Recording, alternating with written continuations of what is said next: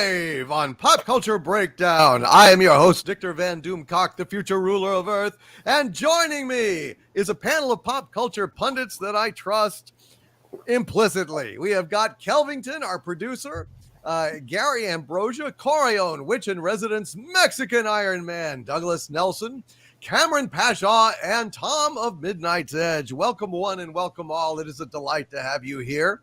And we've got some rather slow breaking news, but breaking news nevertheless. It appears that Lucasfilm is less one Pablo Hidalgo. Now, all we know about this situation is that old Pablo removed Lucasfilm Limited from his Twitter bio, and now he has omitted it entirely. He's still got his SAG and AFTRA and all his other credits, but no Lucasfilm anymore. Apparently, he would not have taken that off. I mean, he was proud of that. He loved using Lucasfilm to go ahead and abuse fans like Star Wars Theories and, you know, Man Baby, etc., and so on and so forth. This kind of plays in to the narrative that I have been talking about for quite a while, and the recent Disney news that Bob Chapek published that memo saying no more abusive fans, and fans are now our North Star, our guiding principle. Moving forward, we are a for-profit business, and apparently insulting fans is not really a way to further profits in corporations. So it looks now, whether Pablo got fired, whether he quit, whether he was abducted by aliens and returned with an android double that had lost all interest in Lucasfilm, I have no idea. I don't know what's going on, but I do believe the word on the street, the conventional wisdom, the evidence seems to suggest that Pablo Hidalgo is no more going to be ruining the lives of Star Wars fans. So I am delighted by this prospect. And I'm particularly delighted because, I've been talking about, I did a video, I don't know, a year and a half ago, talking about woke, not welcome at Disney anymore, for-profit company ending abuse of fans. And it is unfolding more or less as I saw it. That I was told that they're going to be winnowing out Kathleen Kennedy's woke vestiges, the people that were so smug and drinking out of fanboy tier mugs and so on and so forth. And to quote Palpatine, everything is unfolding as I have foreseen it. So this is potentially good news, if unless it's a weird little brain fart, or if he's kidding around, or if he thinks it's April 1st. I don't know. But I'd like to just go around him. You can express your regrets or jubilation, thoughts, reflections, haiku, anything you want about Pablo Hidalgo, the late to Lucasfilm. Point of personal Latino privilege, Overlord Doomcock. Point of Latino personal privilege. Please go ahead. Please. Okay. I would like to claim personal Latino anti-SJW anti-woke privilege. Mexican Iron Man here.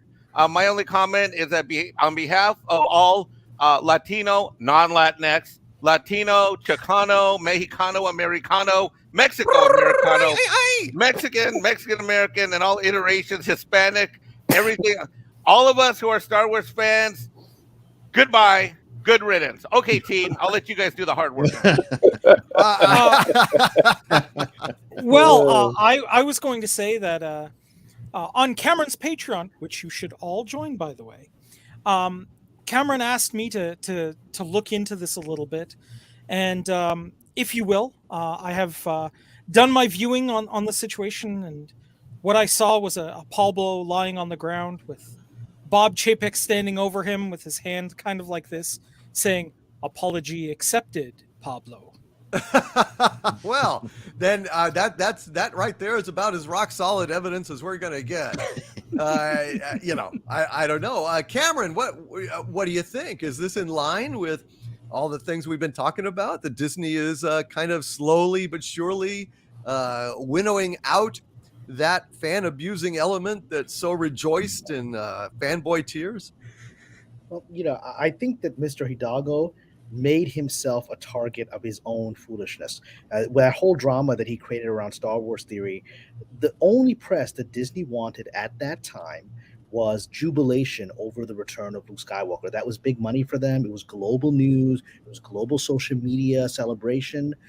Then suddenly within a few days you have this drama of someone very, very authentically weeping, as many fans did, and someone who we would later learn had a lot of personal health issues that Luke Skywalker got him through. So it's a very deep emotional reasons why he felt this profound explosion of emotion that a lot of people shared. And then you have an employee mocking it to the, and I knew this guy was finished when apparently, I think this has been confirmed by Star Wars Theory himself. Mr. Hidalgo was forced to at least attempt to reach out to him, like to call him or communicate in some fashion and attempt to apologize.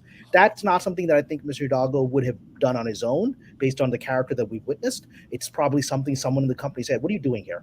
And said, "You need to apologize to this guy. He's got hundreds of thousands of fans, and he's sharing the sentiment of the fans, and this is a sentiment that brings us money. So what are you doing? Go apologize to him." And I'm sure he didn't enjoy doing that. My understanding is from Star Wars Theory did not accept the apology, which is perfectly in his rights not to do so, because he felt it was disingenuous, because he felt it was a coached apology and not from the heart. Perfectly fair response. And so I think at that moment his days were done. Whether any of the other, what I like to call the flying monkeys of Lucasfilm, are still there, I'm sure some of them are still there. Some of them are probably a little wiser to keep their heads low. Mr. Hidalgo put a target on himself because his behavior was beyond unprofessional. It ruined. He was even before, weeks in advance of the regrettable drama that happened with how they let Gina Carano go. This was the first cloud that was put over our jubilation, and he did that. And I think he was finished from that moment on. I don't know the details of it, whether he was given a leave, whether he was just said stay home, collect a paycheck, or whether he had some kind of active role for the past year. But I've always believed, as you've said, Doomcock, and your sources have said, I've always believed, again, just from intuition, that the moment Bob Iger, who was the sort of protector of all of these characters, right, left, that everyone who's vulnerable would fall. And I believe Mr. Hidalgo removing his again, he may have done that to troll us. I don't think so. I don't think he did that. I think he's very proud of it, and he's kept that there under a lot of attack. Right. And for him to do so almost suggests to me that he was asked to do so. Not only is time for you to move on, whether he's been officially let go or this is your last day has been told to him, whatever that day is. I think he was told, in the same way he was told, go apologize to Star Wars Theory, he was told, you're not to associate yourself publicly with this company anymore, which is even more shameful, which is even more humiliating. And the last thing I'm going to say about this is I have always believed, based on a lot of things that happened at the time, that my ban from Twitter, as you all know, I was banned twice from Twitter, and I'm no longer going to go back to that medium after that second time. But my ban from Twitter was orchestrated by people inside of Lucasfilm. I've always believed it because there was an organized campaign of strange trolls that started attacking me about 48 hours before I was pulled. And they clearly were not just random people. It seemed like very organized. They were talking about my past. They had researched things about me. These were people that had almost like hired a PI to see if they could find anything embarrassing about me. And then 48 hours after this weird attack of trolls, organized trolls began, I was pulled. And I've always believed there was Lucasfilm because nobody else had enough mojo to care enough about me to do that. And so if that is indeed the case, if the flying monkeys and perhaps Mr. Hidalgo himself were behind that, well then, everything, what goes around comes around, sir. Now you are being forced, probably against your will, to publicly change your Twitter thing, which is quite humiliating, and you're not responding to people that have reached out to you. I believe Ruin the Man Baby and others have reached out to you, and you've just simply ignored it. You can just say, no, I'm still there, shut up. You're just ignoring them, which means you have nothing to say that will defend you, and you're out. So, sir, you and your colleagues may have been the ones responsible for my Twitter ban. You didn't hurt me. I'm still here. I'm here with my wonderful colleagues on this panel, on this wonderful channel, Doomcock, which is changing Hollywood right now. And I've got a wonderful Patreon that's quite profitable. So you didn't hurt me. You've hurt yourself. And I hope you learn a spiritual lesson from this. As a human being, whatever anger I may have had about how you've mishandled a franchise I care about, as a human being, I hope you learn certain lessons from this. Wherever you go in your life, I hope you delve into the better part of your nature and not do this kind of behavior again. It'll be better for you and will give you a better life. That's all I'm going to say. Well said, Cameron. Well said. Does anyone else have any, gloating or intelligent reflection or speculation on this topic? I'd like to chime in a little bit. I mean, I want to believe it. I really do. I want to believe that this guy is gone because Cameron's right. He is one of the He's like ground zero for all the problems. He's the one who orchestrated Gina being ousted. A lot of what we probably blame Kathleen Kennedy for, he's probably responsible for. He is a bane on the existence of Star Wars. Now, I think he might be trolling though, because all day that he took that off there, he was posting Star Wars stuff. I hope to God he's fucking gone though. That would be sweet, because that is the beginning of the removal of the monkeys right there. Like as Cameron says, because he is the worst of the worst of them all. And I think, Tom, he's the worst of the woke in the sense that he's hid behind the sort of Hispanic woke Hollywood minority thing. And, I really think that if he wasn't a Hispanic dude and promoting that kind of SJW woke agenda, I think his ass would have been at least silenced a long time sooner. But because he's a minority, they let him flap his mouth off. And there's many people that are in many chat groups that I've been in where we're all Hispanic, and we felt that way for a long time about this guy.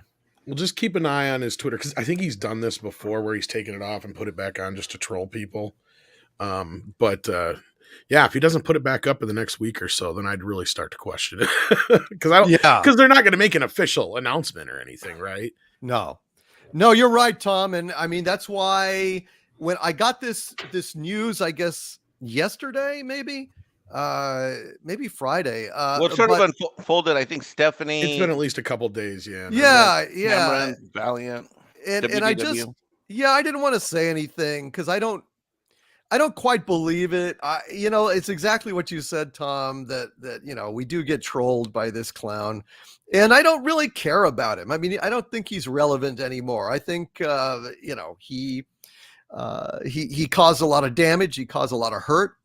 But ultimately, at this point, I don't think he really has a whole lot going on over there. And I think his power to hurt people is fairly well contained. If he's trolling us, this would be the undoing of himself, right? Because with Chapek's eyeball on him right now, if he comes out and is like, ha, I'm not fired. The shitstorm that would start, man, he would bring all like the Eye of Sauron would go right to him and that would be Chapek going, what the fuck are you doing? This is exactly the opposite of what I just said everybody to do.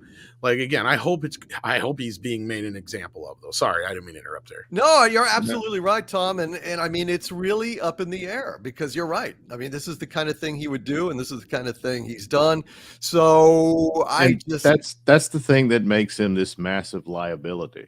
The fact that he's still there at this time it's just the bizarre times we've been in, But he represents that whole attitude they had. It's one thing when you make bad movies, but it's another thing when you really stick the knife in like that, which he enjoyed to no benefit to Lucasfilm or anyone or Disney, And I mean, at this point, is like, where else do they go? Like you said, he doesn't have anywhere else to go because they burned it all down, and he did a lot of damage. So, there's a lot possible repair work that we're going to talk about, that they could do. But he's one of the main problems there, even more, like Tom said, even more than Kennedy, really, because she didn't even know what was going on half the time. And,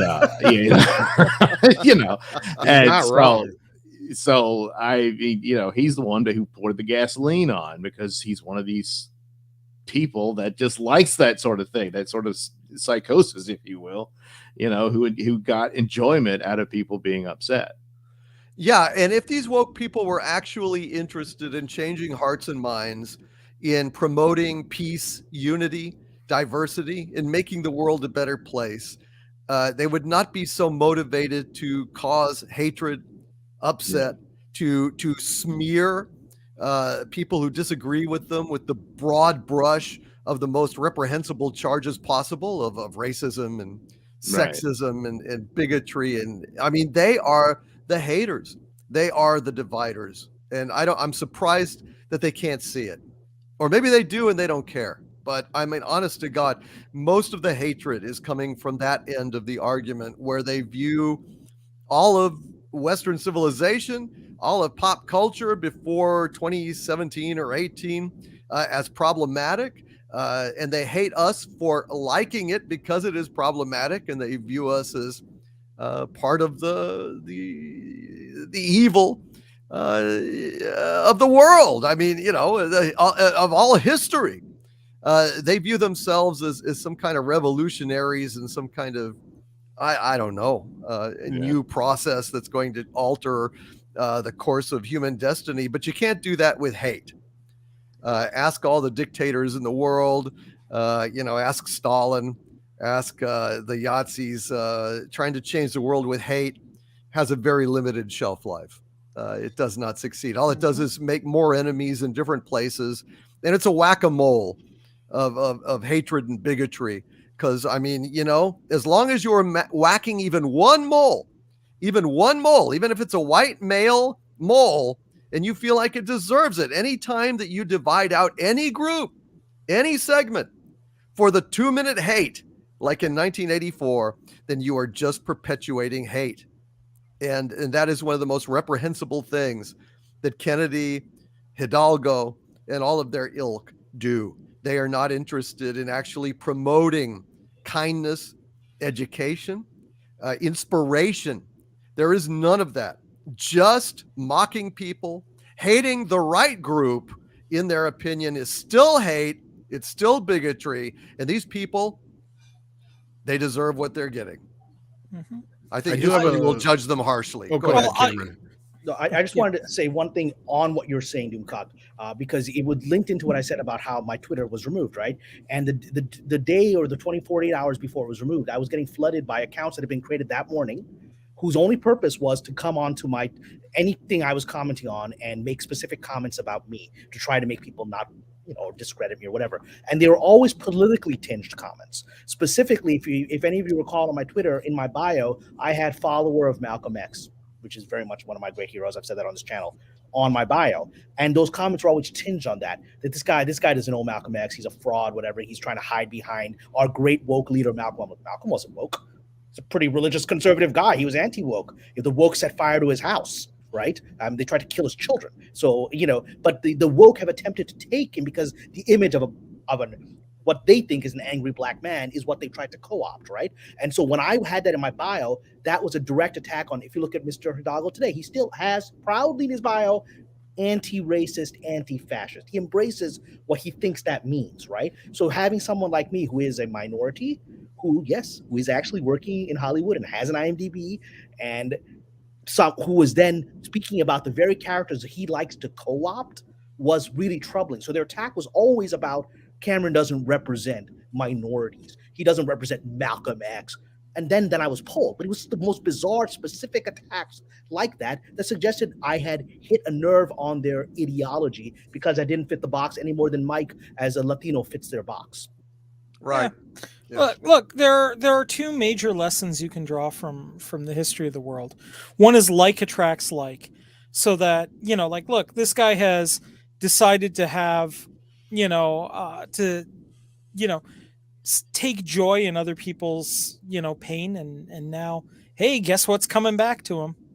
And two, this is a universal truth. To learn, you must suffer.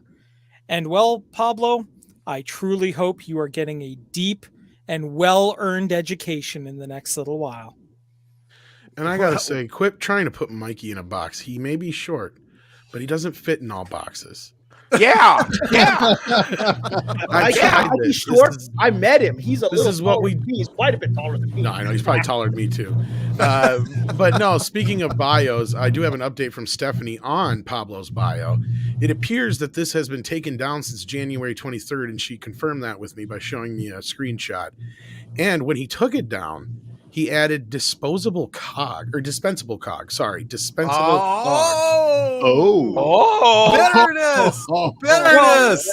Well, at least part of his bio is accurate anyway. Well, someone called him that.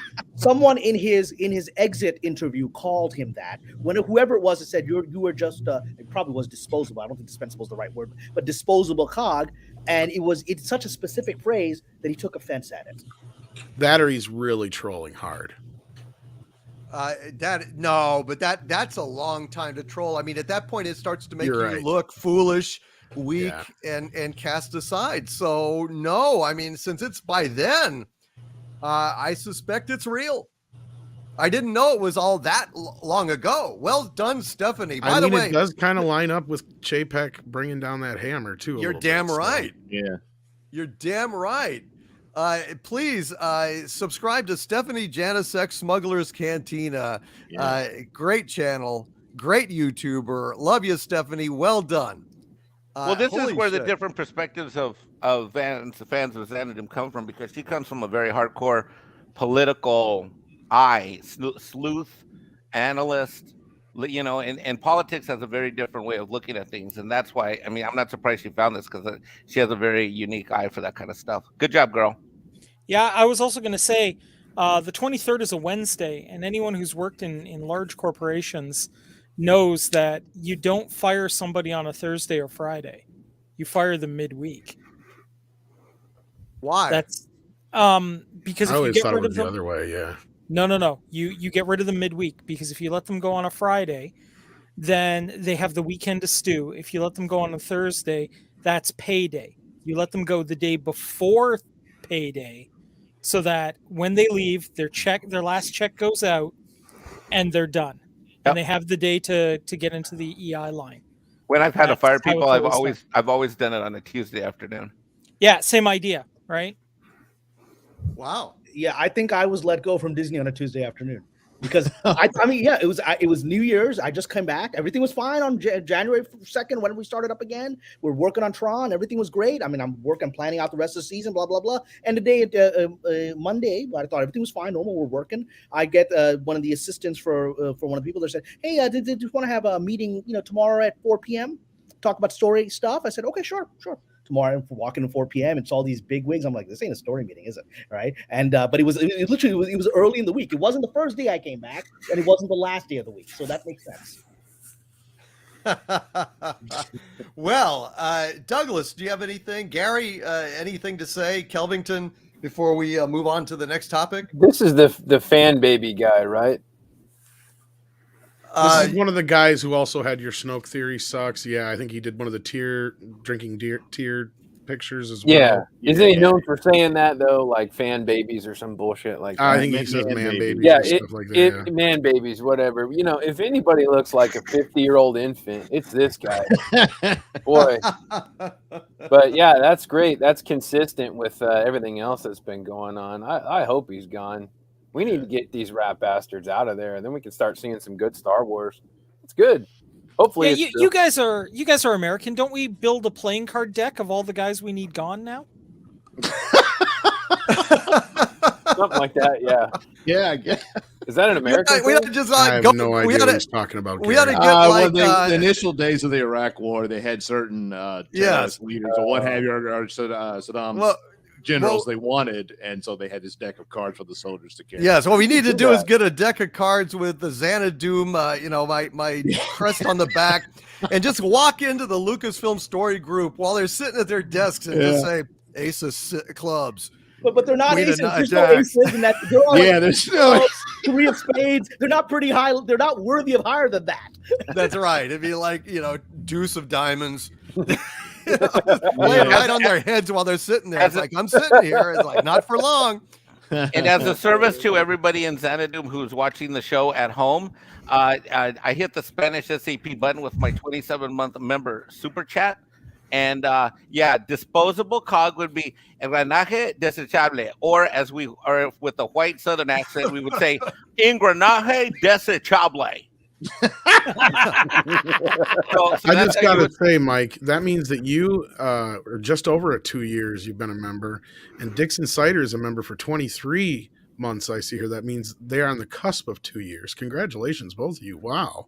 Yeah, 27 months have been here. But yeah, engranaje desechable with my Southern accent. So Pablo Hidalgo from the hills of South Carolina, off of Hilton Head Island, you are a engranaje desechable. Don't make me get Southern Fried Tom out again. Oh, yeah. I think we ought to do the rest of the show with the Southern accent. I'm going to go ahead and be Bubba Doomcock here. Oh, I don't think you guys want me to go there. I really don't. Probably not. All right. Well, Kelvington, I don't know if we can have the breakdown or not. Do we?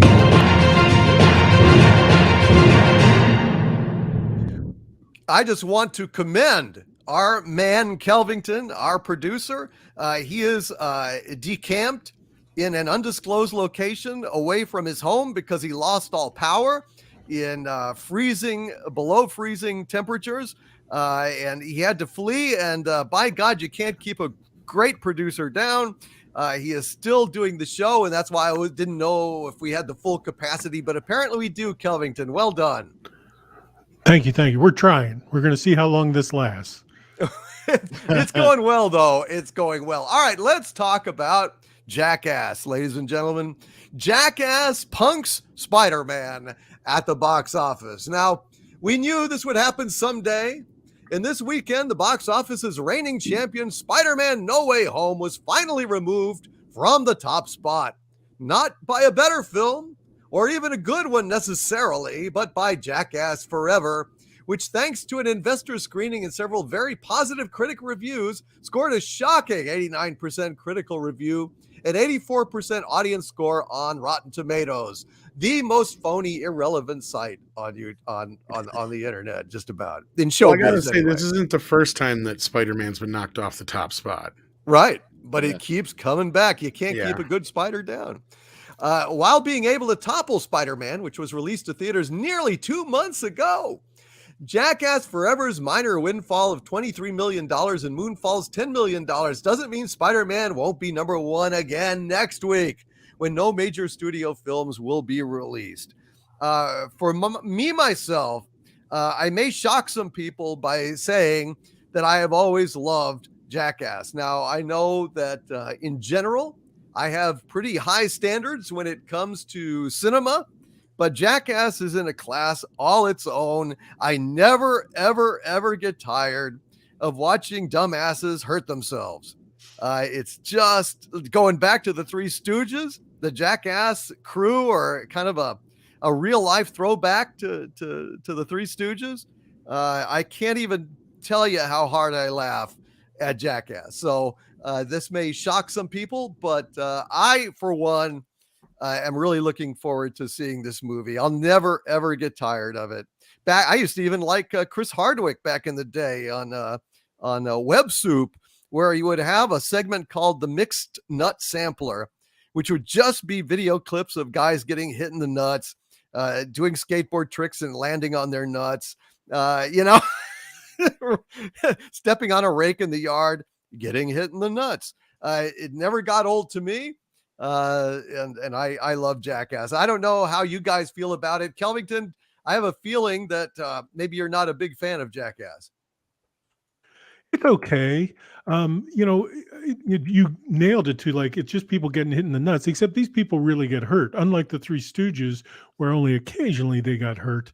These guys really do get hurt. And I'm not a big fan of that. I remember the Faces of Death when it came out, and I talked to those guys who it's mostly faked in Faces of Death. I was like, why is this popular? And he goes, oh, because we're simulating death. And yeah, but you're presenting it as death. He goes, yeah, that's why it's popular. So, and I think the same thing was true on America's Funniest Home Videos. Every comic who's ever been in LA works 6 weeks on America's Funniest Home Videos, because you can only work 6 weeks, because you just can't go to work and laugh for 8 hours and still have a life. Nobody lasts longer than 6 weeks. It's so we're saying, and it's just VHS tape after one after another of people getting hit in the nuts, and you're just laughing in your cube with a stack of videotapes. It's not bad. To me, it's not. Jackass is not great. It's just because people are actually getting hurt, but it's not bad, and it's shot well. Like, they really know how to shoot this stuff now. Well, I believe in freedom, and I believe in freedom of choice. And by God, if somebody wants to get on camera and do something stupid where, they hurt themselves, not cripple themselves. I mean, we don't want limbs flying and stuff, but, a nut shot's a nut shot. We've all been there. We all survived it. What doesn't kill me makes me laugh with a nut shot. You know what I'm saying? I don't know. Maybe I'm in the minority here. Maybe I'm a retrograde frozen caveman that I have antiquated fucking aesthetics, a sense of humor. I mean, it's the same thing with the NFL, right? I mean, these guys want to go out and play football, and yeah, they get hurt. And I'm absolutely for any kind of equipment or technological innovations that can minimize them getting hurt or anything. But I believe in freedom, damn it. And I believe if a football player wants to go play football, let them play football. Nobody's making them. There's no what do they call that show? That shit with Jennifer Lawrence. What is it? The Mockingbird thing. Hunger Games. Yeah, Hunger Games. There's nobody's like drafting them in the fucking Hunger Games. This is, they're and they do use some care. They plot out these things, but I don't know. Maybe I'm crazy. I love Jackass, and I know I keep going first, but I'm going to go first. I love Jackass. I always have. I can't wait to see it. I'm going to see it this week. I don't know if I'm going to see it Wednesday or Friday, but I can't wait. And I would like to propose, since we have our producer Kelvington, that we go to them with a sequel called, and starring Pablo Hidalgo, Star Wars Jackass Forever. Well, but you'd have to cut the forever, unfortunately, Mike. Not Star Wars Jackass now, apparently. Evidently. It could be Jackass goes to the Galactic Cruiser hotel. Aren't those a synonym now? Only jackasses go to the Galactic Cruiser at $6,000 am I the only one 45 hours. Am I the only one that's a fan of Jackass here on this panel? No, Not at all. Look, I'm just going to say this, though, right now. You just knew Star Wars was going to be beaten by some jackass eventually, right? So there we go, right? Well, it's been beaten by quite a few in the last 10 years. Oh, yeah. Okay, as a screenwriter, Cameron, what profound lessons in Jackass the movie are offered? You're Protect muted. your nuts. Cameron, you're muted. Cameron, you're muted. Okay. I will say this. I regrettably do not share our overlord's passion, but I went in. I didn't see this one, but I went in to see the Jackass movie when it came out, and I regrettably could not stay. I was one of the few movies I've gotten up and walked out of. I was like, Yeah, but you're biased, Cameron, because it's like they don't have a writer. Fuck this noise. yeah. Well, I was like, it's not following my arc structure. I've got a method I'm promoting on my Patreon. It's not following the story structure. It's very unpredictable storytelling. But no, literally, I was like 15 minutes. I was like, I'm sorry, I'm out. I didn't even want to refund. I was like, I just got to get out of this theater, right? But I will say this. I understand why he's appealing to people. And one of the greats, the great late Mr. Ebert, right? Roger Ebert, he in his review for the original Jackass movie, his quote is eternal. He said, "God help me, thumbs up." He didn't want to like it. He didn't want to have his name associated as a serious movie reviewer. He's like, it's a good movie. It made me laugh. Yeah, but to be fair, he gave a lot of thumbs up to movies that didn't deserve it in the last 10 years of his life. But still, no, I'll say it. Like, I like Jackass. I enjoy it for what it is. I got to give them props for doing what they do. I don't even think I've seen the last one, to be honest with you. Maybe I did. I mean, I just remember seeing bits and pieces of the show. I'm not surprised. People like Jackass, but I mean, I have a feeling Spider-Man's going to return to this top spot again next week. I mean, I don't see this hanging on. Scream couldn't do it. I don't see this doing it. Well, Yeah, don't we have and Agatha Christie coming out next week? The Orient Express. The sequel, I think so. It might be, but I don't know if I'd call that competition. I like the last one. How well did the last one do, though? It was Evil Under the Sun. Is it Evil Under the Sun, or is it the No, Orient? the last one was Orient Express, and this one is Death on the Nile. Death on the Nile, right? Oh yeah. Yeah, it's got Gal Gadot in it, and people go see Gal Gadot and stuff. So I think it's going to do okay. So in terms of life lessons, there was an episode. I'm talking about the TV show where they called it the Vomlet, and what the Vomlet was you had this guy. He ate all the ingredients. He ate all the ingredients of an omelet, and then he throws it up in the pan. And cooks it, and then he eats it. So the life lesson there is, don't do that. I was going to say the life lesson of all of the episodes. I was going to say, bordering isn't into that Japanese adult territory with this kind of stuff? Okay, it's going to be. I was going to say though, isn't that the military like emergency rations though? I mean, that's what I remember.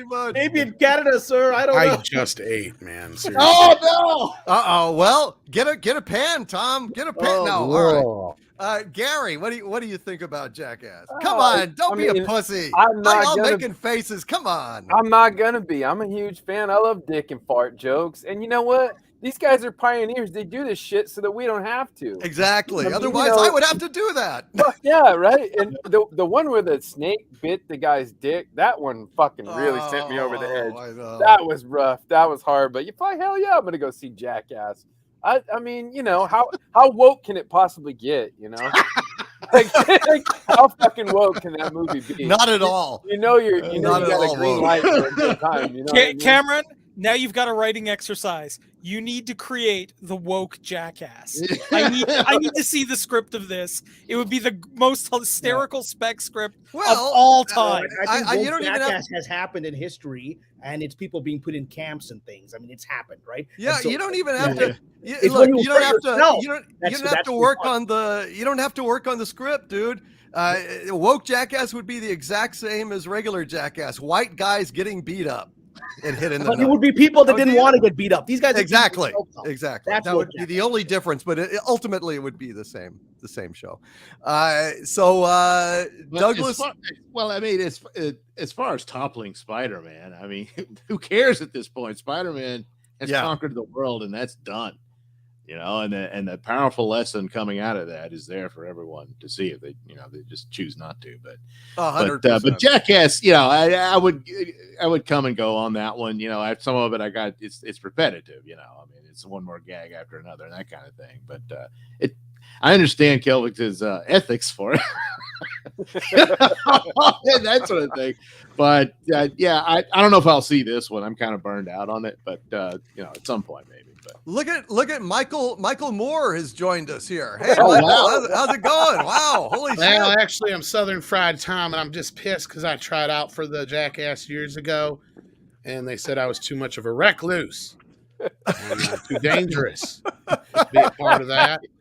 I think they're just jealous of my lovely mullet.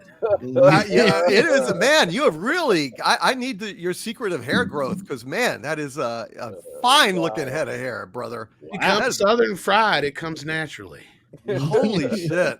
I am amazed. Damn. I Absolutely gotta say, it amazed. looks like Michael Moore. I mean, No, I gotta say. He did. It does without the mustache, yeah.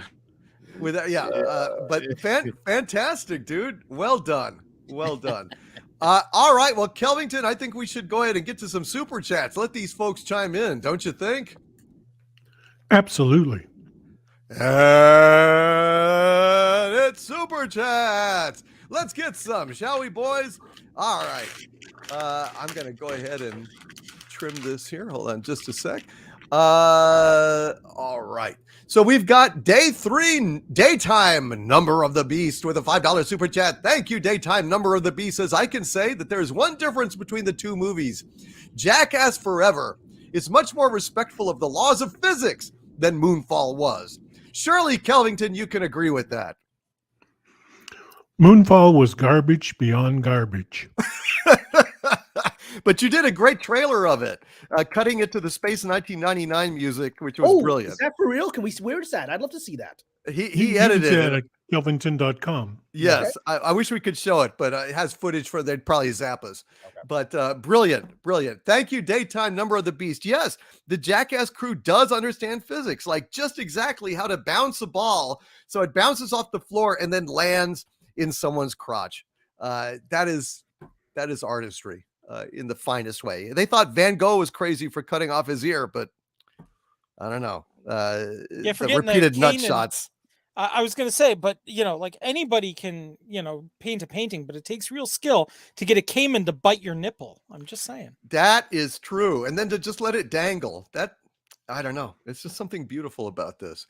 Agent Pepsi 1 with a $5 super chat. Thank you, Agent Pepsi 1 says, my liege, things are looking up. I found out that I have been hired in Vicksburg for next school year. Yay! Hey! I just have to get my MS teaching license. Congratulations, Agent Pepsi 1.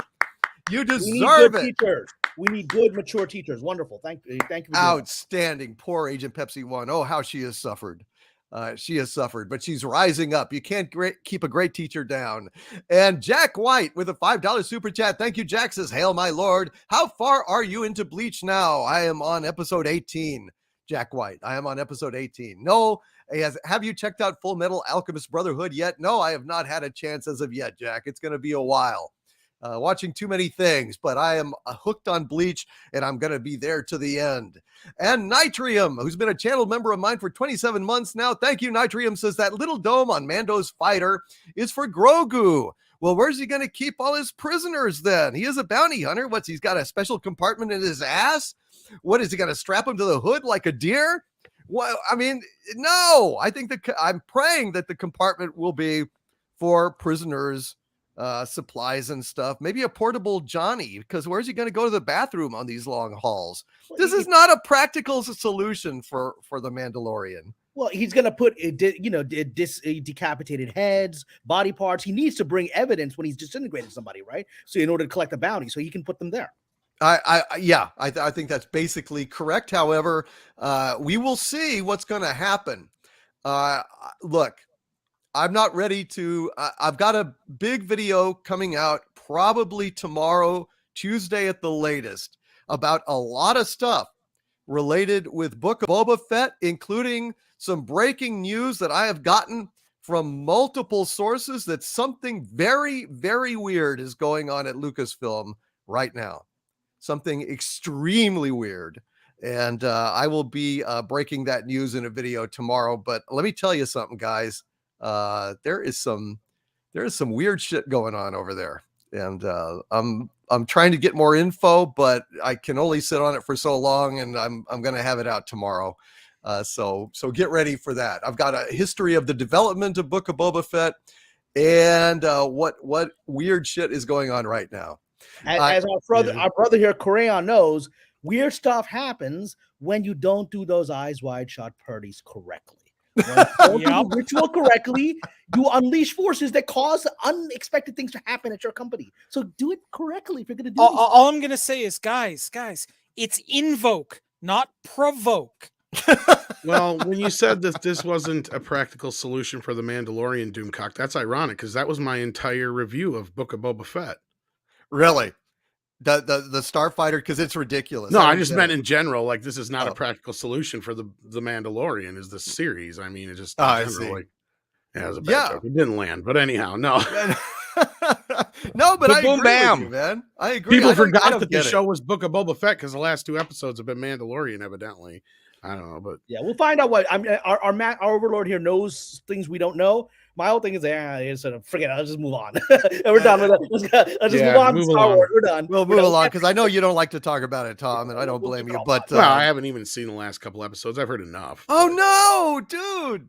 Oh, they're good. They're really good. Anyway, but I won't torture you with this. What was I going to say? Christian Corralejo with a $5 super chat. Thank you, Christian. Says, anyone watching season 2 of Resident Alien? If so, how is it so far?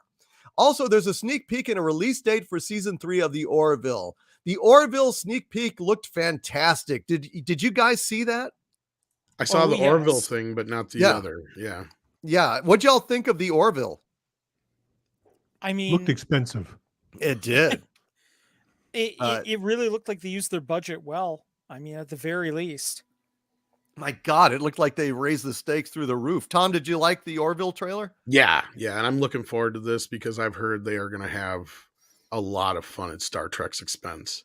Thank God. That poster is any indication. I don't know if you saw that or not. Yeah, I think I showed it last week, but I can't remember. But yeah, yeah. I can't wait. Thank God. But it's been delayed again, which is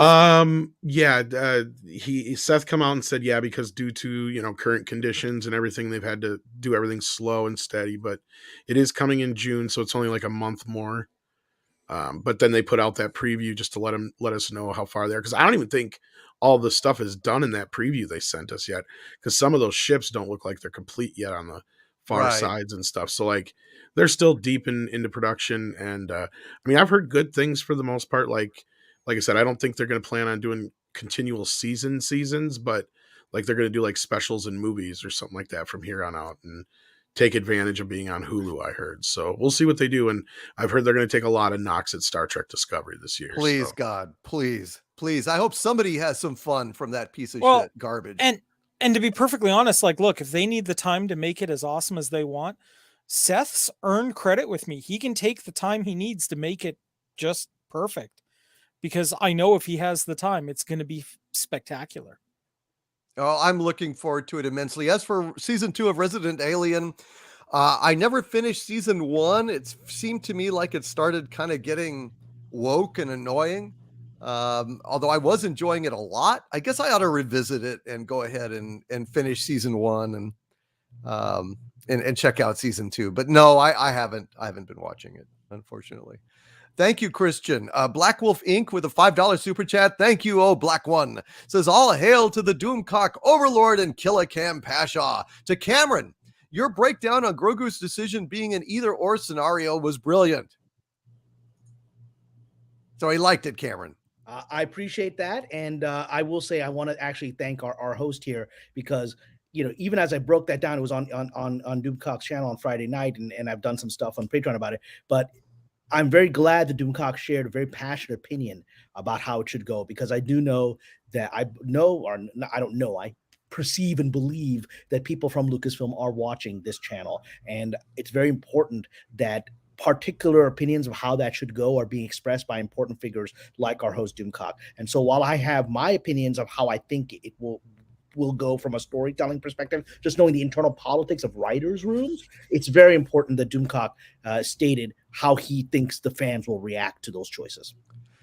I'm really kind of out of patience at this point, and they need to shit or get off the pot. No more coy shit.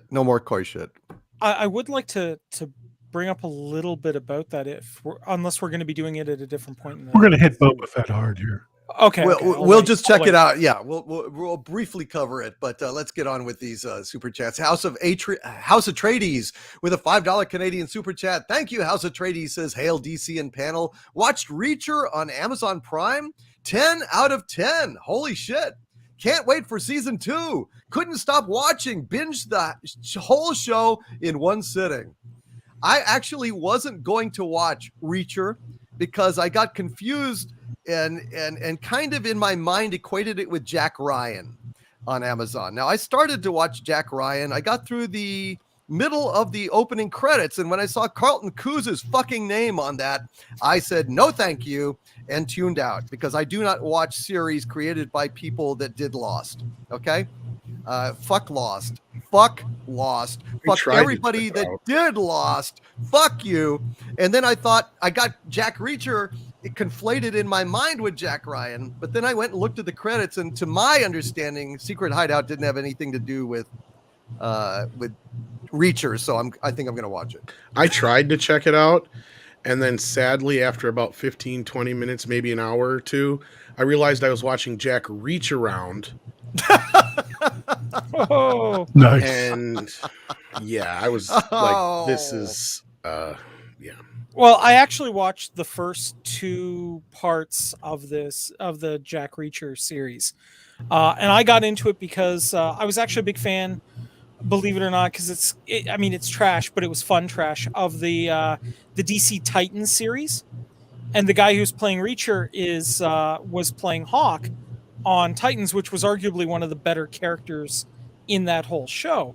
So seeing him in almost the exact same character was fantastic. And he plays that character just perfectly in bodies are hitting the floor, and I'm going to make sure that happens because of everything that's gone down to me. He's the perfect actor for that role. Absolutely perfect. I'm looking forward to watching it. Thank you, House of Atreides, for the feedback, and thank you, Secret Hideout, for not doing it. You fucking bastards. Well, I'm glad I don't have to. I will say this, Doomcock, to your earlier comment about people that worked on Lost. I have worked with people that worked on Lost, and all I will say is there's only 2 people in this world that don't believe in the talent of people that work on Lost, which is the viewers of Lost and the people that work there. So some of the most insecure people I've ever worked with, they believe themselves to be frauds, and yet they're very rich frauds, and they got to keep the grift going, right? And even though they know they don't know what they're doing, and we all kind of know that, but the industry's like, well, but Lost was popular, wasn't it? And so it's this fascinating thing where everyone kind of knows they don't know what they're doing. Yeah. I hate Lost. I mean, here's the dilemma. Do I hate Star Trek Discovery more than I hate Lost? Well, yes, but I think Star Trek Discovery has more integrity than Lost, because Lost never had a plan. They didn't have a real story. They were just making shit up on top of shit, on top of shit, on top of shit that they never had any intention of solving. It was all a shell game. It was all a con. It was all a lie. At least Star Trek Discovery sucks, honestly, in the open. It's not even hiding how bad it is. I hate Star Trek Discovery worse because it ruined one of the greatest things in the world. But I think even Star Trek Discovery has slightly more integrity than Lost. Lost is the worst fucking goddamn disgrace. I think, I mean, for 5 years, 8 years, I don't know how long it was. Fucking lies on top of lies. They never had any intention of telling an honest goddamn story. Those fuckers. I will never, ever watch anything by those scumbags again unless I'm forced to, because it's enormously popular and I have to review it like I did with Lindelof's fucking Wokeman, which was one of the worst things I've ever seen.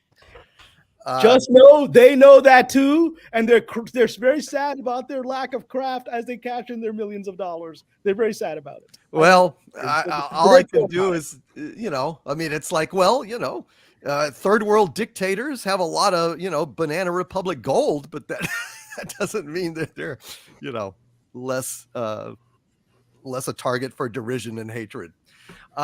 David Krantz with a $20 super chat. Thank you, David. Says, hail Lord Doomcock. Though both Marvel and DC comics are dead to me, bravo, sir. Bravo. I am happy that they at least retired that horrible mannish design and brought back sexy She-Hulk. It's nice to see her back and looking like her old self.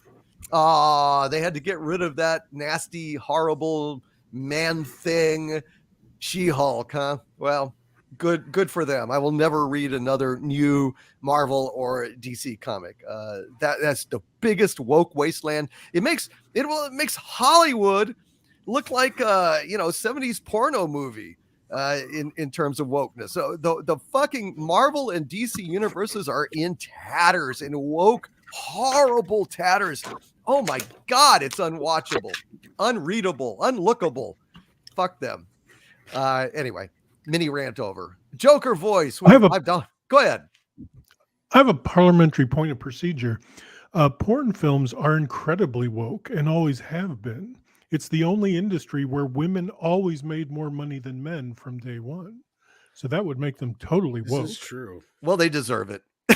They deserve it, in my opinion. Okay, well, they can be woke, but they're not putting down white males in it. In fact, they're lifting up, or shall I say, raising up. I guess men. It depends on the type of movie they're making, Doomcock. I mean, well, that's true. There's a porn for that. Let's be real. I mean, for everything. There's a porn for everything. That's the point, is that I would not define that industry as woke. And I've interacted with people from that industry. It's Los Angeles. You meet them, right? They're here. And certainly maybe some of the people I've run into. But they're not woke. And in fact, many of them are politically conservative. If you actually follow some of their Instagrams, they're actually pretty conservative, and they're very sort of libertarian, in their philosophy. But what they are is incredibly accepting people, right? Anything goes. And there's a thing. Whatever your thing is, they got a thing for that, right? And so that's, whatever one may think of that industry, I think that is a credible attitude towards life. They very much are live and let live, and embracing a broad range of humanity. That says something. Which I think is a very noble thing to do. And if the wokies cared about actual progress and making the world a better place and society enlightened, they'd be more like porn actors. Joker Voice with a $5 super chat. Thank you, Joker Voice. Says, does the panel think the Pablo situation has something to do with the reported meeting / tongue lashings Susan Arnold gave the studio heads? # keep talking. Yeah. I mean, Chapek, Arnold are arm in arm on this. Chapek, I believe, I don't know this, I haven't been told this, but just surmising from what I've observed, I reported that Chapek wanted to declare this, policy like a year and a half ago. But Iger was there. The minute Iger goes, that memo gets put out and suddenly heads start rolling. Susan Arnold comes in and kicks ass and takes names and chews bubble gum at her first meeting with these executives, rubbing their own nasty tweets and other social media atrocities in their faces and saying, that shit doesn't fly anymore. You don't like it? There's the door. Yeah, I do, as a matter of fact. Cameron, what do you think? Or is I keep Cameron muting myself so that I don't interrupt you with background noise from my car. But I've always believed your report. It has always felt true to me. Some people say, well, that doesn't seem realistic. I've had a lot of argument in my Patreon over that part, over your report. We did a whole article analyzing it. A lot of discussion about it. Some people felt that's not a realistic thing that would happen in a board meeting. Others said, I've seen that happen in board meetings. In the board meetings I've attended, people have done stuff like that, especially when the company's in crisis. So I personally believe the account for one specific reason, or actually two. One is the company is in serious financial crisis. It's been going through a lot in the last couple of years, and a lot of it is not just the pandemic. A lot of it is bad financial choices made by Mr. Iger over the last decade, particularly with debt, which are not good for the long run that they have to deal with now. That's one. And secondly, Ms. Arnold, from everything I've heard, is a very powerful and very dangerous woman. And she rose up in the world of Procter & Gamble, the world of high finance, the Carlyle Group, around a lot of ruthless men, and she had to be more ruthless than them. And in my experience, having worked with some very powerful female executives and showrunners, many of them feel compelled to be more aggressive and more straightforward because they want to cut off your belief that I'm a woman, so you think you can put one on me, or I'm weak. And many of them feel more they have to show, like maybe even Mr. Chapek in that position would have been more diplomatic. My experience is a lot of female executives at that level feel that they have to cut off your belief that you can mess with me because I'm a woman. And so I'm going to do the thing that even a man would be afraid to do. That's why I've always believed the report. It feels true to me based on the people that I've met who behave in this kind of fashion and establish their power as such. So I've always believed your sources were right.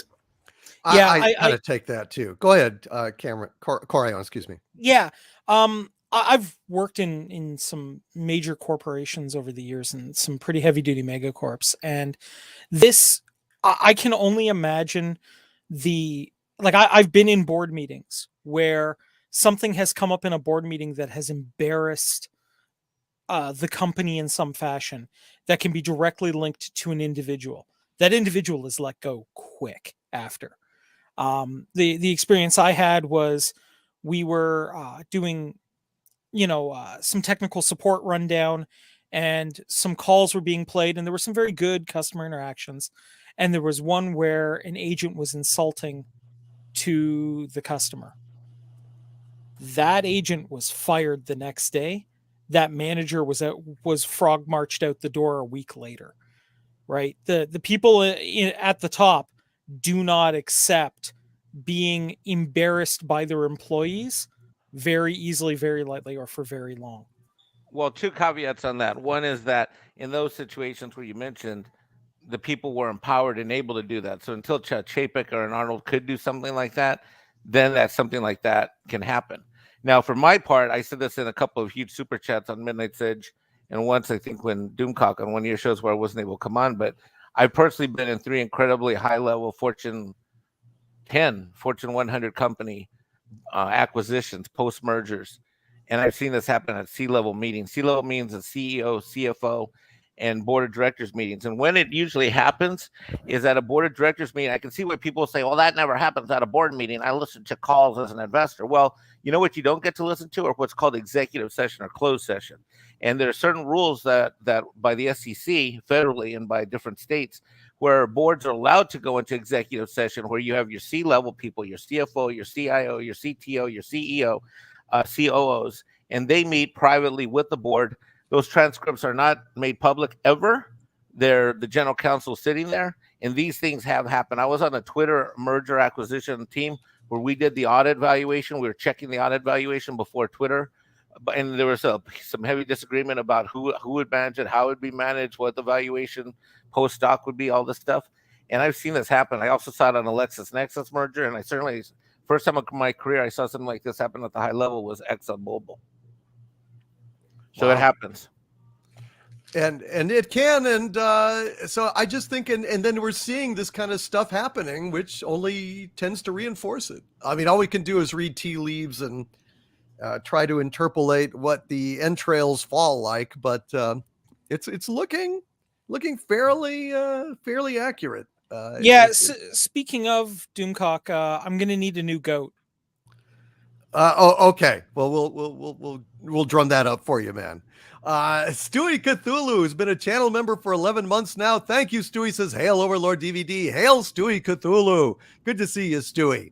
Nicholas Horton with a 3-pound super sticker of Bushiba waving and saying, how's it going? I think it's going pretty good. It's Sunday night, and that means one thing: Pop Culture Breakdown Live with my panel of pop culture pundits. I'm delighted to have them here. I love everyone on this panel. And old Star Wars nerd has joined the channel membership at the Dominion level. Thank you and welcome, old Star Wars nerd. We got 5 new members tonight, folks. 5 new members, and I will be welcoming each one of them with applause and gratitude tonight. And Duncan Wright, who's been a channel member for 4 months at the Dumentide level. Thank you, Duncan. Says, hail Grogu, new disciple of Doomcock. Well, I'm a softie. I'd let him have the chainmail and the lightsaber. I don't know why Luke is doing that. Probably to generate suspense and make me sleepless. Damn it. But yeah, I'd give him both. Michael Beacom with a $5 super chat. Thank you, Michael. Says Pablo Hidalgo. Snatching defeat from the jaws of victory. Way to go, Pablito. Yay. All right. I hope he's gone. I pray he's gone. I'll breathe easier when he's gone and stops breaking fan hearts. Yeah, and, with Pablo's winning record there, I think the Toronto Maple Leafs would have a good spot for him. Well, I can't comment. I don't watch Canadian hockey. Rancor Steve with a $10 super chat. Thank you, Rancor Steve. Says, any of you nerds seen 1883 or Yellowstone? Those shows will make you a real man. Now I'm hungry for some raw meat. Ah! Uh-oh. Nerd? Mudhole? Slimy? My home this is. Anti-nerds. I haven't seen 1883 or Yellowstone. 1883 is on Paramount Plus, and Paramount Plus can go fuck themselves. Anybody seen 1883 or Yellowstone? Nope. No, I heard it was really good though. Yeah, I've heard it was good too, but fuck Paramount Plus. Seriously. Viacom, CBS, we keep getting more and more Star Trek, more pissing on the grave of Gene Roddenberry. No, thank you. No, thank you. I don't tend to reward that kind of thing here at the center of the earth. Without respect, we reject. Warachi with a $5 super chat. Thank you, Warachi. Says, this news makes us all very happy. We are winning, folks. Keep up the pressure. Be unrelenting. Damn right, Warachi. I think that we are indeed winning. It just takes time. And that's what a lot of people don't quite grasp at this juncture. But I keep reminding them, it takes time. Love takes time, and it's hard to find. Right, Pablo Cruz? Nicholas Horton with a Doomacorn in the chat. Thank you, Nicholas Horton. Appreciate that. Black Wolf Inc., who's been a channel member for 2 months now. Thank you, Black Wolf Inc. Says, change comes slowly, but the impact will be equally just, swift, and devastating, baby. Pimpin' ain't easy, man. Pimpin' ain't easy, man. Yeah.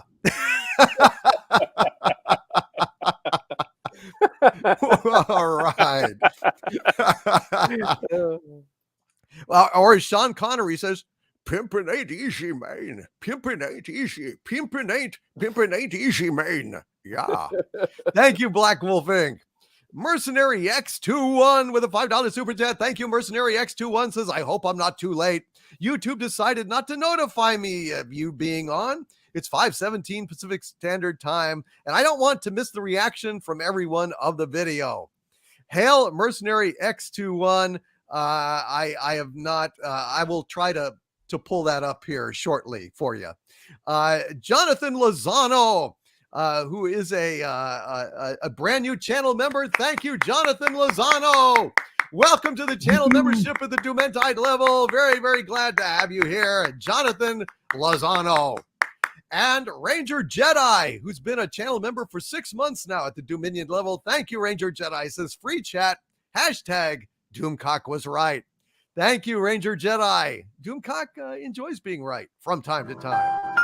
That's right. Kellington, has not, even though he's in exile right now, he has not been slowed. He has not missed a single step. What an amazing guy, I got to tell you.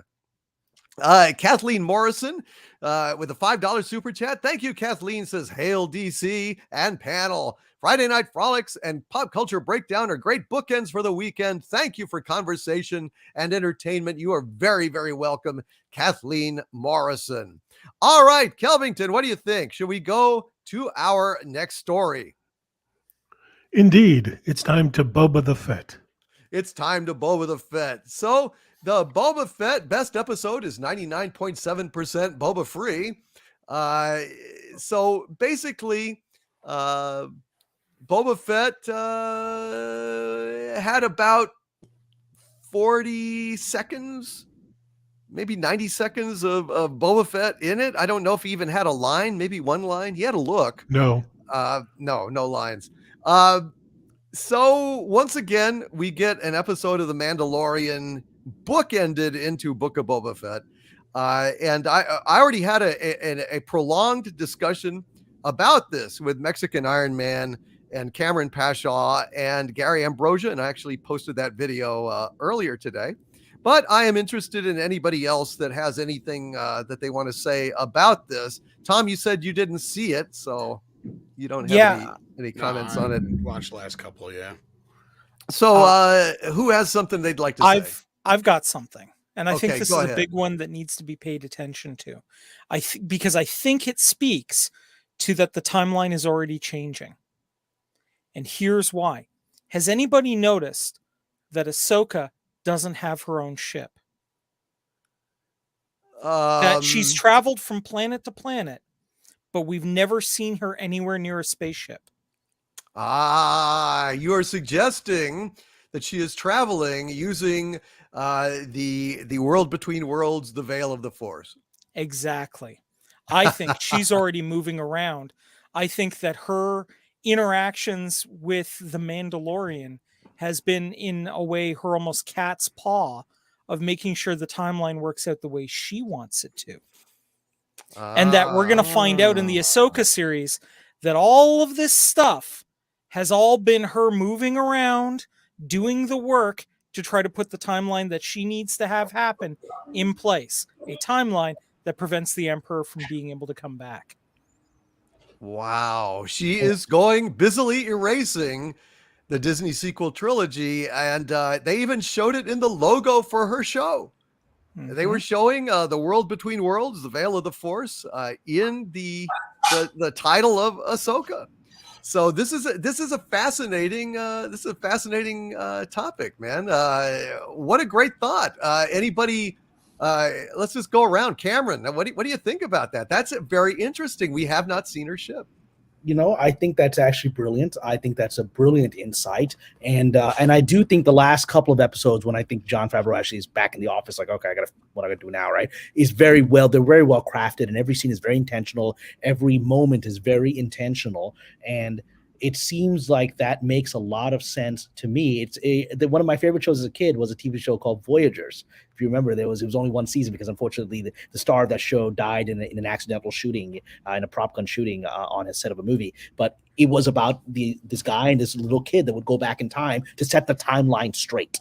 Right, everything, and try to fix things. Somebody killed George Washington, make sure that never happens. Right, and so it feels like if that's what this is, then every episode is her coming into a moment of the timeline where she's adjusting things to make sure it works out properly in the correct timeline.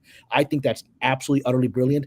Mr. Favreau or his colleagues, if you're watching, if you haven't considered that, I urge you to just presume that's what happened and move forward with Corion's very interesting idea.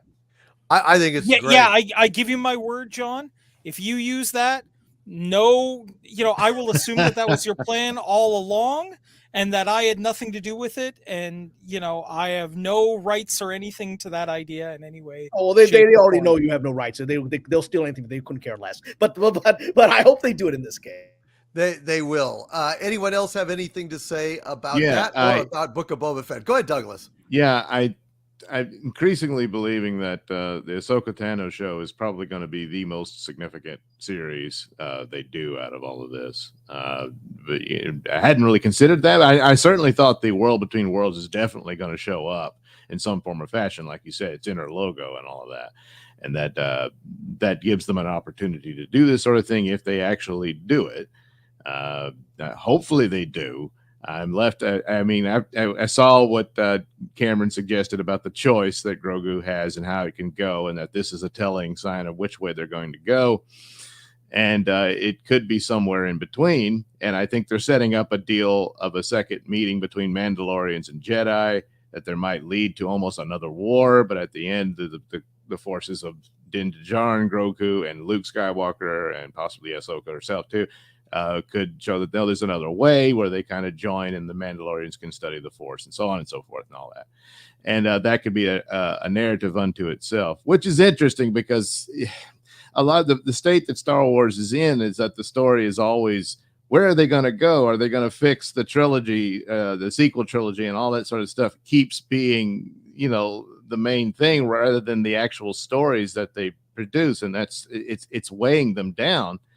But it's the situation that they're in, because I think the Grogu choice, I don't think the next episode is going to tell us what it is. I think that's a Mandalorian season 3 story. And, but certainly it could be a choice that it ends up being both, somewhere down the line. So I wouldn't immediately say that he chooses the armor over the lightsaber. That means that's it. They're going to sequel trilogy and so on and so forth. There's other reasons to be negative about it. I mean, the temple does look like the one on Last Jedi and stuff like that. But it can still go there.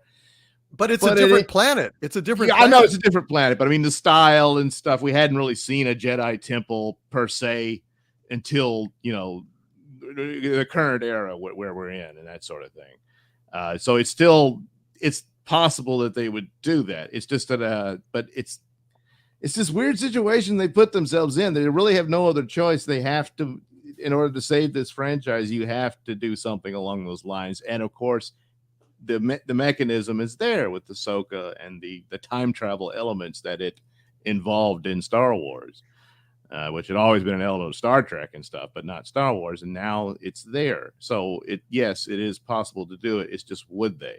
And we're seeing it now, hearing about Pablo and stuff. And I'm like, well, maybe there is a possibility to do this, because your new ideas and your new characters, you never had anything for them. You didn't even try to make Rey or Finn anything, and all that stuff. And then the High Republic and crap like that. There's nothing else. The only thing that gives any interest is Luke Skywalker, Darth Vader, all that stuff. And it's obvious what you have to do. You have to fix that. I'm sorry, go ahead. It's still, there's possibles. It could be, Ahsoka is everything and she teaches Luke and that's going to piss people off too.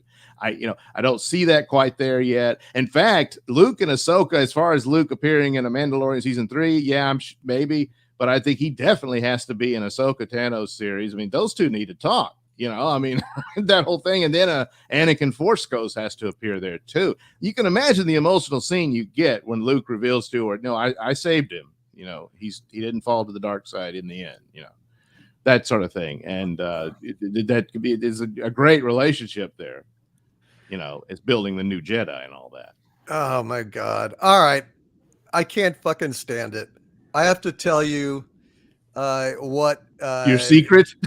Yeah. Okay. I'm not gonna go into the details that I have, but I'm gonna have a big video. I'm gonna try to get it out tomorrow, which will have what happened in the past and what is happening right now.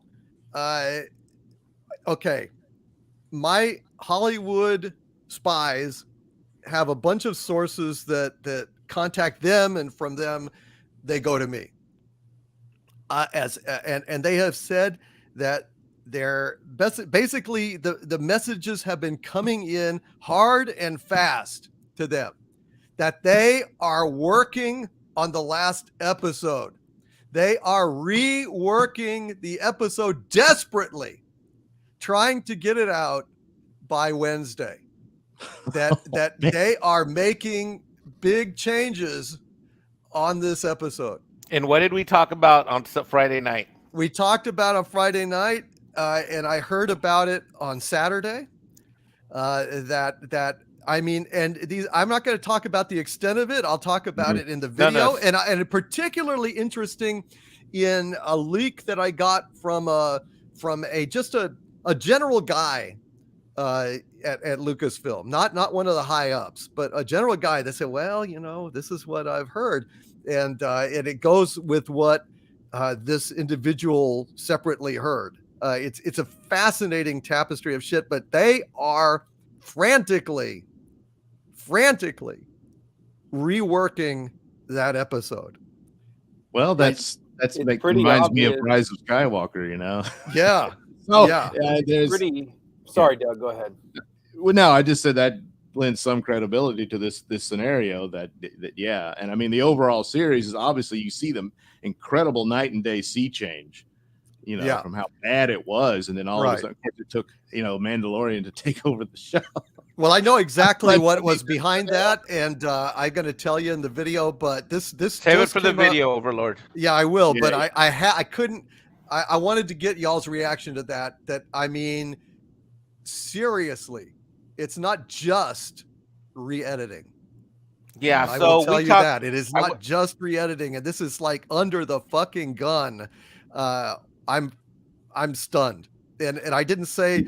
I just couldn't keep it to myself anymore because I wanted you guys to be able to chime in. But Overlord, I'm going to repeat something I said Friday night, which is that God bless you that you do so much for all of us in so many different ways, yet you're so humble. As I said with Cameron, we have 270,000 subs at Xanadu, and God knows how many people watch your videos that aren't subs. I think usually the average ratio is 10 or 50% or subs watch the videos, and then other people. We literally are here at three. Just call it 300,000 for shits and giggles, right, between both channels. Doomcock, Xanadu is larger than most cities in America. What you do matters. What we think matters. What we feel matters, and what we say matters. And one of the things that we talked about on Friday was literally, I think I said something to the effect of, Disney, if you're listening, you have 5 days work overtime and get this thing done by Wednesday. You and I said that. We just said it with Cameron on Friday night, Doomcock. Yeah. No, we did. But there was a very and if they are, and let's just say, and your rumors are you always end up being right. So I'm just going to say what you've heard is right, and I'm going to say this: if anybody from Disney or Lucasfilm is listening, any of the showrunners for Boba Fett are listening, if you are listening to us as fans, and you guys are, God bless you for working over the weekend. God bless you for working tirelessly day and night. Thank you for trying to do something that's going to bring us all together. 1 year ago, a little more than a year ago, a year and a month ago, a month and a half ago, this fandom of Star Wars of all generations was united from every country, from every time zone, all around the globe when the Mandalorian Season 2 wound up. Then things shattered, and it's been a rough year. To you at Boba Fett series showrunners, to you at Lucasfilm, to you people that matter at Disney, all the way up to Chapek, thank you for any efforts you take to bring us all back together. Please take this opportunity and do what our Overlord Doomcock says, and don't wait any longer. I hope not. But Aristocles in the chat asks a very important question: reworking it to appease the fans or Kennedy? And I said, I don't know. I have no idea. I'm trying to find out more specifics about exactly what is being reworked. So far, that has eluded me. I have some specifics about how much of it is being reworked. But as far as it could be anything, guys. It could be, oh my God, we're about to have Grogu make the wrong choice and we need to have him choose a lightsaber. Or it could be the opposite. It could be, oh, you know what? We don't want to do that. I have not a clue. Well, I will say this, Lucasfilm, since we know you're listening and, we appreciate what you do. I am going to say this. If you guys need help around if you are taking a positive direction for the fans here and you guys need help around the office, I will deliver coffee. I work for autograph photos, whatever you guys need, reach it to the fan base. We'll help if it means quality Star Wars coming out. Yeah, absolutely. Just real quick here. I think that there's still a powerful lesson here. I mean, you bring in Luke and Mandalorian, and it's like, look, it's and that's the thing that draws people in. I understand that, and it'll work to a point. But you're in no position to do the sloppy, lazy work that you did on those first 3 episodes. And I'm not even talking about any potential wokeness or whatnot. I'm just talking about the basics of the lack of respect for your main character of Boba Fett and his no motivation and all this stuff, you're in no position to stumble like that. You just can't do these shows. Got to be good, and you've got to at least address that and respect your character that you're doing a series on. And so this sort of stuff, and it's like, don't worry, Luke's going to come in, and that's not going to work every time. And when you keep doing something, these stumbles like that, it's you and like I said, you're in a bad position. You still are, and to draw people back in it, and you deliver stuff like that, it's over. It's not good enough. Yeah, I mean, not only does the show have to be good, it has to be competent. Yeah. The first 3 episodes are incompetent, and in those last 2 episodes that we saw are such an editorial Frankenstein because they really are frantically trying to save this at the last second. And what you're talking about, DC, just proves it. I mean, those episodes were good, but you could tell the Boba Fett stuff was a fucking technical mess. Yeah, it was it didn't even make any sense.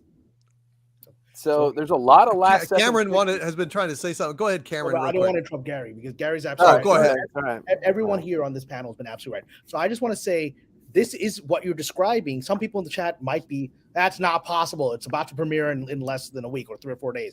It's more than possible. I've been in that situation. When we were in Bionic Woman, a week before we premiered, our showrunner was fired. Glenn Morgan was a brilliant guy, and he just didn't see eye to eye with NBC on it. And unfortunately, NBC decided to let him go a week before the show premiered.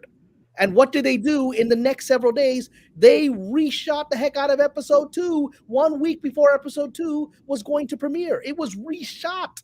It was rewritten and reshot a week. And of course, people can argue whether that worked or not, but that happens. It happens. And the environment that we're in right now, I do believe that the lackluster reaction to the first 3 episodes that Gary and Douglas and others have pointed out was very well noticed by Lucasfilm, certainly coming off of the order from Bob Chapek to give the audience what it wants. And if indeed there was this frightening meeting with Susan Arnold, people are scared. And they're like, this isn't the reaction the boss needs to be seeing in the papers and seeing when they don't need to see this. We're all going to be out of a job. And so having been in an environment where people thought they were going to be out of a job and they start reacting real fast, it happens in Hollywood. I've been through this. I was with a team that was probably, let's just say we weren't as organized and committed as Mr. Favreau is. I don't think Bionic Woman succeeded in what that last minute thing, but I do think Mr. Favreau has succeeded in the last 2 episodes, and I do feel they were perhaps jerry-rigged. I don't think that they were part of the original plan whenever this thing started filming. I think the whole thing was jerry-rigged, and it was jerry-rigged very well, at least in terms of good Star Wars. Whether it's good Boba Fett is another discussion, but I have absolute personal faith that Jon Favreau and Dave Filoni will pull this off. We'll find out in a few days. I can't believe after 2 very good jerry-rigged episodes that are some of the most talked about episodes in Star Wars, Disney ever, that they're going to drop the ball on this. It would be very interesting if much of this was also accelerated by our conversation on Friday night. Because at the time, Mexican Iron Man and the others were here. Gary was there. We said, if you're watching, you got to make some choices for the fans. Right? We had that conversation. And it already, whatever work they're doing may have been accelerated because they recognize they cannot drop the ball now. And I'm actually excited to see I don't think they're going to drop it. I think they're going to work 72 hours in a row up all night and get it right. We'll find out shortly. We will, and I'm looking forward to making this video. And I apologize if I stepped on anyone, Douglas or Gary. I didn't mean to. I saw Cameron was sticking up his hand, so I wanted to. My he'd been trying to for a while. Anyway, I don't want to be rude like that, so forgive me. Oh yeah, absolutely. I did not mean to either. I want to chime in. First, we have from the corrections department. We do not have 275,000 followers. Doomcock has 275,000 followers. Well, we are ticks on the back of Doomcock. That's how you have to look at that. I agree, and I said I said we, I meant Xanadu. No, 273,000 actually. Yeah, I understand, but that needs to be said because Doomcock could do this show without any of us all day, all the time, and he does it on Friday night. So we have to remember we have a place here and where we don't. The thing on the Mandalorian, I think there is only one choice. He's got to pick the armor because without it, he doesn't continue to be in the Mandalorian. And I don't think fans would approve of that. And I remember a year ago when this book of Boba Fett was coming up and people were talking about it being Mandalorian 2.5. And I think even Doomcock did a video on this. And so I don't think the Mandalorian episodes were rushed in. I think they were just always planned because they had to previs all this stuff. This is not something that they do willy-nilly. If they are working on an episode to the last minute, I can't believe they're working on any more than 2 or 3 minutes because just the amount of computing time it takes to generate like Luke or to, even put spaceships in, which can be done quickly. But I don't know how much they're going to do. Now, I was 100% wrong about Cara Dune. She didn't come back. I was 100% wrong, and I will take that hit. But I really think what happens is Baby Yoda chooses the armor. Luke calls Han with the Millennium Falcon to come get Baby Yoda. Baby Yoda is handed off to the Mandalorian, and Mandalorian goes, "Hey, I got to go back and help Boba Fett." And when he says Boba Fett, Han pulls out his gun and just starts shooting wildly because Boba Fett, it's Boba Fett. And then he hits Boba Fett in the back of the rocket pack, and he's shot up into the air and falls into the dead Sarlacc pit where he will be digested and decomposed for 1,000 years. Because that's the only ending I will be happy with. Fair enough. Fair enough. I like that idea. Douglas or Gary, did you want to finish your thoughts there? I'm good. Douglas, you were going to say something, I think. No, I think that pretty much wraps it up. I just think the possibility for Grogu is that he could go over into the Ahsoka Tano series. I can't not familiar when that would happen, but more than likely, yeah, he's going to be in. I think this is a setup for Mandalorian season 3, and that's why I'm saying we may not get the answer in the final episode of Boba Fett. It may just be a full-on Boba Fett show. Because it's his series. So probably maybe the Han Solo thing will come in, and all that. But as far as Grogu goes, I'm thinking that's more Mandalorian season 3 and more Jedi stuff would be involved with Ahsoka. And there'd probably be another handoff to her series as a result of that one and that sort of thing. So there's other places for him to go, but I'm leaning toward, he will pick the armor, but I don't think that means that ends his possibilities of joining the Jedi school. Yeah, but what does that say to us? That we've been waiting for all this time. I know. Go fuck yourselves. You're gonna have to wait a little longer, maybe. No, fuck you. No. Now listen. I know that one of the possibilities was that it's not just Han Solo, it's Leia too, to say, "Yay, I'm pregnant," and Well, that was just me having a mind. I know, but that could be a surefire sign that she's pregnant with little Ben. And there you go. They were twins. If it was twins, little Ben is like 5 years old. When he starts to school, yeah. So no. Little Ben now has got to be like 5 years old. Got to be 5 years old at this point. Well, right? No. How long is this after Return of the Jedi? 5 years after. 5 years after Jedi. Jeez. No, but this would be Mandalorian timescale. But that's when Mandalorian takes place, isn't it? Yes. Roughly, yeah. Well, I guess we'll see. So maybe she shows up and there's a little Ben there and she says, "Luke, I need your help to take on little Ben." And there's a little boy there. And I guess him as his new student, Well, sure. If you want us all to just stop watching the I know that's it. Other than that's not okay with me at all. That's not okay. Maybe that's what they're doing. All right. Reshoot that.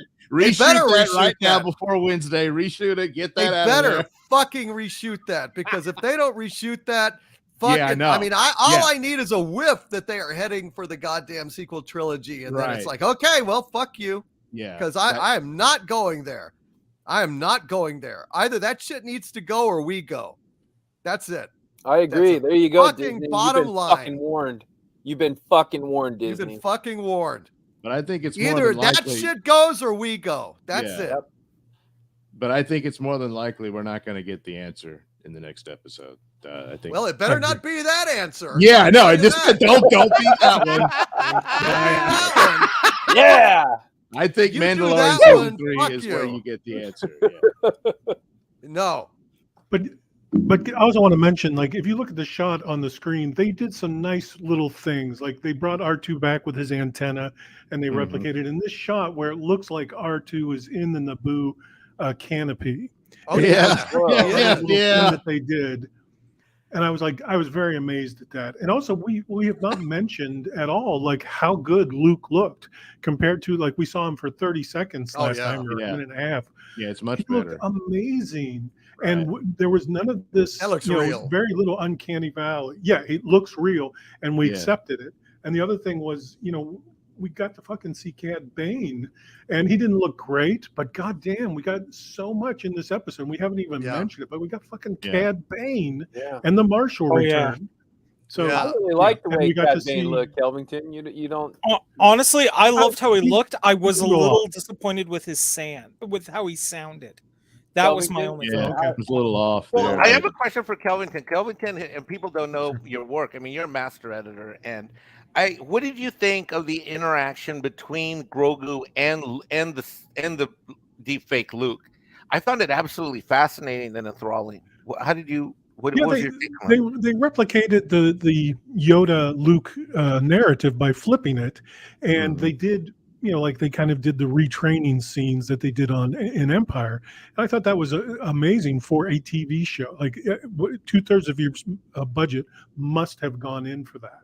So yeah, I thought they did a good job. And the fact that we didn't think about it, like this was the first time I didn't sit and go, huh, that's CGI. Huh. No, I just kind of accepted it as Luke. And I've read different things that say Mark Hamill didn't do the voice. It was all CG, and Tom has talked about that in the past, that they're capable of doing completely. Yeah, they use that CG app, voices and stuff. Yeah, voice app or something like that. It's called. But they did bring in the guy who fixed CGI Luke last time, the YouTuber. Right. They actually brought him in this time to do Luke. Really? Right. Yeah, they did. Well, good on them. Yeah, that's what you need to do. Yeah. And I mean, I don't know where all this is going. I haven't seen it yet. I'm partially leaning towards this might have been a test pilot to see if they could get away with doing a Luke Skywalker show. But we'll see.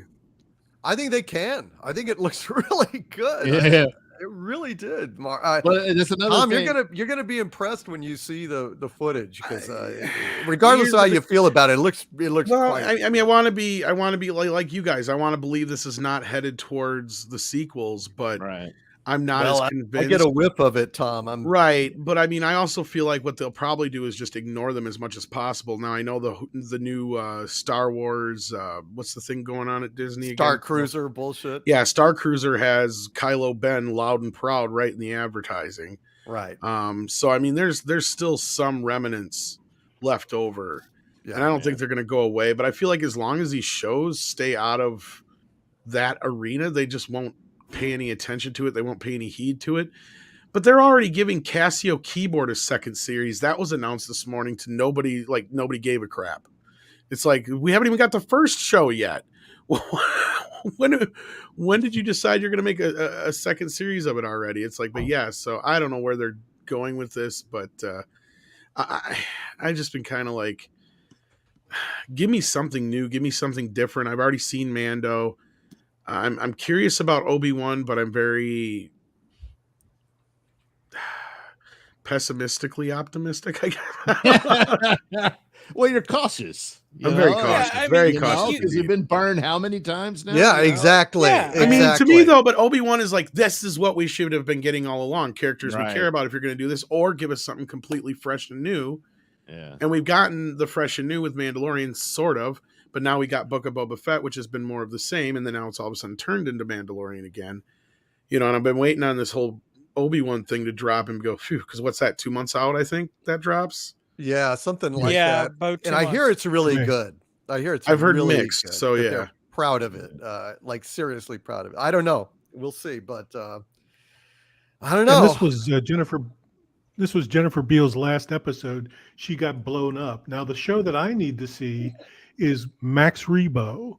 What does he know? Because Max Rebo got off the fucking skiff before he got killed then, and he's not in this episode, so he does not get killed when this cantina blows up. So, like, what the fuck does Max Rebo know? He More like knows that who, he's not done. Kelvington. Something. And I'm glad you guys brought that up because, like, I was okay with the Pikes. I was like, they're doing their thing. They're bad guys, but I mean, they haven't done anything that ticked me off. And then they blew up the sexy Twi'leks. And when you blow up sexy Twi'leks, that's it for me. No compromise, no remorse. These guys need to go. Go ahead, Gary. Kelvington, I'm interested in your opinion. That really felt like an editorial fix, this scene. Oh, the explosion? Yeah, they didn't show the interior version of it. I'm telling you. I think because it's Disney Plus. Well, it just seemed like it was this half-ass sort of, we have this footage and let's piece this together, and then that was it. And I was like, wait, what? What the fuck just happened? This was the big moment when I decided in my own mind, I was like, okay, this is a total Frankenstein episode. This is just totally. Yeah, it did feel that way. Yeah, it was an afterthought, and it didn't make any sense at all.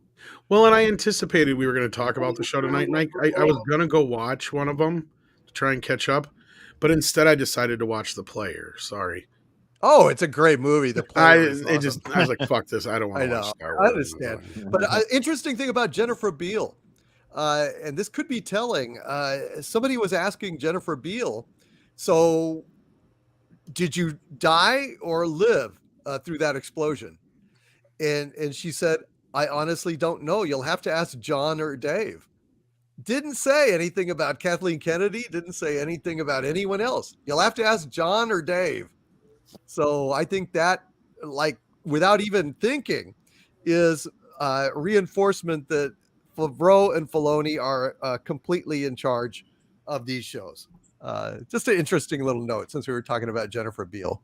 Go ahead, Cameron. So I wanted to say two things. One is, Tom, I'm very glad you watched The Player. It is one of the great films of Hollywood, about Hollywood. And I love it. I've seen it a million times, yeah. Okay, so I had, in the last year, I had the incredible honor. I've had dinner a couple of times with a group of other writers, but with Michael Tolkien, who wrote that. And I know, he's a great writer. He's an incredible He's guy. working on that new Offer show about The Godfather. Yeah. Did you ask him anything about it? He did mention. He actually mentioned it, that he had this thing. We were all just we're just like normal screenwriters, and there's Michael Tolkien sitting there, right? And you're all trying to not be in awe of this guy, right? He's such a down-to-earth guy, and he's a Romanian ancestry. And he found out that I went to visit an old girlfriend in Romania, and he started talking about his love of Romania. So I was like, yeah, I'm gonna go, Michael. We'll talk about Romania. Let's go with you. So I just want to share that Michael's a wonderful, wonderful guy, and he's so normal that you wouldn't realize this guy's an Oscar-level writer who wrote this incredible film. So I want to share that. And the other thing I want to share is with regard to what both of you were talking about with regard to Obi-Wan, and something I discussed on my Patreon. Obi-Wan has been through some very interesting shenanigans that we haven't really talked about publicly, or at least nobody in the industry has talked about, was that there was an original showrunner who's a very famous Oscar-winning screenwriter, apparently probably, who's part of what I would call Kathleen Kennedy's club of people that Oscar-winning writers. She wants her club of people that she likes, right? And he was let go. And this was done very quietly. It was announced in the trades, but it was very quietly done. He was let go as the original showrunner of Obi-Wan, the original head writer, at least, about a few days after the Luke Skywalker appearance. So and then another gentleman came on. Let me see if I can get his name here, because I wrote about it on my Patreon. But he was what's his gentleman's name here? I'll get it in a second. But he is here we go. Joby Harold, who is both a producer and a screenwriter. He's a British gentleman. And I happen to know someone who's worked on a show with him and said that Joby is he's a very gracious person, very talented person, and is a person of real traditional values, which is not common in Hollywood. Like, he would arrange his schedule so that he could be home with his family to eat dinner together with them at the table every night. That's not your typical Hollywood guy, right? So he was brought in very quietly to replace the other gentleman. So I do think someone who, at least some friend of mine who knows him very well, says this guy's an amazing guy and an amazing writer and a really good person. Probably may have been more of Mr. Favreau asserting himself and saying, I don't really like this other guy that's Kathleen's guy, and I don't like where these scripts are going. Because apparently, I do think the whole thing was revamped. That's why we haven't really seen any footage, because I think it's probably still being revamped right now. But I think we should be very optimistic for Obi-Wan based on those factors. I do too, Cameron. From what I've heard, it sounds intriguing. It sounds like it has a depth that the other Star Wars series don't have, really. It could be quite amazing. So anybody else have anything else to talk about? I will just say that I'm nervous. I'm nervous about this because I really have been only proceeding and trying to stay positive, having faith that they are, in fact, moving slowly but surely to go ahead and decanonize the sequels and fucking wash this stench off of the franchise. But God damn it, if they're not going to do it, if they're going to play coy, or they're going to go ahead and well, I mean, look, if they return Grogu to the Mandalorian, they're going backwards rather than forward, because it's just going to be more of the same shit with baby Grogu. I think that ship has sailed. I think we need to move on. Let Grogu go and grow in his direction. Let Mando go and deal with the Mandalore situation and the Darksaber. And I'm sure he's going to come in conflict with Bo-Katan, who wants that Darksaber, wants to be the Mandalore. If we just go back and it's going to be more of Lone Wolf and Cub, which I love. I've got the Lone Wolf and Cub comics. I love Lone Wolf and Cub, and I respect that tradition, but that is sailed. We had 2 seasons of that. It's time to move on. I think you could also say it figuratively, literally, and metaphorically, however, blew up, the ship did in that one episode. So, I mean, yeah, move past it. But I think I don't know where they're at right now with this whole Gina Carano thing. Well, yeah, I mean, that's a problem too. That's its own problem. There's 3 conditions. And if they're not even going to, I mean, Kennedy out was 1. Decanonize the sequel trilogy was 2. 3 was to fucking goddamn well take care of Gina Carano. At least publicly offer her, a position back. If she don't want to take it, that's fine. They may have, and there was that one tweet that one time where she was like too little, too late, which may have been, around. But I mean, now we have some circumstantial evidence though to corroborate things that we've reported and you've reported, Doomcock, that we know that, she went off and was worried about blood and bone and other things for a while. She returned and turned her sights back onto Star Wars as soon as, the whole Luke thing took off. And maybe that goes along with the same timeline that Cameron was just talking about, where this guy got fired. Who knows, and then more recently, we've all been hearing kind of, mixed reports, and not just from us, but from other sources where, Favreau's getting a little bit more control, even though she may have been, renewed for 3 years. That doesn't mean that she's got the sway she used to, right? Like, cause she was the same one who was not paying enough attention to Obi-Wan Kenobi to realize that, oh crap, this is too much like Mandalorian, until Mandalorian had already premiered, so the only thing I will say as far as good news goes, we have one thing to corroborate, or like maybe go off of Pablo being gone, and it might be accurate, is we kind of have something to timeline sync up with him putting the whole or taking down the whole Lucasfilm thing and putting up the dispensable cog. Six found for me this article that, I don't know if you guys remember, a couple of weeks back, he had put up some post on Twitter about an argument between Bad Robot and Lucasfilm about the story for Force Awakens, and then he had to delete that tweet. That all happened at the same time. Interesting. So he stepped on their toes one time too many, right, with the dirty laundry in the background. Yeah. Very well, thank you for Six and Stephanie for all putting that. They basically did the footwork on all that reporting right there. I can't take any credit at all. So hail to Six and hail to Stephanie Janisek, Smuggler's Cantina. Please subscribe to her. She's fantastic. Douglas, were you? My question is, go ahead. Oh, I got a quick question. What if Grogu is the Mandalorian in the title? He's in episode 1. What if the story is about him becoming a Mandalorian? Right. That's a fascinating take on it. They're definitely setting up, like I said, a narrative of a relationship between Jedi and Mandalorian. Now Kelvington's thinking outside of Mexican Iron Man's box. Hey now. Well, Kelvington is definitely taller. From what I've seen the photos, he's taller than all of us, I think. That's true. Hail Mexican Iron Man. Love you, Mexican Iron Man. Yeah. I didn't know he had a box. That's Anyway. a callback. Well, yeah. Yes. It's best not to dwell. It's It's best not to dwell. Douglas, are you saying you needed to leave soon, or? Yeah, I can stay till what is it, 9? And I mean, you got a guest coming on, and Yeah, we're gonna have so him in the spotlight. I guess here. I could stay till 9:10. We could do that. Okay. I got one more issue. How many times are we going to keep saying Dark Saber before somebody makes some sort of sexual innuendo? Oh, I mean, seriously. Well, that'll be in the I can't be we the do- first one. We do Hank Hill all the time, and Hank Hill talks about black cock, and we have to avoid that. That's one big So black we saber. avoid the dark saber and black cock. Or Dark Yeah. Saber.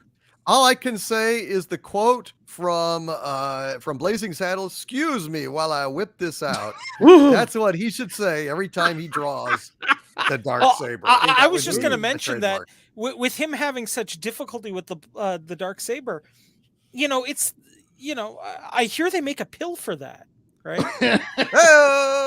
Well, if it they're turns that black after big, 4 hours, you please know, call a doctor immediately because It takes a that's a little problem. time for him. Well, never mind. yes. The dark all right. saber is so big, you have to sling it over his shoulder to pull Yeah. it all in. That's right. I learned that from watching Oh, Jack God. Reach Around. Oh, dear. We have to use we have Nice to use the callback. face- We have to use the face technology to bring Bob Dole back to show us how to use. Oh, dear. yeah. Oh, no. You know it. I know it. God bless him. Yeah. But I'm not going to talk about cock right now, although it is a very handy tool to have. All right. Mercenary X21 with a $5 super chat. Thank you, Mercenary. He says, also, I will only say this once, and I don't care who hears this. Ghostbusters 2 was the best one. Afterlife is the same as Ghostbusters 1 in a good way for me. I like Ghostbusters 2 better. Wow. I've never met anybody that liked Ghostbusters 2 better than Ghostbusters 1. I've never encountered that till now. Thank you. There's a few people I've seen on Twitter when Ghostbusters conversations were happening. Some pretty prominent people on Twitter were saying the Ghostbusters 2 was a masterpiece that didn't get a fair shake. Well, that is weird. Anti-Derivative Jill is saying that there is a super chat specifically for Douglas Nelson. So I'm going to try and track this down real quick if I can. Oh no, Douglas, what did you do? All right. I apologize in advance. I know. Okay, who was You it? that found had something, it? didn't you? Toddzilla. Okay, hold on.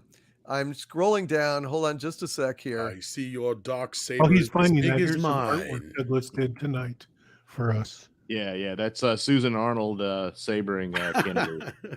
Very nice. Very nice. Very good. Toddzilla with a $5 super chat. Thank you, Toddzilla. Says, is there anything more contagious than Douglas Nelson's laugh or Mexican Iron Man's? No. Wait, what? What do you mean my no? Is there anything more contagious than Douglas Nelson's laugh or Mexican Iron Man's? No.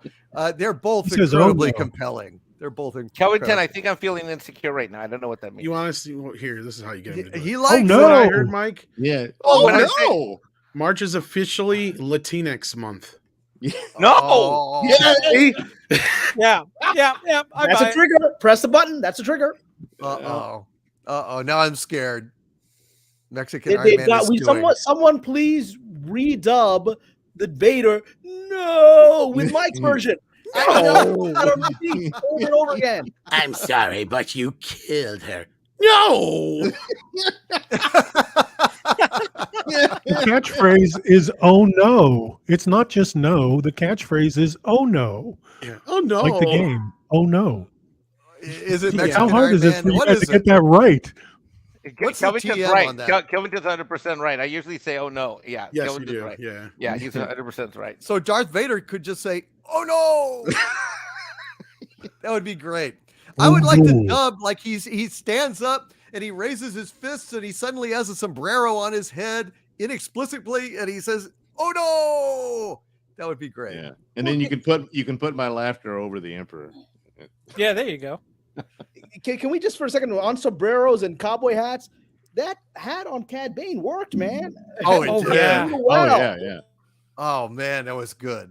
And that's another of the high points of Mandalorian is its strength was the simple of space cowboy. You know, you do a lot of that stuff in there, and you got something. Yeah, you got something incredible. You got something incredible. I thought he was amazing.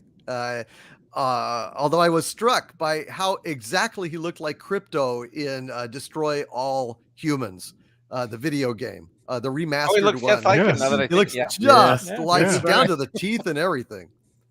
I'm surprised there aren't some lawsuits one way or the other because whoever came first, it's like I generally spot feel like on. they have a rather almost the same attitude too. Yes, Although they instead of do. like destroy all humans, it would be like, I don't know, destroy all Jedi, which would be a fantastic freaking game. It's something like that. He'd have to sound like Nicholson. Gotta destroy all humans. That's right. It could be. Cameron's trying to come in, but Cameron, Yeah, you're muted. Cameron, go ahead. You're muted, Cameron. Muted. You're muted. I'm muted again. I There you go. apologize. I didn't interrupt your Nicholson. That's good. So I had a question for those who know the lore better than me. Because we know Thrawn is half human, half alien. Is he of the same? Is the half alien part is of the same race as Cad Bane, or is it a separate alien race? Do we know that? Because there's some similarities of That's blue a good skin and question. red eyes. That I don't know. That's a very good question They because sure I have do to look admit I like thought him. that when you see him and but he does look. It's not only that; it's like the blue skin, of course, puts him close to Thrawn, but he also has some features that reminds me of what Plagueis was supposed to look like.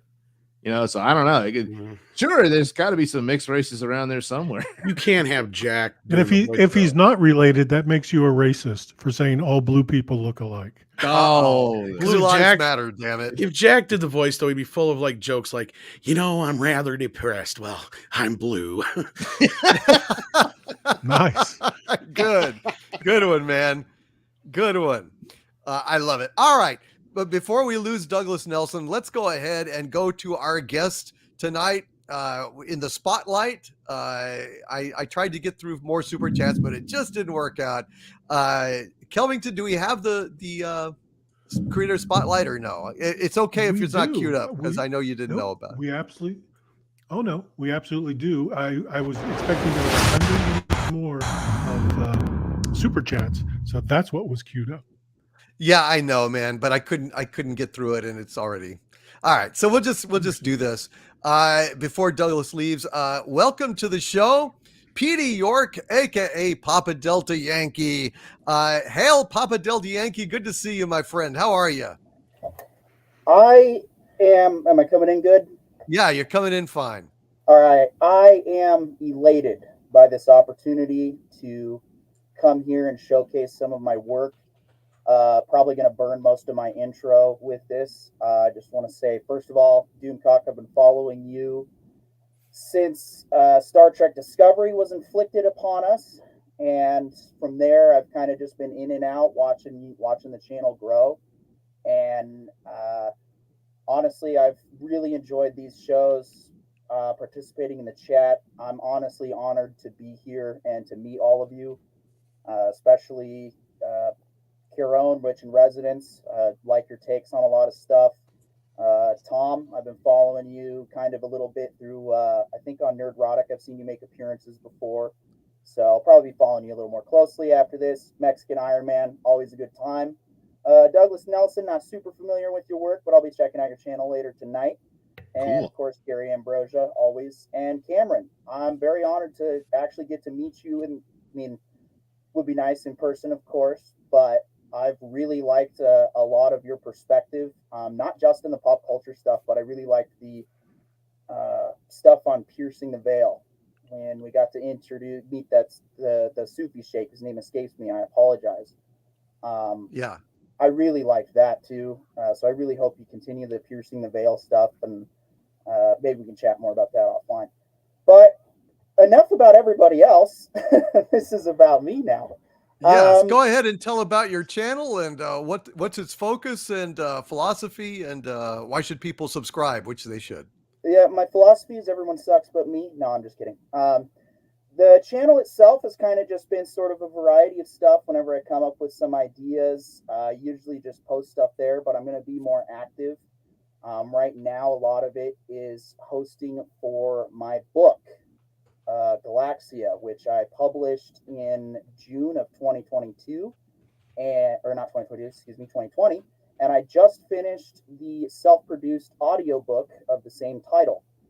And that is where I feature my trailer, and I've got my just some of my other promotionals. There's a fun video there where I make a sandwich, and it's ridiculous. Just having some fun with that. And most recently, actually, as of Friday, I posted a review of this little known guy. You might have heard of him, called the Critical Drinker. He does he does a lot of reviews and a lot of stuff contributing to the pop culture stuff that we kind of do here, or excuse me, that you guys do here. And I did a parody review because he's also a writer, and so I decided, well, what better way to review his work than to do it in his own styling, and so that was one of the things I did to just kind of help boost the channel. So what I'm going to be doing soon, very soon, is going to be kind of launching my own sort of network, and it's going to be similar to this. I want to do like a weekly podcast of just general interest video games, movies, and shows, and that'll be the promos for that will be featured on my page, Papa Delta Yankee, and yeah, that's a little bit of what I do. I've been a huge Star Wars, Star Trek fan my entire life. Wouldn't say I'm a pro gamer, definitely casual, so I do like video games. And a main mic is off. Someone saying in the chat, switch mic source. Let me see. Well, I mean, I don't know your main mic or which mic, but we would hear you. Okay. Hopefully it's probably could just be the camera delay. I think you might be coming through your headphone mic, but that's all right. Yeah, Okay. it sounds a little hollow, but I don't know. It doesn't matter. Usually can mess with your mic settings on the stream. Yeah, I'll have to see. Let me just switch. You know what? Let me switch to the. But what kind of things do you talk about on your channel? Oh, now we don't hear you at all. How about now? Okay, now we hear you. No. No, we don't. And now we don't. Go ahead and see. Just get it back to where it was. I thought I heard continue. something. I think it is his headphone mic that we're hearing. The last setting was fine. Yeah. Hello? No? Now cinco. Nueve dos. Now? There you are. Yeah, all right, there we go. Okay, go ahead. Tell about what kinds of things are you obsessed with on your channel, or what your novel is about. So my novel is a sci-fi conspiracy thriller. It takes place 200 years in the future, and it's. I mean, I don't want to say too much without giving too much away. It's basically been my passion, my life's work since I started it in 2017. And a lot of the inspiration was, of course, Trek, Wars, kind of some of the newer Battlestar Galactica, stuff like that. I mean, I'm a huge sci-fi nerd, so obviously I really like being plugged into this type of stuff. It's one of the reasons I show up is to just have fun talking sci-fi with friends. And so the book is it's a lot of that.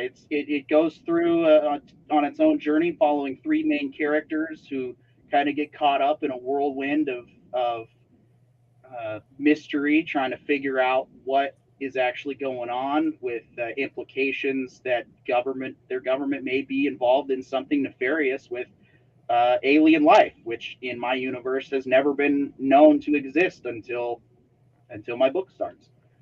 And That sounds pretty good. What kind of pop culture things do you deal with on your channel? So with pop culture, we haven't, like I said, I'm getting ready to start another thing with that. It's going to be just kind of the general interest.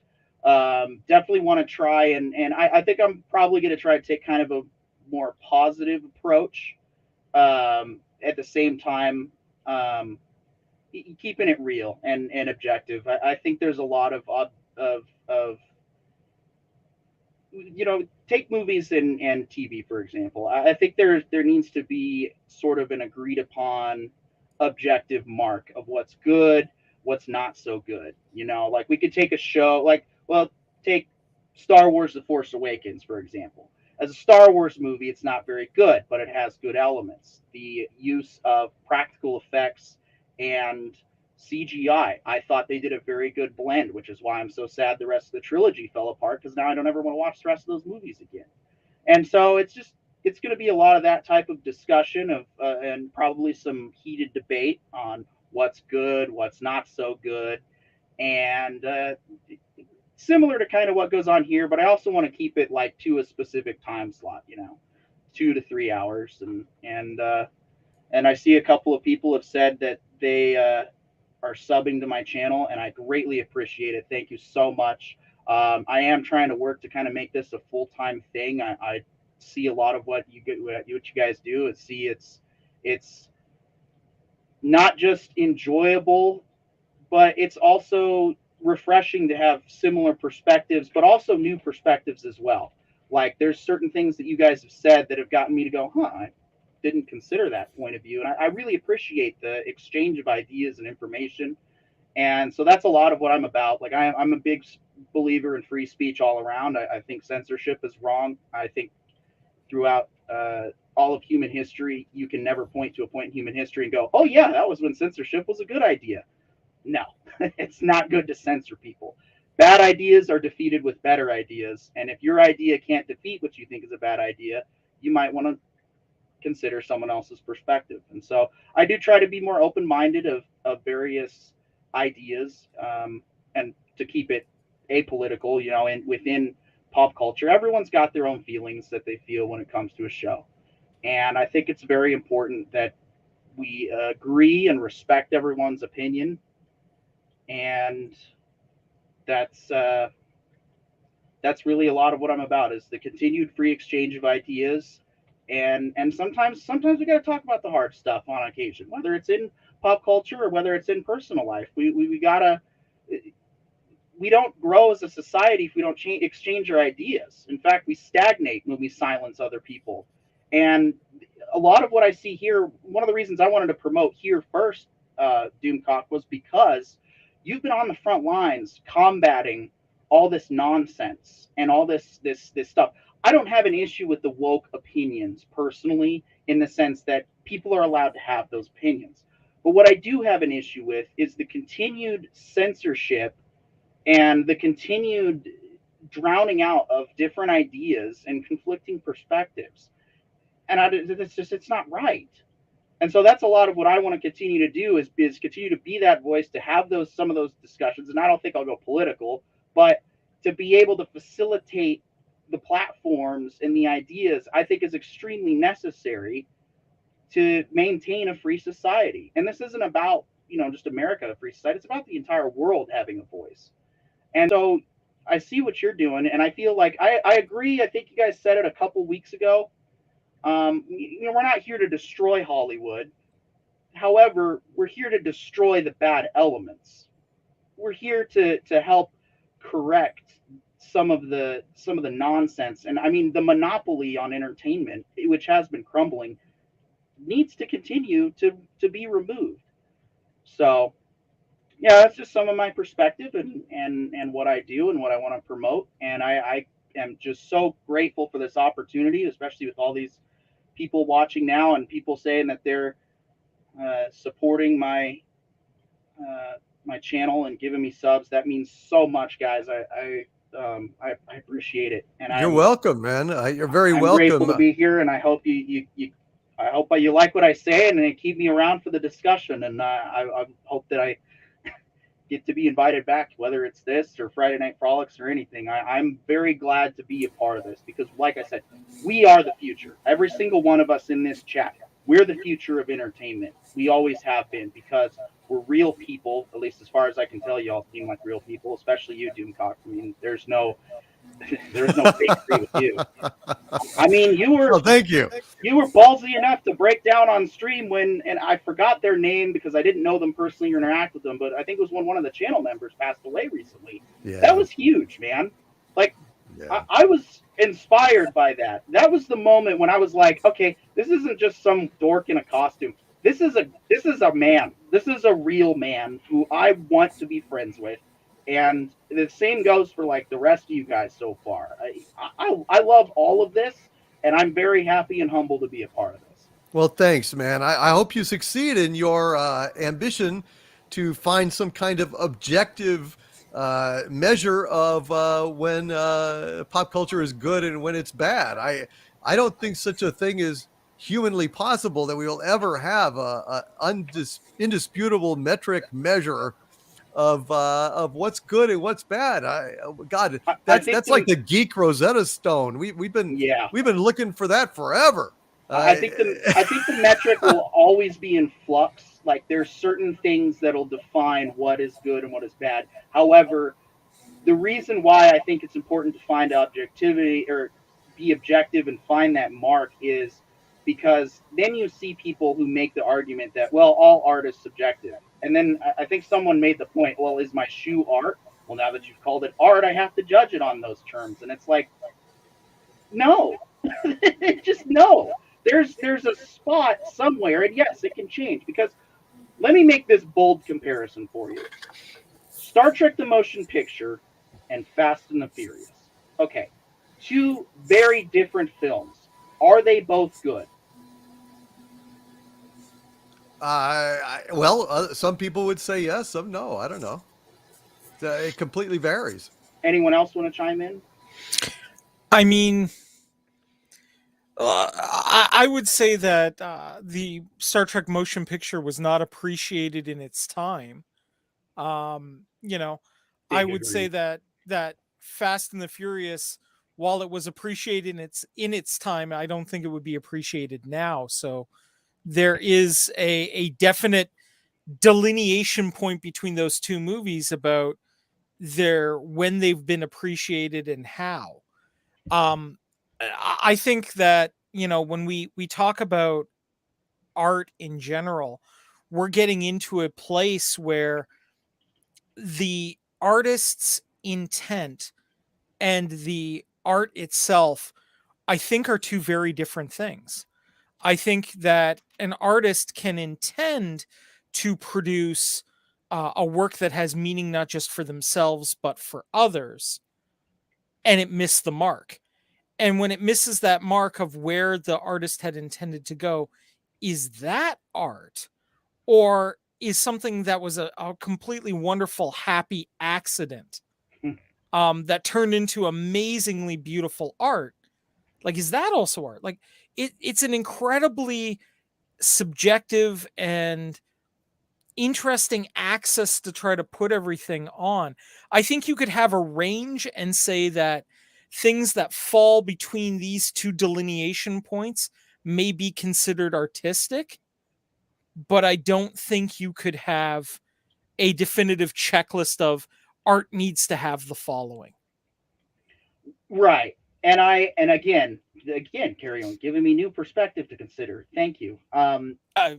Listen, you agree with my takes, at least some of them anyway. So you're immediately a man of great caliber and quality. So okay, well, that not to break down, but thank you for that. That's fair. I think objectively you can say that compared to Star Trek Discovery, everything is art. Well, yes. Go ahead, Cameron.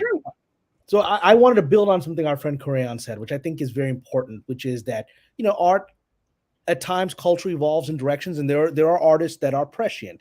It's Van Gogh is probably the archetype of that, someone who was just a generation ahead of his work, right? And it's tragic that he didn't see the benefits of that in his lifetime.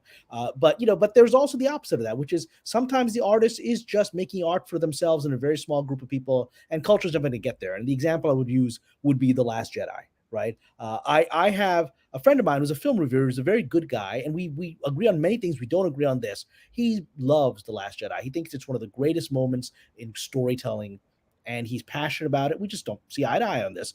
And he keeps insisting that with time, The Last Jedi will become like Star Trek motion picture. Another generation will appreciate it. That's not going to happen. It's just not going to happen. It's a bad movie. It's objectively a bad movie. And it's an art. In my opinion, it's an art film made by a director for himself and for a very small group of people that includes my friends. It's never that group's never going to increase because Star Wars is meant to be archetypal, and this is a rejection of its archetypes. It's just not going to catch on. Yeah, I think Matrix 4 has potential to age like wine, and I'm going to put a video out on that explaining it. But with TLJ, there were a lot of elements of TLJ I did enjoy, and even trying to rewatch it from the perspective of people that didn't like it, I was like, oh no, when Yoda shows up, I thought it was great, but over time it just kind of, and then I think a lot of my opinion changed with Rise of Skywalker. I think that's what kind of did it in for me. I'm like, all right, I'm done with the sequels. I don't care anymore. But the point I wanted to make is, first of all, TMP is one of the best Star Trek movies ever made. Especially, director's cut. Let's be clear here. The director's cut is the best. The non-director's cut is whatever. But Fast and the Furious, while I personally am not a fan of that series, I've at least watched the first one, and I can look at that and go, okay, that movie sets out and accomplishes what it wanted to do. And again, Cameron, thank you for the new perspective of, yes, some people make art for themselves and for small groups of people. And I think that you can still put an objective metric on that too, because when someone says that, you can go, okay, that's fine. There's no reason to go poo in someone's cereal at that point. I would say that, like, and you know what? My guilty pleasure is Star Trek Into Darkness. And I mean, say what you will about the JJ movies. They were at least trying, kind of. But Into Darkness, I respect as a movie because it tells you what it is right out of the gate. It says the second they get back on the Enterprise and Scotty goes, you know how ridiculous it is to hide a starship at the bottom of the ocean? At that moment, for me, I was like, oh, okay, this is this kind of movie. Gotcha. Brain going into off mode. Just going to relax and enjoy the ride. And I did enjoy the ride. But would I say that Into Darkness is on the same level as the motion picture? No. Well, I don't want to seem like just because you like one of the worst movies ever made in the history of mankind that I am rejecting you. I'm not. But we have about reached the end of the spotlight segment. Right. So it's not anything to do with rejecting you, my friend. You're a great guy, and I want your channel to succeed. But I will say that Star Trek Into Darkness may well be the stupidest movie ever made that I've personally observed. Holy shit, was that a bad and I think that line that you're referencing was probably Barb Orsi, who's the only sane person in that group, saying, why are we doing this movie? What's happening here? You probably wrote that line in, why are you putting my name on this movie? Or he almost makes you pity Bob Orsi, which is a hard thing to do. But Jesus God Almighty, it's like Star Trek Into Darkness was like the pilot for Star Trek Discovery in terms of the level of stupidity. For Star Trek Into Darkness, I coined the phrase a fractal of fucked, because like a fractal, you can never drill down to the bottom of it. It is endless. I've tried to catalog everything wrong with that movie, and it's impossible because well, what about this? Somebody will say, yep, what about this? It's impossible to get to the bottom of just how bad that movie is in every way. I don't know. I've always liked to believe that what happened with Star Trek Into Darkness was somehow there was some sort of time travel shenanigans involved in the creation of Star Trek Into Darkness and The Wrath of Khan. That Star Trek Into Darkness is actually the first version of the script for Wrath of Khan, and somebody like traveled back in time, refined it, and that's how we got Wrath of Khan, because it was actually, like after the refinements, and turned it into a good movie. And then somebody took that original draft and put it forward in time, and that's how we got Into Darkness. I believe there was some sort of your headcanon is incredible. Like your headcanon is I think unbelievably cool. Yeah, I think you got dropped on your headcanon, Corione, but we'll let that go. Well, there's no excuse or retconning it, but never mind. PD York. I'm just glad that in the time travel scenario they went back 60s and we should get a brown guy to play a brown guy. Don't you think so? Is it a Sikh guy? At least get some brownish looking dude. Man, I've been waiting my whole damn life for Khan Noonien Singh to be played by an Indian dude.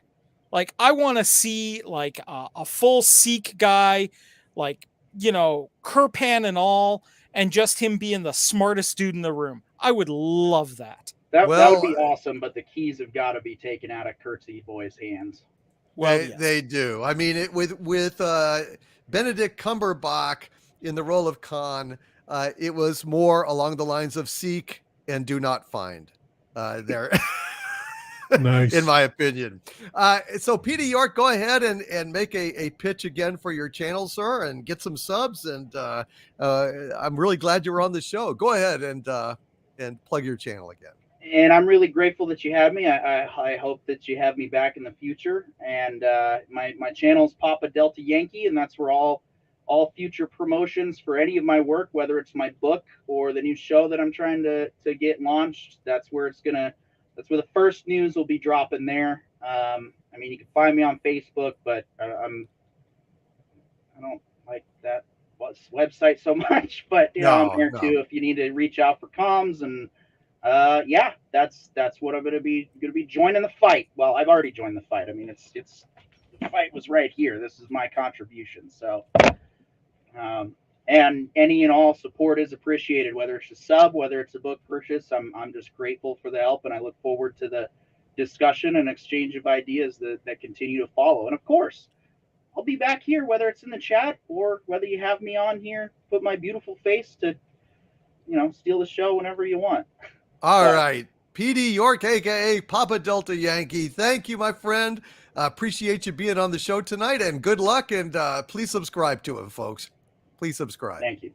All right, you guys. Thank you, brother. All right, Cameron, I know that you have got to go pretty soon, so I'm going to run through some the super chats here and see if I can find anything directed to you before you got to go. So let me see. Well, Doom Talk is looking. We'll talk about. Yep. What was that? Talk about Corione's headcanon. Okay. Okay. So I would say I believe our friend Tom is also leaving around the same time. So if you see a Tom super chat, let's do that as well. Okay, I will as well. Let me see if I can find them real quick. I'm trying to scan real fast. But yes, dropped on a head cannon. Did you like that, Corione? I'll take it. I mean, look, you know what? I always looked at it as the truth of the matter is the more whacked out the theories I come up with, the more Hollywood finds something even crazier to be truth. So I'm just a little behind the curve with how crazy Hollywood can get. So yeah. You throw enough darts at a clock, you're right twice a day. Pretty much. Yeah. You can lead a horse from the burning barn, but you can't make him drink. Something along those lines. Yeah.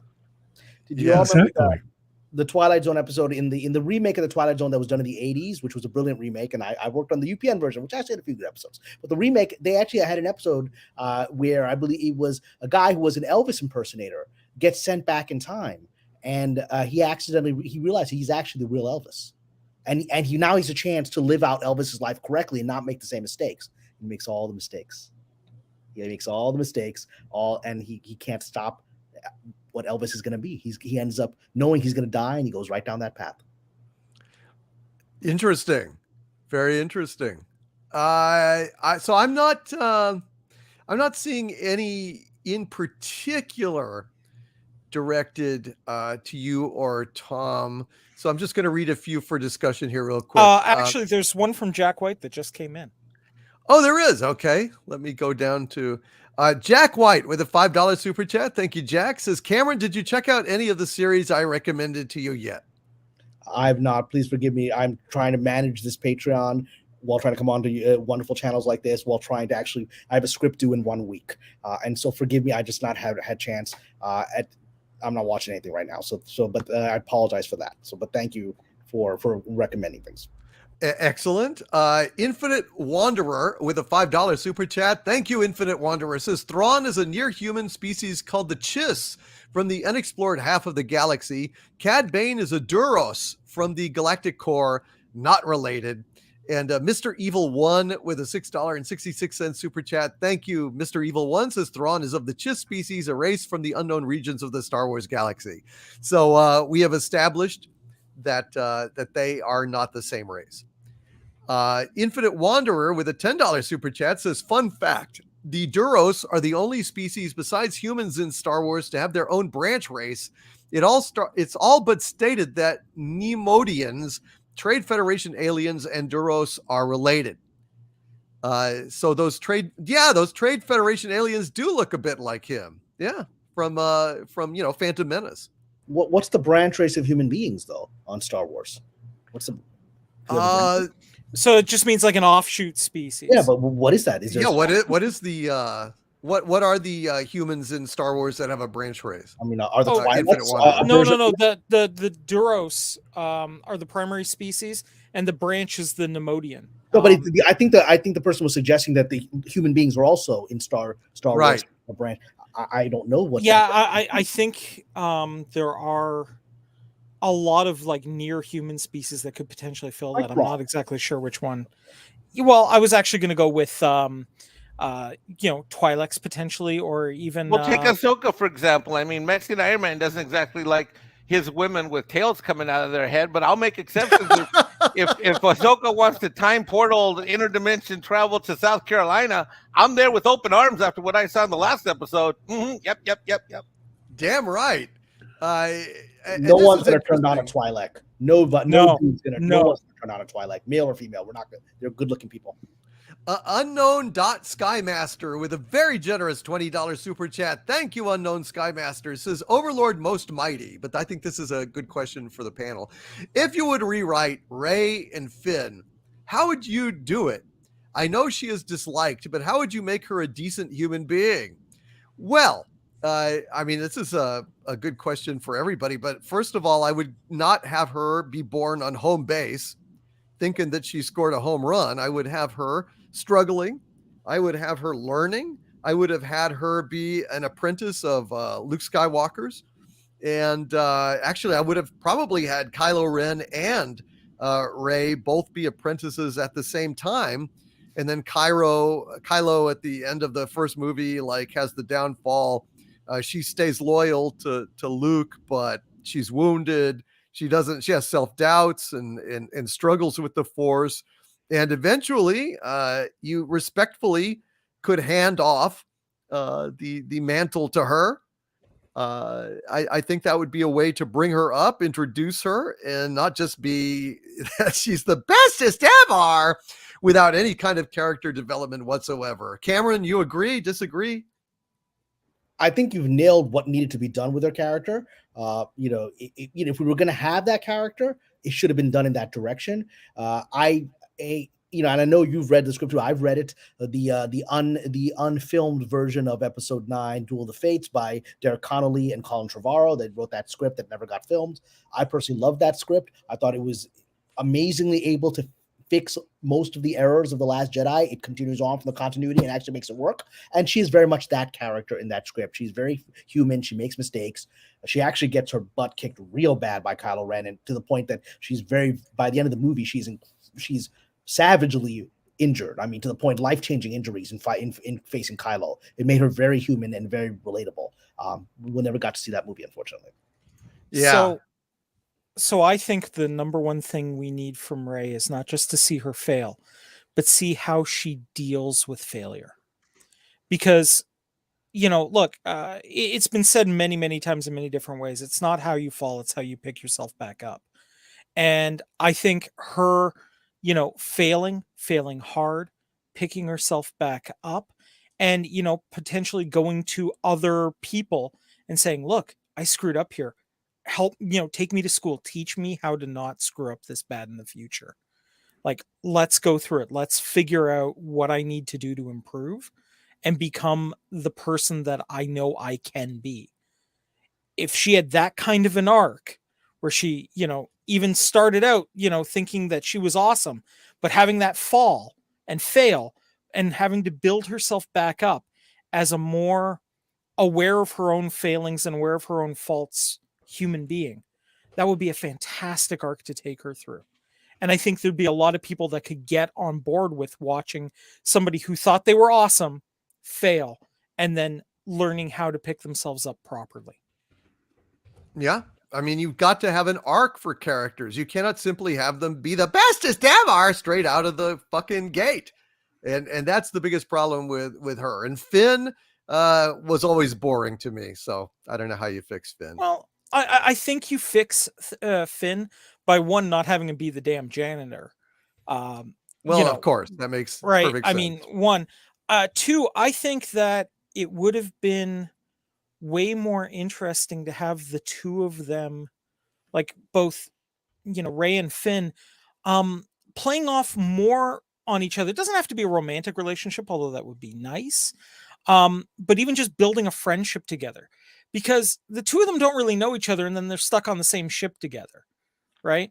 Having them build a friendship, spending time together, just learning about each other's experiences and going, okay, let's take our mutual strengths and put them to good use together. That would have been good. And that would have built them up together. Hell, you could have even had her fall and it be Finn, the person that helps put her back together, because he has fallen and failed so often in his past. And him being like, yeah, I've been where you are. Let's get you out of here. Right? Yeah. That would have been fantastic. It would have been a great arc for both of them. That would have been. And Lord Vulcan with a $5 super chat has an interesting prediction here. Thank you, Lord Vulcan. Boba is going to give Mando Slave One. Well, of course, now they're saying it's not named Slave One, but I still take your meaning. That's an interesting idea. I don't know. Maybe so. Anybody have any feedback on that before we say goodnight to Cameron? No? I never argue with a Vulcan. It's headache inducing.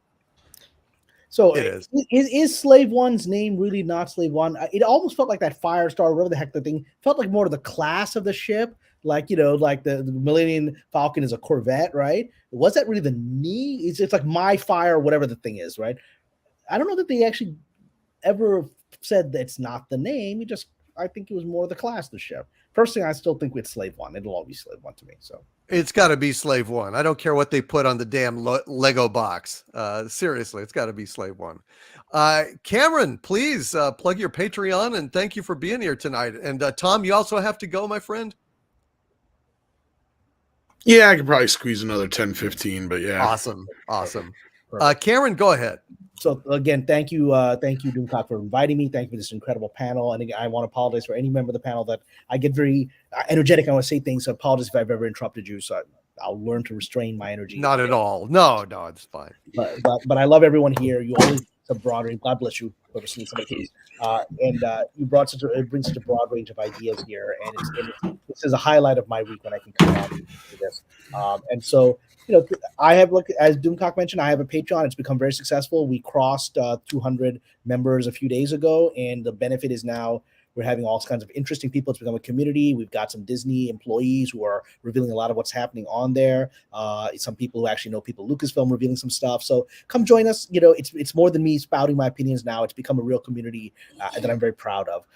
And there are some interesting things coming out of it, the information that I did not have that's arising out of the Patreon. So I'll put a link in as I take off. And I'm excited, Doomcock, for what happens this Wednesday. I'm going to stay up late and watch it. And I hope that we will all be celebrating this week, and I hope whatever happens doesn't tear us all apart. I don't think this fandom can be divided again. This has got to work. So I hope so, but we'll see how it goes, and I'll get that video out and be interested to see what you think about it.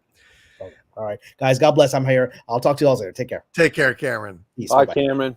Night, Cameron. Good night. Take care. All right, Kelvington, I think we're going to do a few more super chats here because we got a little bit behind, and then we'll move on to I guess what's eating you. Sound good? Sounds like a plan. All righty. Mercenary X21 with a $5 super chat. Thank you, Mercenary X21. Elaborates why he likes Ghostbusters 2 the best. He says, the reason I like it more, Statue of Liberty and the feeling of love I got out of that. What can I say? I get a lot of joy out of that one scene alone. Fair enough. Well, nobody's I'm surprised, but I'm certainly not condemning you, sir. I'm glad you enjoy it. And well done. There's a lot of New York pride in that movie. There is. Mexican Iron Man, who's been a member of mine for 27 months and is on this panel tonight, says Spanish sap button. Disposable cog equals engranaje de sable. I'm not. I don't Oh my think I God, said that was right. beautiful. That was like Andre saying it in Spanish. I tried. I couldn't get it. But thank you, Mexican Iron Man. I gave it a shot. T Neil 89 with a $5 super chat. Thank you, T Neil 89. Says, alas, poor Pablo. Couldn't happen to a nicer ass munch. As ever, karma collects its due. Poor Pablito. This is what happens when you shoot your damn mouth off for that long. And Ink with two $10 Canadian super chats in a row. Thank you very, very much, Ink. Very generous of you, my friend. And Ink says, Hail Doomcock. When it comes to the last episode of Boba, I would like to see Grogu pick up the chainmail. That would force Luke to travel back to Tatooine and join in during the final fight. At that point, we can be introduced to a new Sith Ezra, Mara Jade, or someone who could hold their own with Luke. But in the end, I really hope you are right that episodes 7 through 9 are removed from canon. Well, I've kind of expressed my views on this. I think very plainly, I think that Grogu needs to move forward, take the lightsaber, and signal very clearly that we're putting the sequel trilogy era behind us, firmly behind us. And if not, it calls it into question, and people are going to start losing patience. I'm going to start. I'm getting close, folks. I mean, God damn it. Fucking make the change already. All right. Make the change. If he goes back and he just has more adventures with Mandalorian, then it's back to the same shit. It's another season of Mando and Baby Yoda running around the galaxy. And I think we need to get over that shit. It was great when it lasted, and we can go back when Grogu's a goddamn Jedi, and maybe he'll even learn to talk.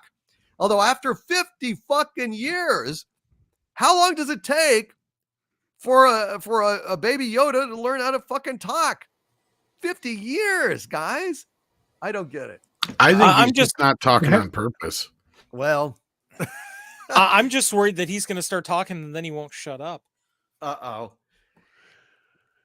I think it's a really good idea for them to keep him mute. He should be mute, and it's totally fine, because once you add a voice to the characters, even like E.T., I think you run into problems. Yeah, I know, especially if he starts talking and he sounds like Harvey Firestein or something, right? It's like, Luke, I know you're not gay, but if you were, would you be into me? It would be, like something like that. And I think it would change Grogu forever. We probably ought to eschew that particular plot development. Dixon Sider, who's been an arch villain of mine for 23 months now. Thank you, Dixon Sider, says, my girlfriend broke up with me, so I kicked her out of her wheelchair. Guess who came crawling back? Thank you, Dixon Sider, for a little Friday Night Frolics level levity on Pop Culture Breakdown Live. And Orarian 7 has joined the channel membership at the Dominion level. Thank you, Orarian 7. Thank you, sir. Really appreciate that. And Larry has renewed their channel membership at the Dominion level. Thank you very much, Larry, and Orarian 7. Thank you for supporting the channel, gentlemen. Thank you. Lord Kamina 2 with a $2 super chat. Thank you, my lord, says DC, Cam, Corion, Reed, Miruko-chan for piercing veil. So Miruko-chan. I'm not sure how to pronounce that. Mieruko-chan. Lord Kamina 2 is saying we should check it out. Isn't that a fairly popular creepypasta? I want to take a I really look. don't know anything about it, so I couldn't say. But thank you, Lord Kamina 2. We will investigate this avenue, sir. Michael Beacom with a $5 super chat. Thank you, Michael, says, don't like Jackass, but it has a fun feeling of freedom. Karens suppress fun. Claiming safety is the most important thing. So let freedom ring. That's right. Let it ring with a big mallet applied to the nuts of the cast. Let freedom ring. I love Jackass. I really do. I think it's just funny. And we need, it's like Captain Kirk said on shore leave in the original Star Trek. The more complex the mind, the greater the need for the simplicity of play. And that's what I need. I need to laugh my ass off at idiots getting hit in the nut, needing vomlets. To me, that's relaxation. D Gray with a $5 super chat. Thank you, D Gray says, will this help? Yes, D Gray. Thank you for the super chat. Every bit helps, D Gray. Thank you, sir. Appreciate you. And my Zerus. Hail my Zerus with a $20 super chat. Very, very generous of you, my Zerus. Thank you. He says, call back to earlier. Hidalgo will not learn from this. He has proven time and again he cannot remain silent even when it would benefit him to do so. Thanks, Doom, for keeping things cautiously positive at this time with Star Wars. My Zerus, I am trying, but Star Wars needs to keep things positive with me. I have suffered. I have tried to have faith that Filoni and Favreau are indeed getting rid of that shit. And if they don't, then I don't know. I don't think I can continue being a fan of this stuff. God damn it. Our faces were spit in. Our childhoods were decimated. We were treated like trolls and insulted, given substandard entertainment and told that shut up. When you're served garbage, you're going to take it and like it.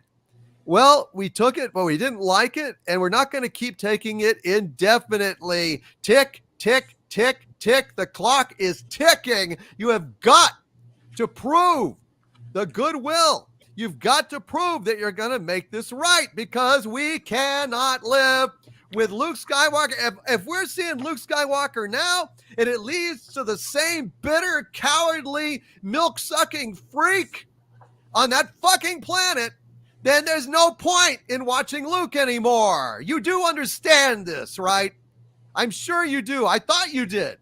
But now's the time when you can firmly signal to a desperate nation of geeks that we are serious. We are making this happen. And if you don't do it, then why the fuck are we supposed to keep faith? I knew it would take some time, but now you're at the point where it can actually be done, where you can signal you beautifully brought us to this point. And if you blink and you back away and you give us more of the same shit with baby Grogu running around with Mandalorian playing with his ball, then fuck you. God damn it. We've waited long enough. That's how I feel about it. And yes, they can go ahead and retcon it later. But how much time do you think you have? Anyway, that's how I feel about it. Yeah, and when it comes to I was going to say, when it comes to Pablo Hidalgo, look, those who do not learn from history are due to repeat it. That includes personal history.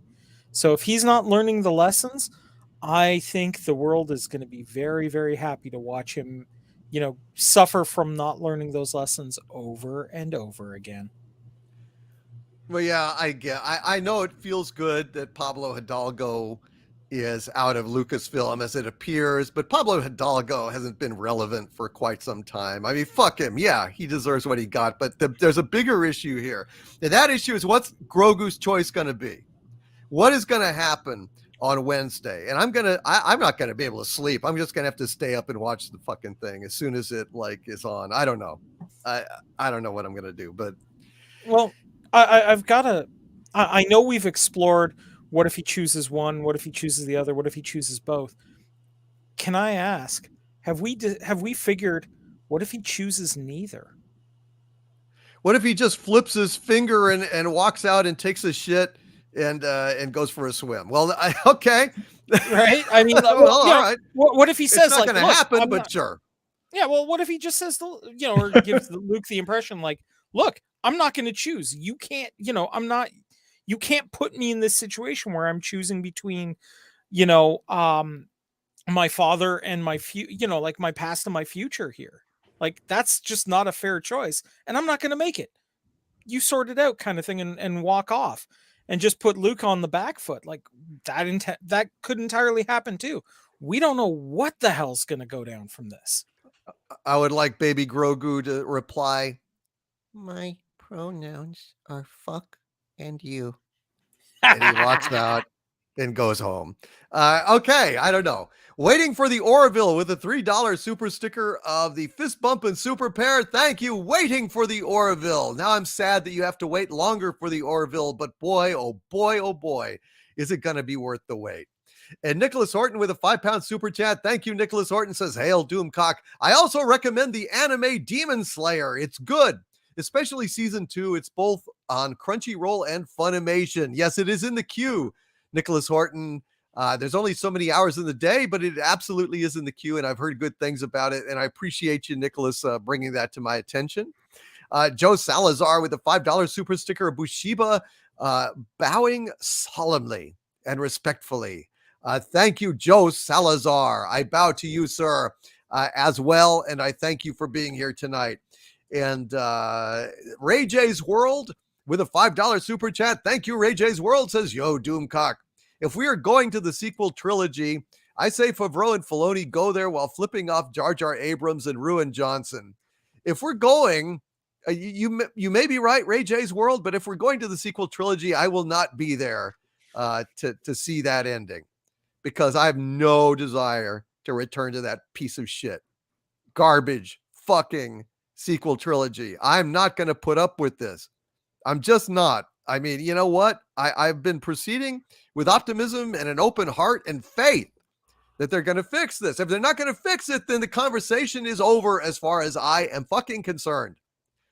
And Eternal Vigilance has joined the channel membership. Thank you, Eternal Vigilance. Really appreciate you being here tonight. I really appreciate the channel support, brother. Thank you. And Big Daddy MRI, who is a wrench of mine and who's been a channel member for 23 months at the exalted archvillain level. Thank you, Big Daddy. It says, "Hail, my liege. Looks like there are a lot of major changes in executive support for Lucasfilm. I'm looking forward to all the improved Star Wars stories and the turnaround of Disney. Your influence in this is awesome." Well, thank you, Big Daddy MRI. I hope that I will be able to see the promised land. I hope that they're not going to make me pack my shit and go home. I am seriously pissed off. If they don't make this happen, God damn it, what are we waiting for? You know? I mean, the only way that it would be okay if Grogu chooses the armor, but then there's some other indication that they're unraveling the Disney sequel trilogy. But either way, it has to go or I go. And that's just the fucking bottom line. Just straight up. Freakadelic with a $5 super chat. Thank you, Freakadelic, says, "As curious as I am for D+ Rogue Squadron, I'm getting tired of the Star Wars aesthetic. We need other shithead spaceships with eye candy sheen and LSD lasers. Pew, pew." Well, I agree, Freakadelic. I wish that they would open up the universe more and stop doing nothing but member berries. I mean, I like member berries as much as the next guy, but it is an awful lot. And I think they need to really open this up a lot more. Crazy Quirrels with a $4.99 super chat. Thank you, Crazy Quirrels, says, "I'm hoping the choice Luke presented was a false choice. He was telling Grogu to only choose one, but then we'll give him both." I would probably do that. If he chose the Mandalorian armor, then he's shit out of luck. But if he chooses the lightsaber, and I'll also give him the armor. But I'm not going to give him a lightsaber if he's not going to be a Jedi. Fuck that. Thank you, Crazy Quirrels, especially Yoda's lightsaber. You know what he could get for that on eBay? Holy shit. Actual Yoda's lightsaber with his fingerprints on them? Could make a mint, man. Could buy a whole fleet of X-Wings for that, I would imagine. Ben Wade, the nice gunslinger, has been a channel member for 3 months now. Thanks, Ben Wade. Says, "My Lord DC, at some point, some of us are going to have to go out and save some of these IPs ourselves. I would love to try and save DC." Yeah, DC Comics. Well, I tell you, it's a little more hopeful than Marvel. Marvel is a complete wasteland. But then, of course, DC put Superman in a prison camp for 8 months where he was vaped daily. So, yeah, fuck DC. But if you could make that happen, maybe I'll start buying DC again. Ben Wade, the nice gunslinger, ladies and gentlemen. If he saves DC, I'll give it another shot. Otherwise, fuck them. Jonathan Hurst with a $1.99 super chat. Thank you, Jonathan. Says, thank you for protecting and honoring the Trek we love. I'm doing the best I can, Jonathan. The only method that we have is anger and mockery at this point. I'm very, very pessimistic about Star Trek moving forward, Jonathan, but I'm trying, but it's looking so bad, man. It's so damaged at this point. I just don't know. But if there's any hope, I will seize onto it. But right now, at this point in my life, I'm not seeing any hope. But I'm trying. God knows I will keep the memory of real Star Trek alive. That's for damn sure. To my dying day, Star Trek is one of the things I've loved most of all. Warachi with a $5 super chat. Thank you, Warachi. Says, sipping a 30-year Bruichladdich. What's the panel drinking? Is anyone drinking on the panel tonight? No? Yeah, I've got my stuff going tonight. I've got a Kahlua and Coke Zero going. So, okay. Anyone else? I'm not drinking tonight. I've been drinking too much lately. So I'm on the way. I actually I did drink before the show. Well, so not to be obviously racial here or ethnic, whatever the hell. I was just about to make me a margarita. I actually had a margarita before I came on, so we'd be in good company, brother. All right, Kelvington, I think maybe it is time for What's Eating You?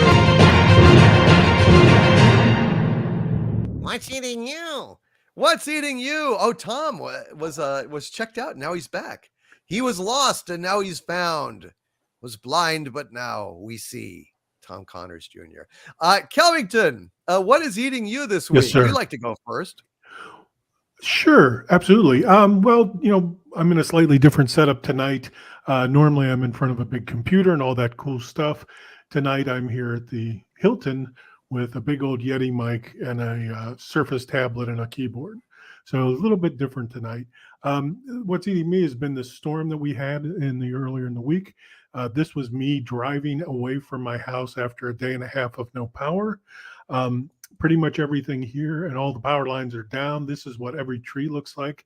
They're very beautiful, by the way. And see more trees. And what trees that aren't standing like this have been broken over, which is a lot of fun. And I'm almost 100% certain this is the crystalline entity from Star Trek Next Gen. I'm almost 100% certain about that.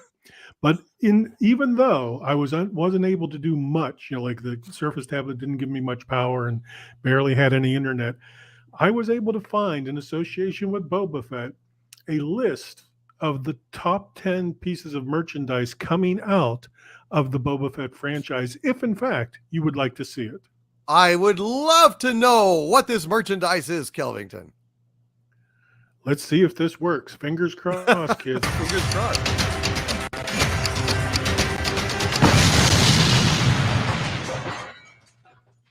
Here are the top 10 items of Boba Fett merchandise. Number 10, Boba Fett Helmet of Silence. Number 9, Boba Fett soup mug while you watch Mando do all the work. Number 8, Boba Fett sucks. I mean, socks. 7, Boba Fett in action figure. Sarlacc toilets sold separately. 6, Boba Fett empty costume. Fennec Shan does all the action figure. 4, Boba Fett completely inert jetpack. Wow. Number 3, Boba Fett timeout chair. Oh no. Number 2, Boba Fett sleepy time isolation tank. No. And the number 1 piece of Boba Fett merchandise is Boba Fett branded Tusken Raider kindling logs.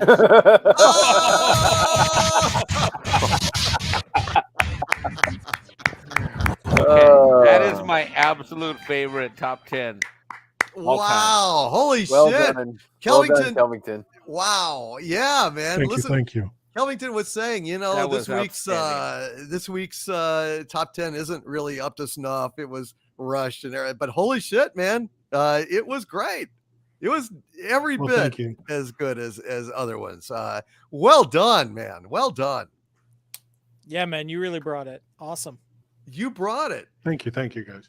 The The Surface before- tablet brought it this week. That Bro, is amazing. literally that. I mean, okay, I don't know. It's hard to say because all your top 10s have been at top 10, but damn, that was great. That was excellent. You nailed it, man. Well, thank I you. love the Sarlacc pit toilet. That's a real thing. That is not something I made up. That Oh. is a real item that you can buy. Yeah, I've seen But in those. conjunction with the Boba Fett in action figure, that was pretty. Well, yes. That was very good. Before we move on, I just want to read a member chat from Douchebag Kylo, who's got to go to bed soon. Douchebag Kylo says it won't happen, but I want to see Grogu take each path. Parallel stories, go with Mando and stay with Luke, and we learned that Grogu's choice was the difference between KK's trilogy and the Favreauverse. That is damn clever, Douchebag Kylo. That is damn clever. Like he was the inflection point. He was the divergence. That is fascinating, Douchebag Kylo. I don't know how that would possibly work in terms of actually presenting it, but shit, well thought out, brother. Well thought out. Mexican Iron Man, what's eating you this week? Well, it was tragic last week. I wasn't able to be on the show. That was the first thing that was eating me because the 49ers were playing the Rams. And what started off as a mystical, magical journey ended in defeat. A lot like Shang-Chi as a movie, how it started off and then the rabbit chicken showed up and ended in defeat. So I'm a little bit bummed out about the 49ers, a little bit bummed out that I wasn't able to make the show last week because it's the highlight. But I'm glad I'm back. But I have some other sunny side ups for later. But that's my biggest thing. Football, and I missed the show last week. So we missed you, man, and but I understood. I knew when you didn't show up that they must have lost, and I watched it and suffered through it because boy, they were on fire, and then it just, God, I don't know what the hell happened, but I don't know. It's like we turned into Dallas Cowboys all of a sudden or something. I know. Oh, shots fired. I know. It was a new kind of clone war where all the 49ers were cloned into Dax Prescott. God, they threw like an interception. The defensive back dropped it. I mean, that would have been the game right there. I know, my Nope. God, that was so fucked No, up. it wasn't meant to be. Sorry, brother. Very sorry. Tom, anything eating you this week, my friend? Balls, not offhand, but I can't wait to hear what happened to Gary this week because something always happens to Gary. Something always happens to Gary. Everybody knows it's Gary. Gary, what's eating you this week? Anything, or did you just have a perfectly swell week? Yeah, it actually, in all honesty, it was a little rough. What's really eating me, and it's been eating me for about a month now, is I'm supporting all these local businesses, and they're starting to not allow certain people to go into those businesses, which means that I now have to boycott them, and that's really, really eating me. I used to support my local Ace Hardware down here. I've been friends with the guy who owns it for 15 years, and now I can't go in, and it's pretty annoying. But that's really been burning me. That and the damn internet tonight. I don't know what's going on, but I don't know what they got. They got the direct energy weapons working on the right above California or something. But man, the internet's just been crazy. I've been trying to keep up in the chat, and yeah, that's what's eating me. Damn it. All right, fair enough. Corian Witch in Residence. Anything? That's eating you? it. That's it. That's all Gary had today. Sorry, Tom. I was waiting for him to go, and I can't go in not because of the COVID, but because I went in naked, of course, or something like that. No, that was serious. That was legitimate. Oh man, I would usually you have a good one. joke. I'm sorry. I was really actually Sorry. by it. No, it's all right. It's cool. Yeah. All right. So what's eating me? Okay, and I'm sure Tom will appreciate this because I'm sure Tom has a physical media library like I do, where it's basically a walking closet of physical media. It's called And my you know- living room and dining room. Yeah. No, respect, right? And I don't know if anyone has ever tried to organize their DVD shelf, but the wife has OCD. Everything has to be organized in there. Okay. And and you can't just do alphabetical because then you'll never find anything other than unless you've got like a database in front of you. And I don't want to plug in a search algorithm to find a movie. So we started, organizing a little bit by theme. And you know what pisses me off? You know what really pisses me off? The MC goddamn you and their friggin' multiverse of madness. And you know why it pisses me off? Because I started going, oh my God, the Venom movies are now part of MCU. They have to get moved on the shelf. And then I went, oh no, so are the Spider-Man. And I'm like, oh, and the original Incredible Hulk. It's all part of the MCU now. The whole organizational system is now thrown completely into chaos because everything is in a DC multiverse. And of course, as soon as my wife has that realization, all the DVDs are off the shelves. They're, I'm walking in and there's my poor wife driving herself crazy trying to figure out what is and isn't MCU now and what is and isn't part of like a special multiverse shelf that we have to fit. And of course, now none of that fits. So guess what I'm going to be doing for the next couple of weeks, Doomcock? I'm going to be building new shelves. I'm going to be building new shelves because the MCU couldn't stick to one storyline and instead they wanted all the storylines. That's what pisses me off is I've got now a whole bunch of work because some director decided, maybe we want to take another stab at going things in a different direction. You know what? Pick a story arc, have it run through. Let me put the DVDs on the shelf in the correct order. Like now I got to figure out where Venom fits in on the timeline. I got to figure out where the Sam Raimi Spider-Man fits in the MCU timeline. How the hell am I supposed to do that? Yeah, There's an easy solution to this. I already fixed this one. Oh. You just put anything DC under DC, put anything Marvel under Marvel. Fixes it right away. Now, I ran into problems when it came to Godzilla and Kong because twice those motherfuckers have met. And I got to figure out how to do this shit now because it's in two different timelines and it's like, psh. So I got, yeah. Right? Well, I have a solution for the Godzilla Kong problem. You take your DVD, you take all of your DVDs, all your, your 4Ks and all that. You take them all, and you shelve all monsters. That's kind of what I think. Yeah. That shelve was very all funny. Monster, boom, bam. That was very funny. I think that works. I can put them under monsters or kaiju. Yeah. So you weren't here last week, right, Mike? Because I couldn't tell from that last joke. Wow, Kelvington has it out for me tonight. Ouch. Jeez. I had that locked and loaded. I'm sorry. Wow. God, where do I send Kelvington a space heater? God, where's the love that I used to get from this guy? Wow, Pablo Hidalgo goes out the door and says, now it's an exodus. Cancel all Mexicans. Kelvington in the cold is a Crabbyton. He's no matter what, Kelvington, you are loved and beloved because I got to tell you, I will tell you this. When you've done with this show and all of us, we talk about it all the time as Xana Doomers. It is so great. I am so happy Doomcock came up with the show and named you as the producer because this show is just great. I get so much positive feedback on it all week long, and thanks for everything you do. And so I'm really sorry you're in the cold, but I love you, and I'm sending you hugs. No, it's fine. I appreciate that. I'm just being a bastard tonight, as always. Well, it's cold outside, man. It's cold outside. Whenever Kelvington's nice, I just sit there and wonder, what is he plotting? Yeah, so he's gotten too quiet. Things are too quiet. Something is about to hit. Another message from a producer, perhaps. That might be called for. All right, we're going to do a few more super chats before we get to Sunny Side Up here. Thank you all for your patience. Corey Bloomberg with a $5 super chat. Thank you, Corey. Says, "Hail Doomcock for making Star Wars great again." Well, I'm not making Star Wars great again. I'm just kicking them in the ass, hoping that they will, but we'll see. I don't know. Now the jury's out. I had faith, but now my faith is shaken with this choice. I hope they make the right choice. I sure as shit do. And Kit Kat, hail Kit Kat with a 10-pound super chat. Thank you very much, Kit Kat. Great to see you here tonight. And Kit Kat says, so frustrating when a television series leads viewers on and on and on and fails to deliver. Lost was one, and Game of Thrones was another.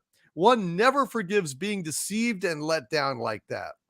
100% Kit Kat. Although I would say that Lost deceived us, Game of Thrones just basically let us down. I mean, I don't think that that they were lying that they had a story. I think they had plenty of story, although it was badly executed. George R. R. Martin really fucked them by not giving them, a full treatment of what he was doing. Well, and I think a lot of what we've heard afterwards kind of supports that they rushed through it because they thought they were going to get to Star Wars, and then the whole thing basically imploded in on itself because of it. Yeah, which was really stupid of them. Because if they Really would have just stupid. spaced it out, they had plenty to work with. That would have given Martin plenty of time to work things up, even though he gave them an outline. So it still just kind of reeks of rush. Yeah. Just trying to get out of the deal so they could move on, and all it did was kill their ambitions at the end because they just wanted to move on to Star Wars, and them screwing up Game of Thrones is what killed their Star Wars deal. Yeah. Well, I think that was incredibly just karma there, Tom. Once in a while things work out. It's rare, but it's that's the upside of Kathleen Kennedy wanting to fire everybody before they even get a chance to do anything. But yeah. Well, thank you very much, Kit Kat, for that, and I agree entirely. Christopher Vos with a $5 Canadian super chat. Thank you, Christopher. Says the Orville deserves to be among Better Call Saul, Cobra Kai, The Mandalorian, Peacemaker, Resident Alien, and Ted Lasso. With respect, we accept. That's right, Kelvington. After this, I think we'll talk about Peacemaker a little bit before we move on to Sunny Side Up, because I really love Peacemaker, and I know a bunch of us would like to talk about it at least a little bit. Thank you, Christopher.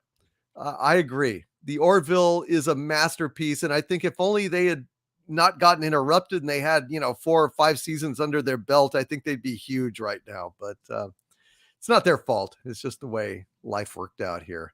And Cliff, thank you for rejoining the channel membership at the Dominion level. Thank you, Cliff. And Aram Magid has joined the channel membership at the Dominion level. Thank you, Aram Magid. Appreciate you both, Cliff and Aram. That's fantastic. We got 10 new members, Kellington, tonight. 10 new members. Isn't that fantastic? That's amazing. That is incredible.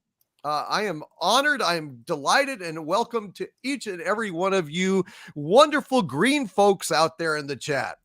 I love seeing those green names out there. Channel members. Love it. Brandon, the anime guy with a $5 super chat. Thank you, Brandon. Says 8 of my favorite people all in one place. Hail all. Had a great week. Got a $10,000 raise. Holy shit. Well done, Brandon. Nice. Great shows and great anime abound. Cheers all and great night. Thank you, Brandon. And please subscribe to Brandon, the anime guy's channel. He is a great guy. And Cliff with a $10 super chat. Thank you, Cliff. Says hello all. I lost my job last April. Oh my God. On a Friday. And I was told that Monday. So they don't all happen midweek. I am pleased to say I have full-time work again and can once again join your ranks.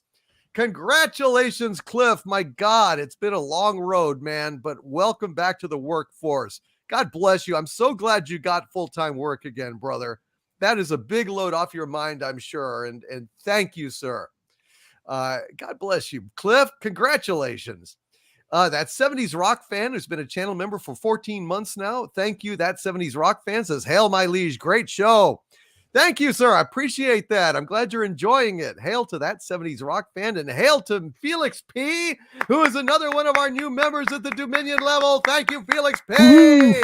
All right, dude. All right. Well done. Felix P., welcome, chair. Welcome. Fanto 5692 with a very generous $20 super chat. Thank you, Fanto. Says, I know some people have a problem with Amazon Prime Video, but I have to say, The Legend of Vox Machina is gory, raunchy, unapologetic, and awesome. Worth at least a look.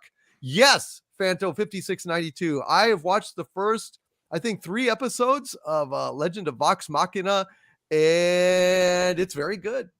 It's very good. Have any of you guys seen Vox Machina yet? Nope. No? I don't think so. It's good. It's basically D&D animated, and it's well done. Get to see some animated boobs and some sex and gory stuff, and the characters are well done. It's a nice job. Definitely worth a look, folks. Is that the TV series?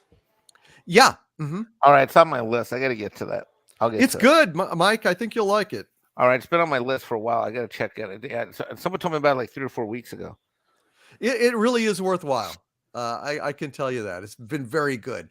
And hail to the Catman, aka DD Myers in the chat, says, Lord DVD, that for this show tonight, been looking forward to it for days and really glad it's here. Well, you're welcome, man. Thank you for being here. Thank you all for joining us on Sunday nights for Pop Culture Breakdown.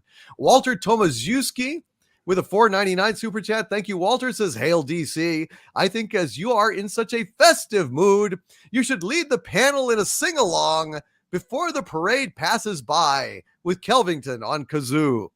Now, Walter, last week, we all tried to sing happy birthday to Corione, and it was a very excellent. It breaks StreamYards. Yes. Yeah, all out of sync. It was full of love, but definitely not in sync. I heard that on the show replay that yeah. It was not good. It was nay Scottish in the old SNL sketch terms. It was nay Scottish. But thank you, Walter. We are in a festive mood, having fun, mainly because of all these great folks. And Mercenary X21 with a $10 super chat, also about Ghostbusters 2.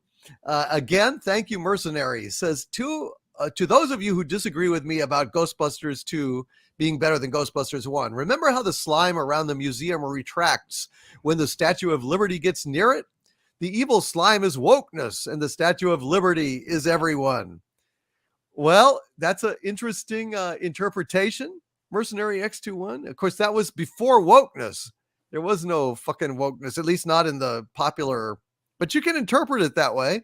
And listen, nobody is slamming you, brother, for preferring Ghostbusters 2. You let that flag fly proudly. Happy to have you here, man. Do not worry about it at all. No, there was some great bits in it.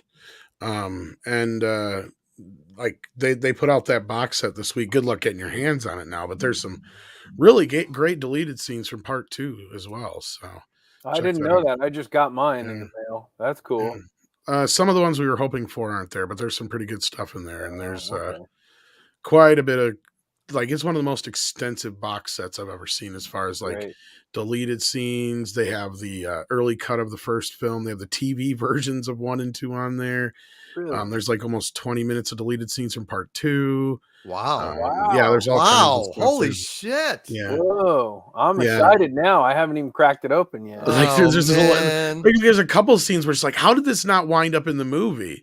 Wow. Like the scene where they're sitting there talking and they're eating the Chinese food and he's like, we should take her out. We don't want to lose her. I need to borrow some petty cash. And Dan Aykroyd's like, this is the last of the petty cash. Well, they cut out a bit there right at the end where Bill Murray's like, did you check and see how much it would cost if we burned down the place? If we do it ourselves, we could save about $2,500. It's like, how did that not stay in the movie? Kelvington, we need super cuts of Ghostbusters and Ghostbusters 2. Yeah.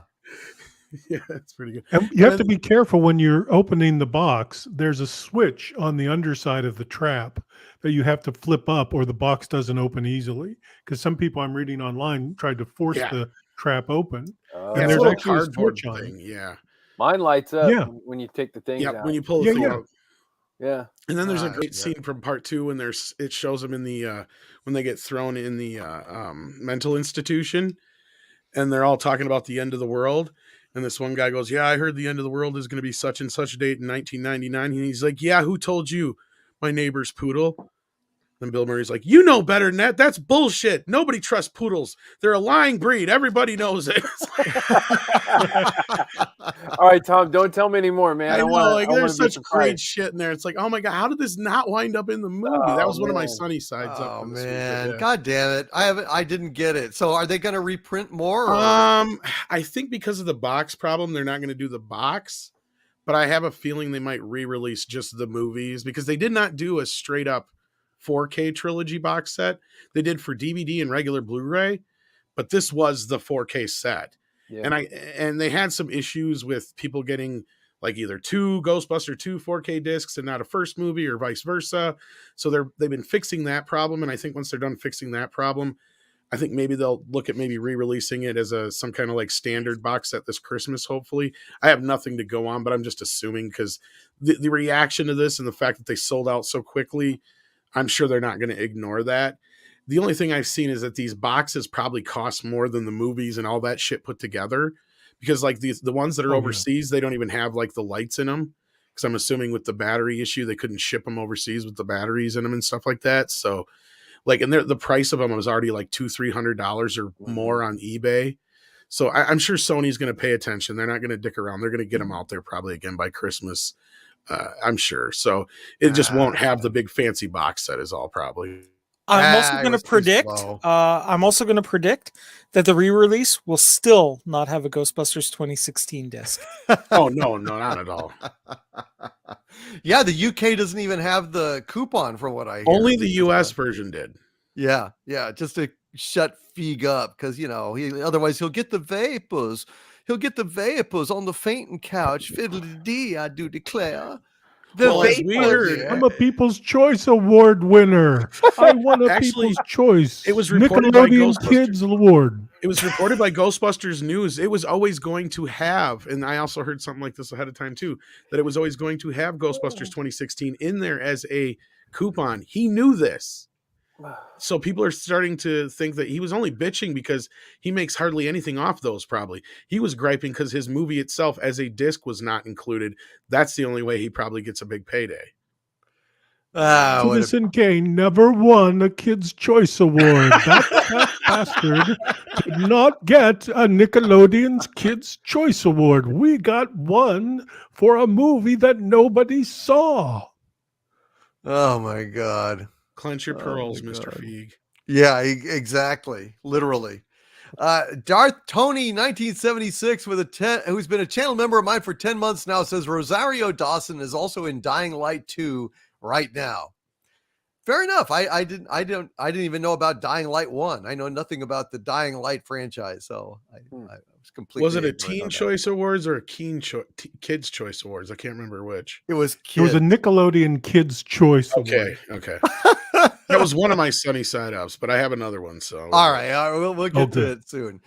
Susan Dolan with a $5 super chat. Thank you, Susan. Says, "Hail Doomcock and guests, enjoying warm weather in Hidalgo, getting tossed under the bus, and probably to save KK's butt due to his big mouth."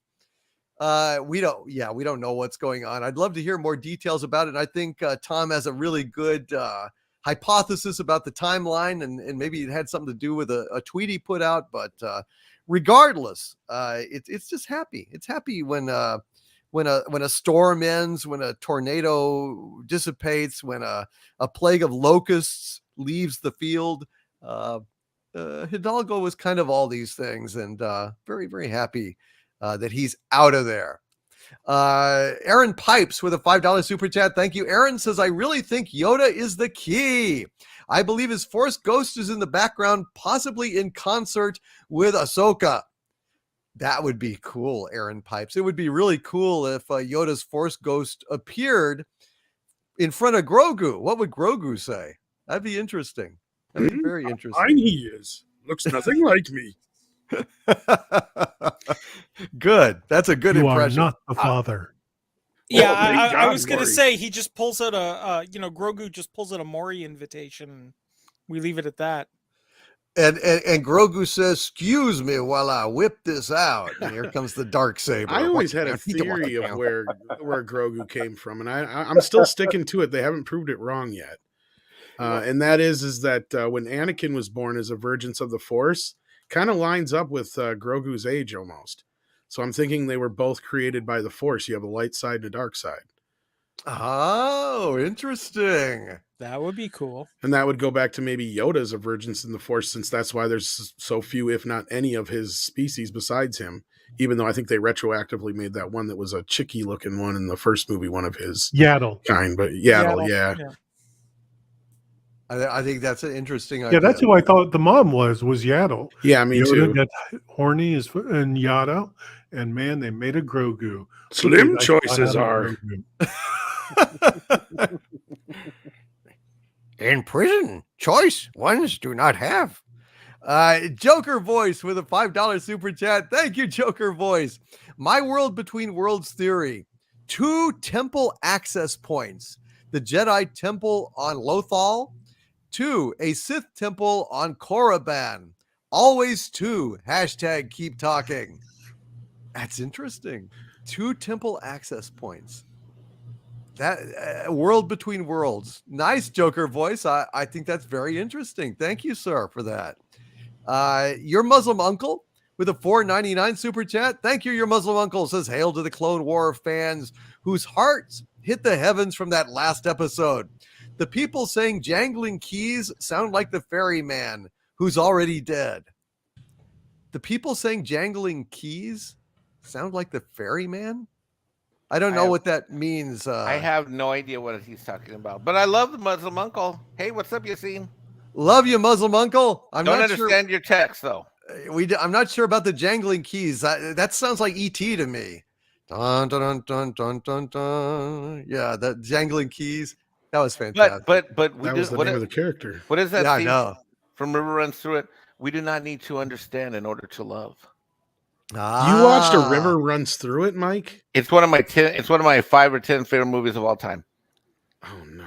And it's one of my 4 favorite books that I've ever read, and I've heard it's a good movie though. I read it. I've read the book 20 times easily. I like the book. Why a brown man can't like a river that runs through it? No, I'm just curious if the book answers what the river is running through. It is it runs through. What is it? It's a river. It is life. It is a rock. It is all things that are around us. All things we understand. Okay, this is not the purpose of the show. Is the river the force? You're telling me metaphor. That's not how the force works. Okay, Kelvin, tell me to be quiet and let's go back to the show. No, keep going, Mike. Keep digging. Keep digging, Mike. No, I can already feel Kelvington loading up like a shotgun to nail me. No, I'm done. I'm done. I'm muting. But then Mike goes on. I just want to say this though: A River Runs Through It is not as good as Love Actually. So, you know. Oh. Although Kelvington, I was going to say, I'm just curious whether you're using pellet or rock salt right now. Like, where are we on the Kelvington scale of reprisal? Birdshot, buckshot, birdshot, buckshot, buckshot, buckshot. Blood. 3 people got that joke. I just sounded funny, but I don't think I got it. But Mike, I was just teasing you, brother. I know. I'm just playing. I'm going with it.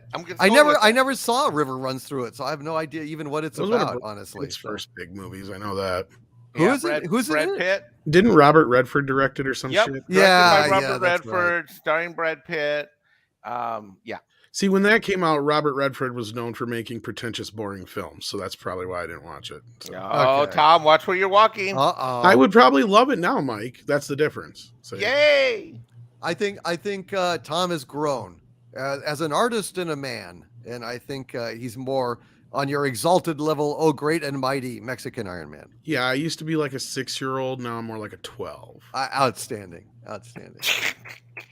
It's just Tom looks at it. Looks at the rating, sees there's no nudity in it, moves on. Yeah, it's just automatic. That's why heavy metal's on constant rotation. Yeah, exactly. Like in that scene where she turns around and they go boing. You know, I mean, it's got boobs, babes, rock and roll, dragons, skeletons. I mean, monsters, fuck. yeah. What else? You need, like John Candy? Come on. Yeah. Robots doing coke and aliens doing coke and shit. An Rick alien Moranis fucking a chick. Harold Mint and or Harold a robot Ramis. fucking a chick. Yeah, Harold Ramis. Yeah. As the aliens doing blow. I fucked that up. It's the robot fucking the chick and the aliens doing blow. That's what it is. There you go. Sounds like a great movie to me. Heavy Metal's a perfect film. I don't care what anybody says. Oh yeah, it's great. I love it. And CB Spock in the chat. Hail to CB Spock says, pretty sad that CGI fake Luke makes fans happy. Have you forgotten Sea Cow Luke? No, I have not, CB Spock, and that is exactly why I'm saying if Sea Cow Luke prevails, if this is leading to Sea Cow Luke, then I want to get off this train because I do not want that destination. I'm not going to fucking go there. So there you go. Well, there's one way around this, and that is that we explain how these characters got to this point throughout these series, and then we have an understanding of why Luke's like, fuck off, bitch. And then they pick up right after Rise of Skywalker, and we realize whatever she just did fucked up everything, and now they got to fix it. See, that's how you get around that. And Luke's just like, I fucking told you people. Oh my god. You guys remember when Luke vaulted across those rocks in Last Jedi? Do you remember that scene? Yeah. Well, of course. What did he use? Yeah. Wasn't it like a giant bamboo stick or something? Big, huge bamboo spear thing. Yeah, some kind of fucking Pole vault. You know, I could have sworn I saw a lot of bamboo on that planet in the Boba Fett episode. Yeah. Are you drawing? No, connections that's here? not the same planet. Okay. I thought I saw remember it was some on bamboo. it was on the cliff, like around where the sea was, and it looked basically like Scotland or something. This was Isn't like a that where they warm shot it? forest and shit. Yes. It's like Octu in the that film, if I'm not mistaken. Right. Yeah. And this is different planet. It's clearly, don't you think? I mean, it looks different to me. Looks but- totally different to me. Totally. Yeah. Something could have happened to it. Just so you guys know, I'm kidding about the fixing it. There is no fixing this shit. Well, they could, but are they going to? That's the question. I hope so. Let's have a few more, and then we're going to get on to Peacemaker, my favorite show that's on right now. Black Wolf Inc. with a $5 super chat. Thank you, Black Wolf says, Overlord DVD, in your original report, you said that parts of the sequel trilogy would be retconned until eventually it will be removed, and then says Midnight's Edge. So I'm not sure what that Midnight's Edge were. What did we say on Midnight's Edge? I don't know, but he says in my original report, I said that parts of the sequel trilogy would be retconned until eventually it will be removed. I didn't really talk about what order or anything because I didn't know, but I knew that eventually the idea was that they're working toward, marginalizing and destroying the Disney sequel trilogy. But as far as what steps or anything, I don't know. Obviously, or I wouldn't be so upset about what's coming. They better not fuck this up. That's all Unless I'm I saying. missed a show that I didn't know about. I'm pretty sure we never said anything like that on Midnight's Edge and Midnight's Edge. Yeah. Tom? I mean, we did a video way back when Doomcock initially did the report, and I think we just said, Doomcock said this, and this is what we had heard, and basically I think what we had said at that time is similarly what I was saying earlier, was just like, yeah, they're going to kind of dance around it, but they're never really going to go back to it per se. Retconning it is very different. I think we have to understand, like, we want it canceled, right, Doomcock? That's what we want. Yes. Yes. Okay. But there's other things that could happen, like Tom's saying, they could just ignore it and dance around it. And I know we said that a minute. I mean, most of the series we have right now are in the period between episode 4 and episode 3, and the period right after Return of the Jedi is like when most things are set until the Acolyte comes out. That's pretty much where everything's been, if you don't count the Clone Wars cartoon, of course, and wherever Visions went with their stories. But like, I mean, as far as the main run of shows, like Ahsoka is going to be a spinoff of this. The Rangers show was supposed to be a spinoff of this. All like 80% of these shows are all spinoffs of Mandalorian, or like Andor and Obi-Wan take place between the sequel and the prequels. So these are all eras that are nowhere near the sequel trilogy. But again, I can't see them necessarily erasing everything. It's just one of those things where it's like you almost have to kind of fucking deal with it. It's just there. Star Wars has never been like a lot of other. I mean, it's always had a same continuity. They've never, retconned anything necessarily, unless you count certain things you want to argue about in the prequels, which, is a whole nother argument to be had. But other than that, I mean, there has been no solid retcons. There's been no solid time travel, unless you get into like certain aspects of the Clone Wars and the whole thing we keep talking about, the Veil of the Force. But even that, as far as my understanding goes, that's not so much as a time travel thing as it is like you can just see mirror universes or something like that. I don't remember exactly how it works, but well, I don't it was know. my understanding, Tom, that all like time and space kind of intersects in this right realm. Well, and from what somebody had told me, because again, I did not watch the Clone Wars. I went to that movie when it came out, which was the pilot basically, and I thought it was dumb as hell. And it wasn't until a while later people are like, oh no, you gotta watch it, so I bought it, and I just haven't got around to it yet. But yeah, I thought I was under the understanding that the veil was just basically something that Dave Filoni set up so he could hide Ahsoka in it during Order 66, because George Lucas actually wanted her to die. Not exactly. Not exactly. Corion, I defer to you. Yeah, so I don't know much about it. There is a sequel animated series to the Clone Wars called Star Wars Rebels, which is where the World Between Worlds takes place. The end of Clone Wars leaves everyone with the impression that Ahsoka is dead. Because of that and her own capabilities in terms of being able to, lay low and hide, allows her to survive to the point of Star Wars Rebels. In Rebels, there are a lot of situations that happen, but the long and short of it is they discover a way into the World Between Worlds and pull Ahsoka out into the modern day.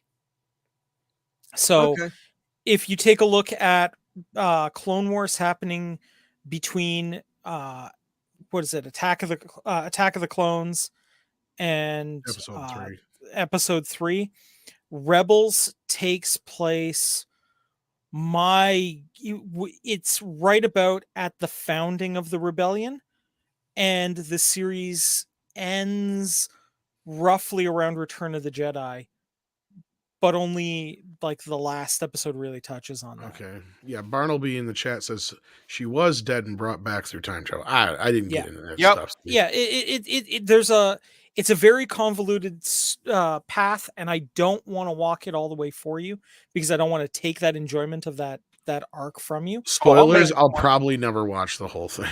Fair enough, but I would really recommend taking a look and giving it a shot. I mean, I personally found Rebels, the first season of it, to be kind of rough, but it does get better very quickly afterwards. Yep. Fair Unless enough. I suddenly find a shit ton of time on my hands and get through the 100 million other things that I want to see, then maybe. Including Peacemaker, Tom. Including Peacemaker, which is really something I've been wanting to watch, yes. You got to. Here's the simple way to... Go I ahead. was going to say, here's a simple way to understand the Veil of the Force. The Veil of the Force is the guardian of forever. In Star Trek, time travel only exists when you go back in time and you can't fuck anything up. And every episode of Star Trek, they go back on their own timeline and they can't fuck anything up unless you use a device like the Guardian of Forever. And the Guardian Forever bypasses all that and just drops you into the moment, and then you can fuck things up. The Veil of the Force is almost exactly the same concept. Since they don't have true time travel, the Veil of the Force, just like the Guardian, drops you into a moment. Thank you, brilliant. Covington. God, that was brilliant. Yeah. Well said, sir. And that brings us to Sunny Side Up, don't you think? I think it does. Let it snow, let it snow, let it snow. Yeah, Harvey's evil. All right, I know that Tom has got to go, so let's let Tom go first, shall we?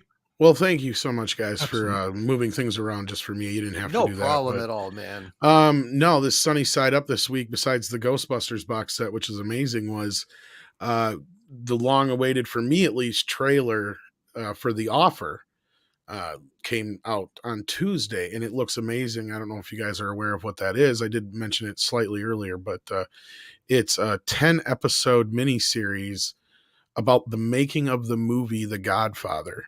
Oh, wow. And Holy it's shit. from the guy who, this is who we were talking about earlier, when Cameron was in here, the guy who wrote The Player is actually making it. And it's got a decent cast, it looks like. Looks pretty intense and exciting, and I'm looking forward to it. And the sad part is, though, it's on Paramount Plus. So, as always, just when I cancel, they pull me back in. I can't subscribe. It looks so good. I had it before for South Park, and I just canceled here when after the last South Park thing was done. But that was my other Sunny Side Out. Was this the new season of South Park started this last week, and they're back in form. Really? But the Offer looks really good, and I've been saying for a while we need more things like this. I want to see more making of these classic things. Like I'd love to see a miniseries or a movie about the making of Jaws, Star Wars, all these classic movies that have or Apocalypse Now, even, movies that have just as interesting or more, or the making of the movies were more interesting than the movie themselves in some cases, So I think that if this is good and it does well, maybe we'll see more of those. I know it's on Paramount Plus, and that's not a favorite around here, but maybe these are the kind of things that we need to encourage them to do, like that and Yellowstone and some of the other hits they've actually had, not Star Trek. Damn. Well, I was unaware of the offer. I want nothing to do with Paramount Plus, so I guess maybe I'll have to find a friend and a password or something so I can check it out at some point. Well, a Mexican friend will help you with that. Yeah. Thank you, because I need to see that. That sounds absolutely fantastic. God dang, that's going to be great. Thank you, Tom. Man, that's awesome. Yeah, it's supposed to be pretty good, and I'm looking forward to it. And as always, it's always fun to get to hang out with you guys and talk shit. And hopefully I get a chance to watch the Peacemaker so I can actually join in on the conversation. But I don't want to spoil it for myself, and I had to head out anyway. So take care of yourselves. And Mike, I'll go warm up the couch for you. Thanks, brother. All right, Tom. God bless you, brother. Take care, guys. Man. Love you, man. Take care. Hopefully things get better for you, Kelvington, Tom. where you're at too, man. Tom, aren't you going to promote The that you weather and released shit. your new single today?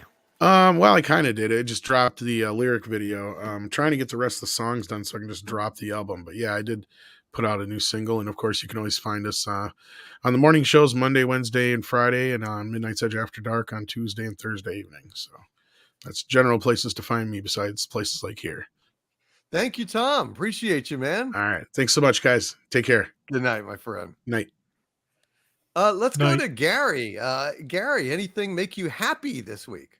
Yeah, there's a couple of things. First off, the Boba Fett helmet restoration is going really nice, in spite of what Rancor Steve did to one of the helmets. But it's looking really great. It's coming along really nice, and I'm super proud of it. We were able to find all kinds of original photos that were taken at the time when Empire Strikes Back was being shot, and I'm looking at those photos every second as I'm working on it. So it's looking really good. Another thing I got, I'm going to show you guys this here. You horror fans might recognize this prop here. Don't know if you can see it. Ooh. But yeah, it's pretty darn cool. I just finished it today, and I'm doing a new kind of process with it. It's supposed to be, as you know, a marble ashtray. But the way I cast it is like actually marble, where you mix several different colors of the plastic and you kind of pour it, and it has the kind of marbly, swirly texture in the actual prop.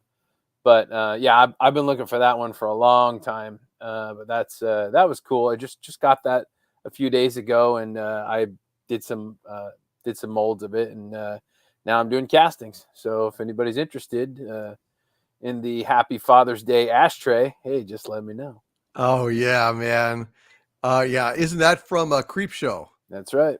Yeah, like Yeah, she it's goes actually crazy. That was a great movie, by the way. I love Creep that Show movie. was awesome. It's one of my favorite horror movies. It's actually in every single scene, in every single segment of the movie. It's in the background. Oh, I did not notice that. Yeah, it's in every one of the other segments. It's just kind of a background prop, which I thought was kind of cool. Yeah, that was my sunny side up.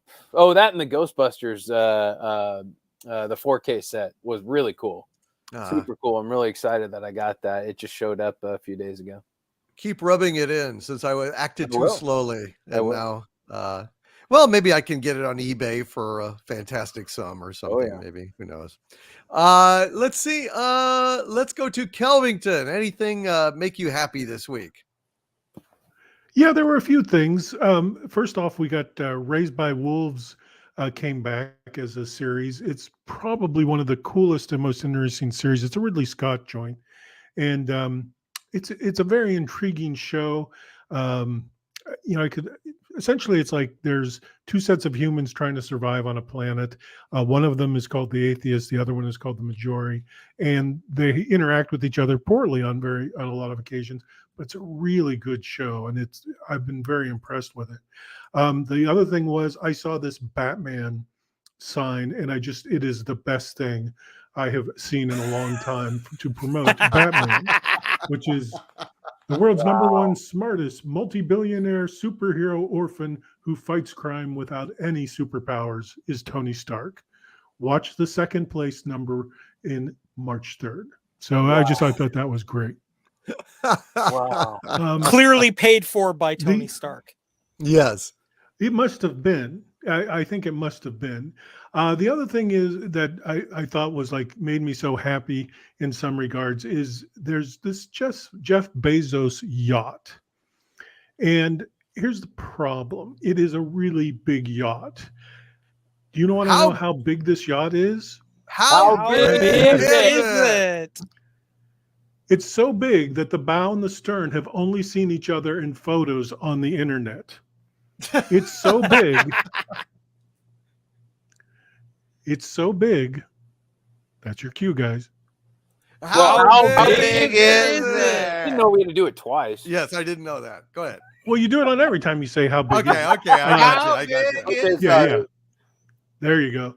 It's going to have an affair with the Holland Tunnel. The business yacht is so big. How big is it? It's so big it has to tuck its gunnel into its dinghy. Two people. That's the perfect joke. And it is so big. How big is it? It has to be measured with mile markers. So this yacht, this is a big deal because they're going to have to tear down a historic bridge to get this yacht out of its area. And they didn't figure that out before they built the goddamn thing. So this big, huge fucking yacht, they're going to tear down this bridge that was created in the 1800s. It's called the De Hef Bridge. And people are furious they're going to have to take this down to appease Jeff Bezos, who has offered to pay to have it, taken down and put back. Now, here's the thing about this yacht. I don't care how big it is never going to bring his hair back. It is never going to bring his wife back. And is not going to make his dick even a half an inch longer. So you can have the biggest fucking boat in the world, but you ain't got a lot of else. All the money, that's fine. Don't care. And the last thing that made me happy, and this is, because I'm an Anglophile and I've spent time in Britain, lived there for a while, is that Queen Elizabeth has celebrated her platinum jubilee. She has been queen for 70 years as of today. She's 95 years old. She became the Queen of Britain after, so long ago, like 1952, February 6, 1952. And she was made queen when she was not even in the United Kingdom. And now technically she didn't have a coronation until much later. And a lot of people say, well, that's really when she became queen. But when her dad died, she became queen. And it is so nice to see that, like we have somebody, and I just hope she outlives all of her family so that they don't know what to do next. Like Prince Charles never impressed me, so I hope she outlives him. And the kids of his, I hope she outlives all of them. I want her to be queen for the next 100 years. So those were my sunny sides up this week. Outstanding.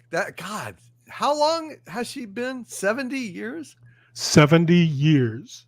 As queen. Jesus. February 6, 1952. God, she's been queen longer than we've been alive. That's astonishing. Wow. Let's see. Mexican Iron Man, did you have a sunny side up this week? Yeah, mine's gonna be easy because I recently did a trip to San Diego, and I'm gonna give a huge shout out to Archvillain Primarch Darren. I'm not gonna dox your last name. And also want to say shout out to John Kakuza. So both those gentlemen I met in San Diego, and it was awesome. And hail Xanadu, and hail the one-on-one in-person connections. It was fantastic meeting both these very successful, great fans of yours and other channels on YouTube, and it was wonderful. It was great. Fantastic, man. Absolutely fantastic. Mike, are you still coming out to San Jose? Not sure when, but Call I'll keep me you when you posted. do. Sounds good. Corion Witch in Residence, anything make you happy this week? Well, I mean, for starters, the Rams won, so there's always that wonderful piece of news. Go ahead. But actually, there is a little piece of news that's come up. I don't know how many of you guys are this deep into the woo-woo lore, but there is a ring out there called an Atlantean ring. Now, supposedly this was found in a little marketplace in the middle of nowhere, initially by one of the very early Egyptian tomb explorers, and supposedly its magic kept him safe from all the various booby traps that wound up killing off most of the people that he worked with. And the legend goes that the day he died was actually the day he took off the ring and gave it to his son. Well, other Atlantean rings have shown up in various little tiny corners of the universe over the years. Some of them, very clearly fakes, but some of them are made from the same material as the original one found. Now, the original one is in a private hold that, is very difficult to get a hold of. However, one of the other ones that has shown up that is made out of the proper material is currently in a shipping container on its way to my house. Wow, that is sunny. That is very sunny. So I may, believe in it or not, I may have just tracked down a mystical object of earth-shattering power to call my own. And the world trembled. Congratulations, Carrion, Witch in Residence. That's fantastic. Thank you. Of course, it will only be used for the greater glory of Xanadu. Well, thank you, my friend. That makes me very, very happy indeed. Thank you, Carrion, Witch in Residence. You kick ass, brother. You kick ass. That's fantastic. Wow. Damn. Looking forward to seeing a picture of it. Yeah, I mean, as soon as it comes in, I'll put up pictures and see what I can learn from it. Fantastic.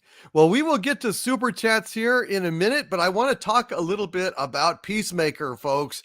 It is my favorite show on TV right now.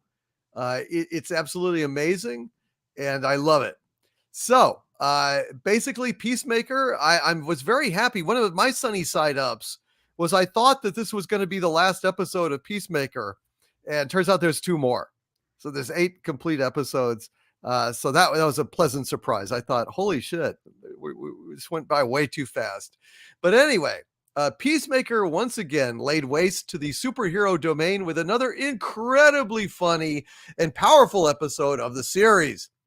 There was no recap, no review of what happened last week, just a crash cut for the next second after Adebayo discovers that Myrn is in fact a butterfly. Now, the episode runs at breakneck pace to show us who the butterflies are and what they are here for, including a Captain Pike-like interrogation scene of the captured butterfly using only yes and no as possible answers. And at the same time, the authorities have released the White Dragon, who is now coming to kill his son. While last week we got to see the squad behave as a cohesive team and they had some bonding and it was actually really wonderful. This week shows how most of that is going to be falling apart probably in the coming episodes. Peacemaker and Vigilante out of the loop, and the rest plan to assault the butterfly's main food supply. The show has given us moments of abject horror while watching the entirety of the town's law enforcement officers get killed and taken over by these aliens. What is juxtaposed is Peacemaker himself figuring out who he wants to be in life, and even playing a song on the piano as a tender emotional moment, which was something I never expected Peacemaker to have the discipline to learn the damn piano. That's amazing. Folks, very few shows have ever delivered not only huge laughs, but moments of quiet pathos mixed together like Peacemaker. I think we are in for a hell of an ending. With only 2 episodes left, I am absolutely convinced that they're going to stick that landing.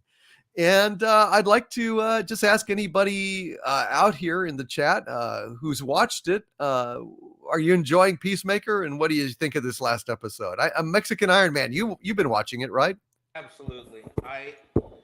I love this show. I I hated this character in the movie, and when Kelvington did his what I'm going to call the Kelvington Throwdown or the Kelvington Challenge, which he's done more than once, 2 or 3 times now, I think.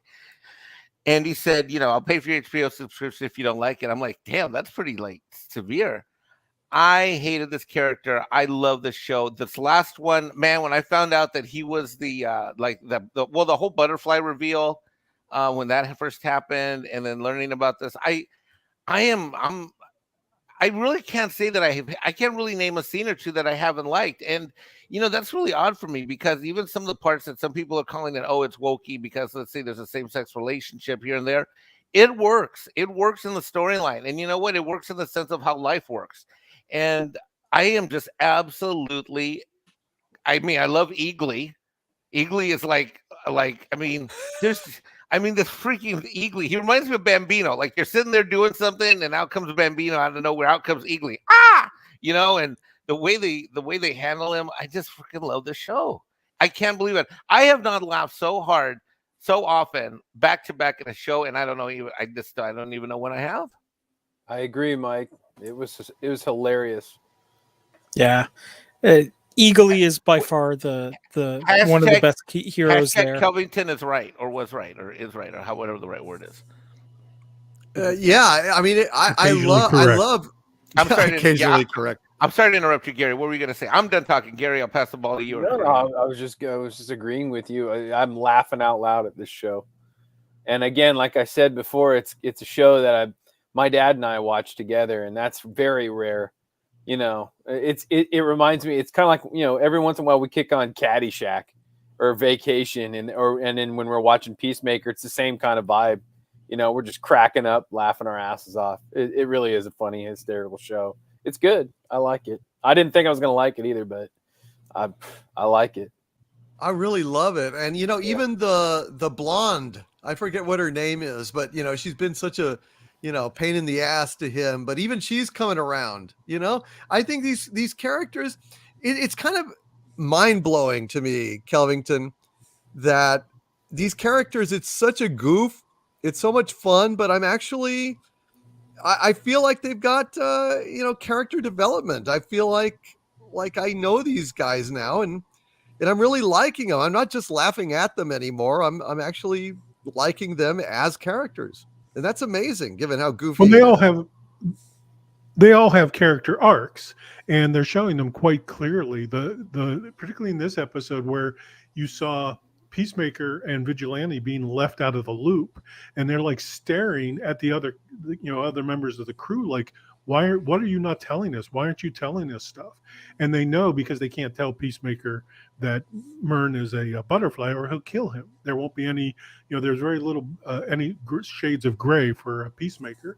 The scene that for me, and it happens early on, that I thought was amazing was the classroom scene. And in the classroom scene, Peacemaker's talking to the kids, and he names each of the kids that he's talking to. And anyone who would say this is a woke show does not realize, like the first kid, he called him Sad-Eye Kid. The fat kid, he called him Chubster. Then the what I thought was the best one. Oh God, I lost it. These kids. Yes, which was in my of course, this is when my OBS is now crashing. It says it is not responding. But they said gender swapped Alfred E. Newman, which is perfect. Like, God damn, they went after that kid. Wow. It looked just like her, like him. Oh my God, Kelvin! I'm sorry, I don't mean to interrupt, but oh my Christ, I lost it at that. I had to back it up and watch it again. I was like, gender swapped Alfred E. Newman. Ouch. And you also had Rubik's Cube World Champion 2025. That one was so funny. That's where I had to stop. I had to go, okay, I need to, and I'm still laughing at that. And then the other one that I thought was very subtle, which was Canadian Tuxedo. Which was yes. Yeah. Was that not like perfect? And the last one I thought that was cute, they called the girl with the very thin arms Paschetti arms. I heard that. Did he say spaghetti arms? And he's note that he said, and how do I know that he said Paschetti arms? Is because the kids in the show are fucking titled by Dead-Eyed Kid, Chubsters, Urkel. Alfred E. Newman, Urkel. Like, oh my God. Do you know, like, for a kid on television now to be, put onto a big show like this is amazing. And not to give them a name, an actual name, but to give them a name like Paschetti Arms. And they're going to have to, that's how it's going to say in their IMDb. Alice Comer played Paschetti Arms, not Julie Lockhart or anything of that nature. So I was really impressed with that. That whole scene cracked me up, and it showed that Peacemaker is kind of like a little kid. And there's also the thing like with Paschetti Arms. She goes, "Do you remember this woman?" He goes, "Yeah, about 10 years ago. I think you're my dad." And I almost fell off the couch laughing. Oh my God! Yeah, I know. Harvey turned pale at that. Yes, exactly. And there's one point where this guy, who's an amazing actor, and I regret I don't know his name, but he's in Stargate and a bunch of shows where he normally wears a lot of makeup, and he is a complete psychotic. Even though he said he wasn't going to go in with a sledgehammer, he absolutely is a fucking sledgehammer. And when Peacemaker gets back to the office and said, "Hey, you sent the fucking Joker out into the woods with us," and he's like, "I didn't want that." And he goes, "Nobody told me the Joker was going to be there." And I was like, "That's great."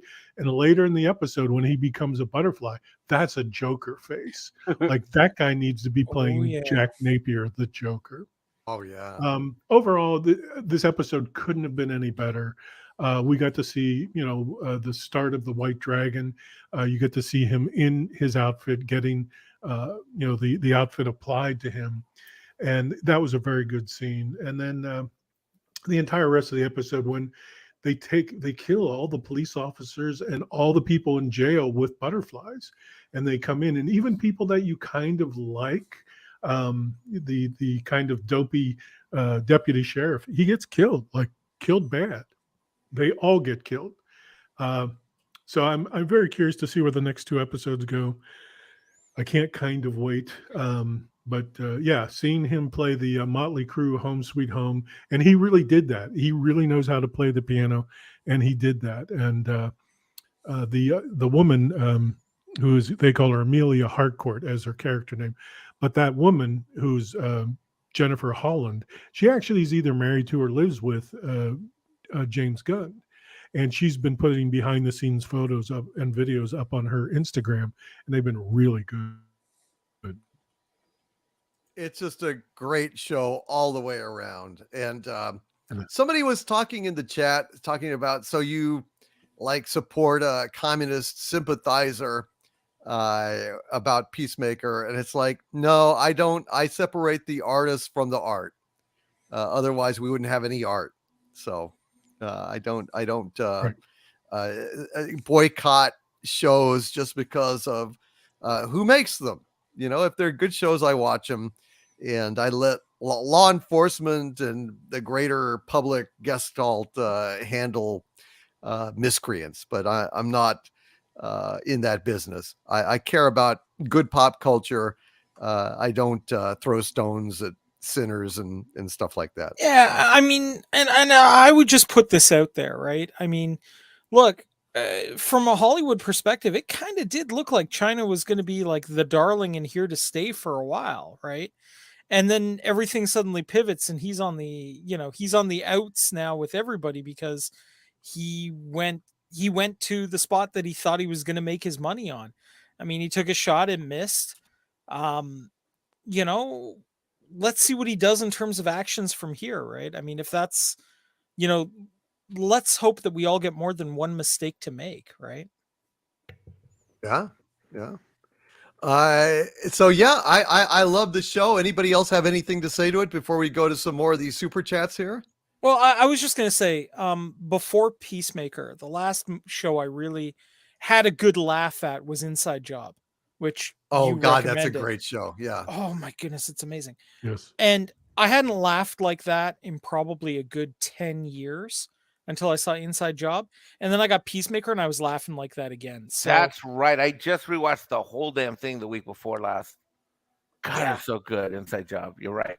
Yeah. And I mean, but Peacemaker has that level of humor that just I was sitting there laughing my head off and getting strange looks from the other people in my house. It was great. Absolutely fantastic. Inside Job, great show.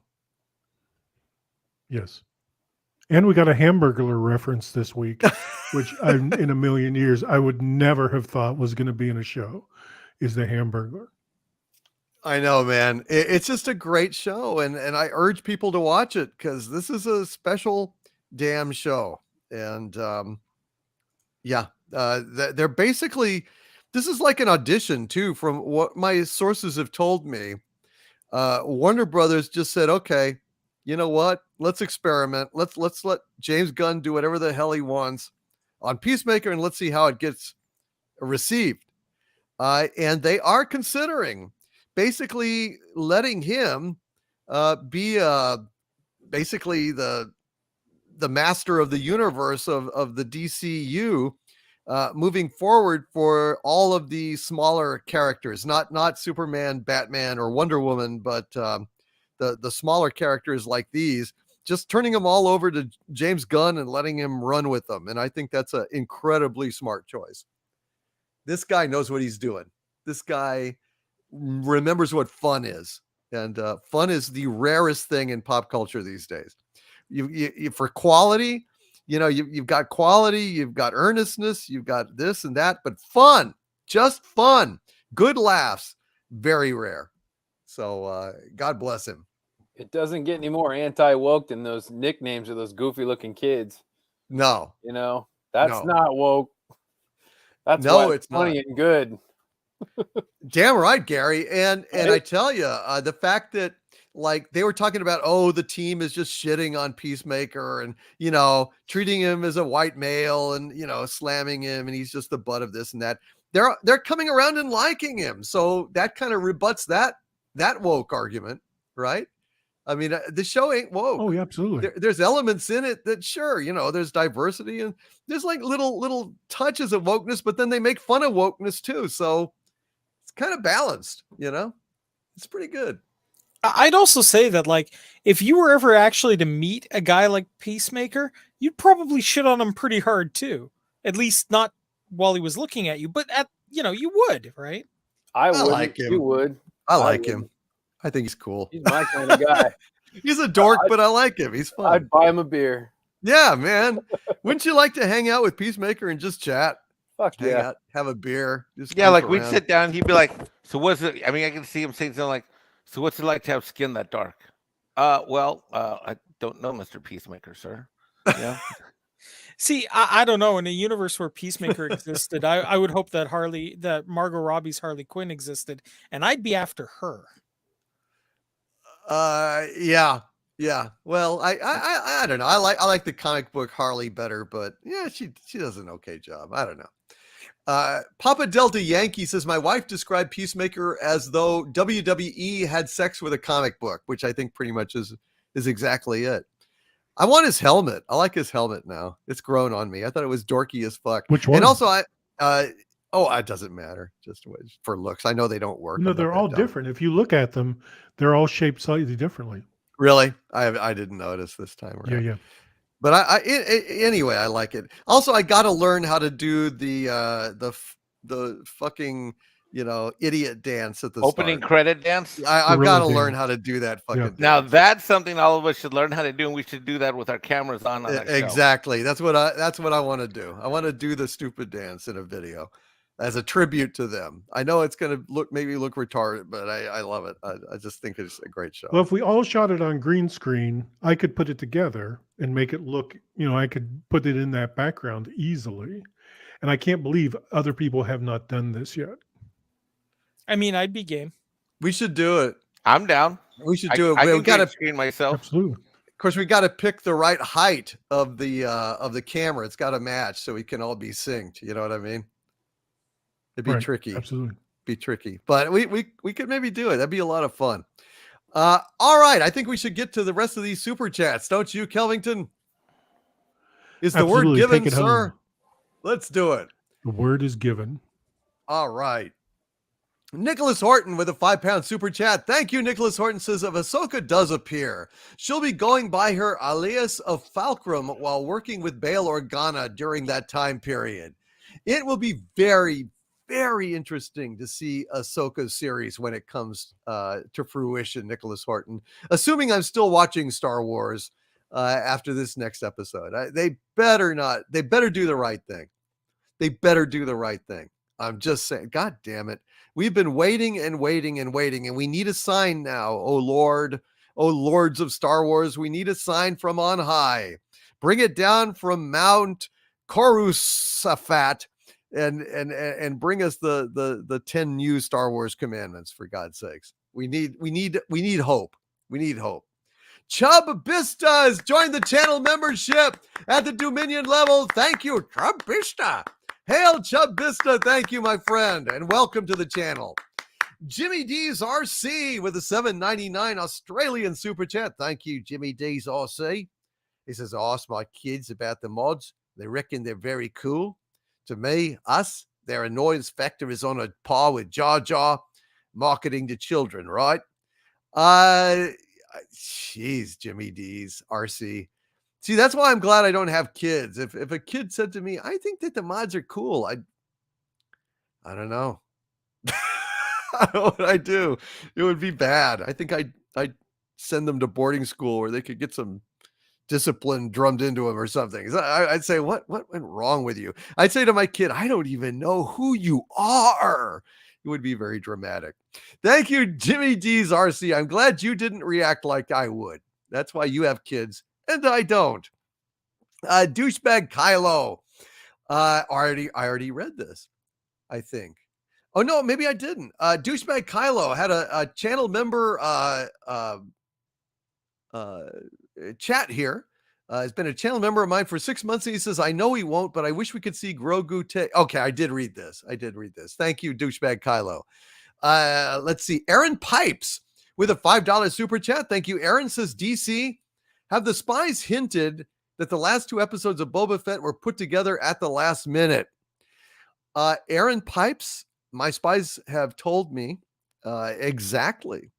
I actually, no, I take it back. This did not come through my Hollywood spies. This came to me directly from a news source. So, of course, it is somewhat suspect, but boy, everything added up so perfectly. I do, in fact, lend credence to this rumor about what happened with Boba Fett. What's the story with these last 2 episodes?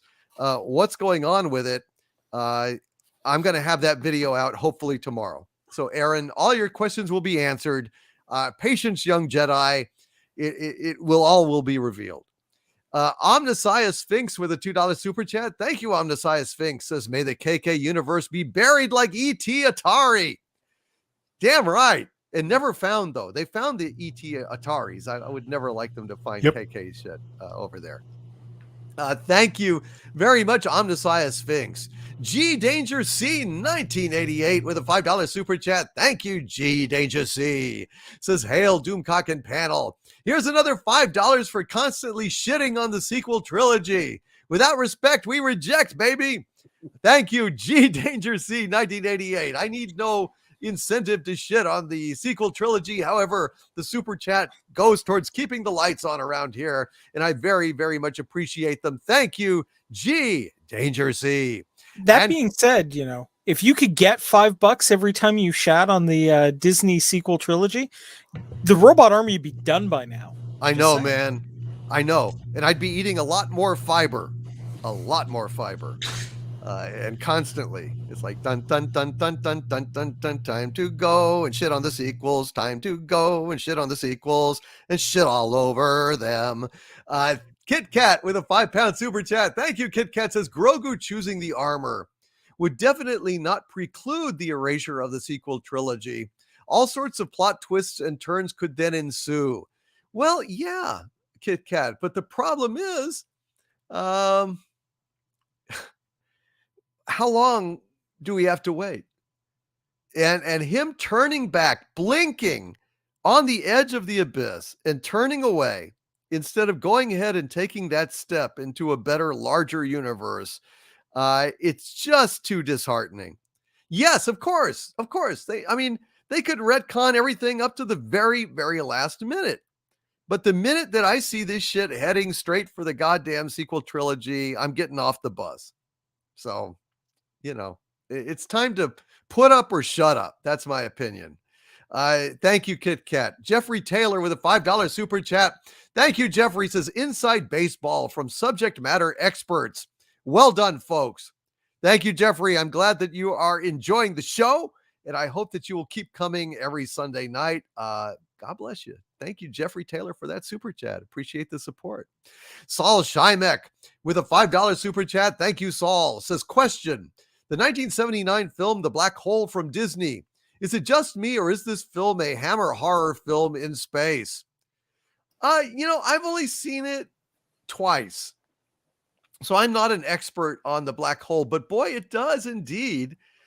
When you say it like that, it does kind of resemble a Hammer horror film in space. Kind of reminds me a little bit, too, of the atmosphere of horror in Space 1999, because I've always felt that that was basically a Hammer horror film in space. Like Dragon's Domain was absolutely horrific.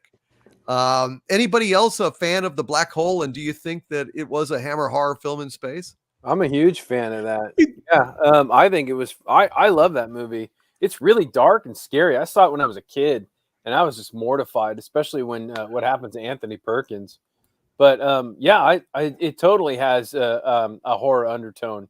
I mean, look at Maximilian. Look at the giant robot. Oh yeah, it's like the Tempest. It's like Shakespeare's Tempest in space. It's really really good. I hope one day. Well, I was gonna say I hope they remake it, but fuck the remake bullshit.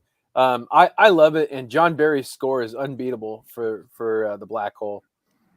I got a couple of Black Hole items. Maybe I'll pull them up on the show one day. I have a couple of the action figures of the evil giant robot Cyclops and the cute little goofy one, but I don't have any. They other had two.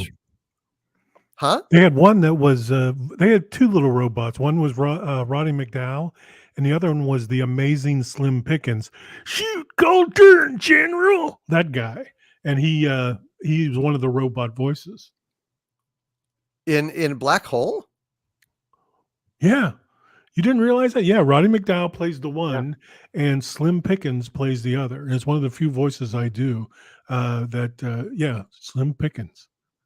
I did not. I did not know that. Interesting. Well, I need to rewatch that.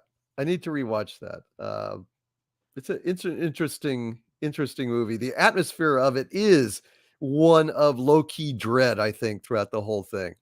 And you're right, Gary. I think that Maximilian Schell really is very much like Prospero in The Tempest. Yeah. Kind of this magician, this dark magician on this quest. Interesting movie.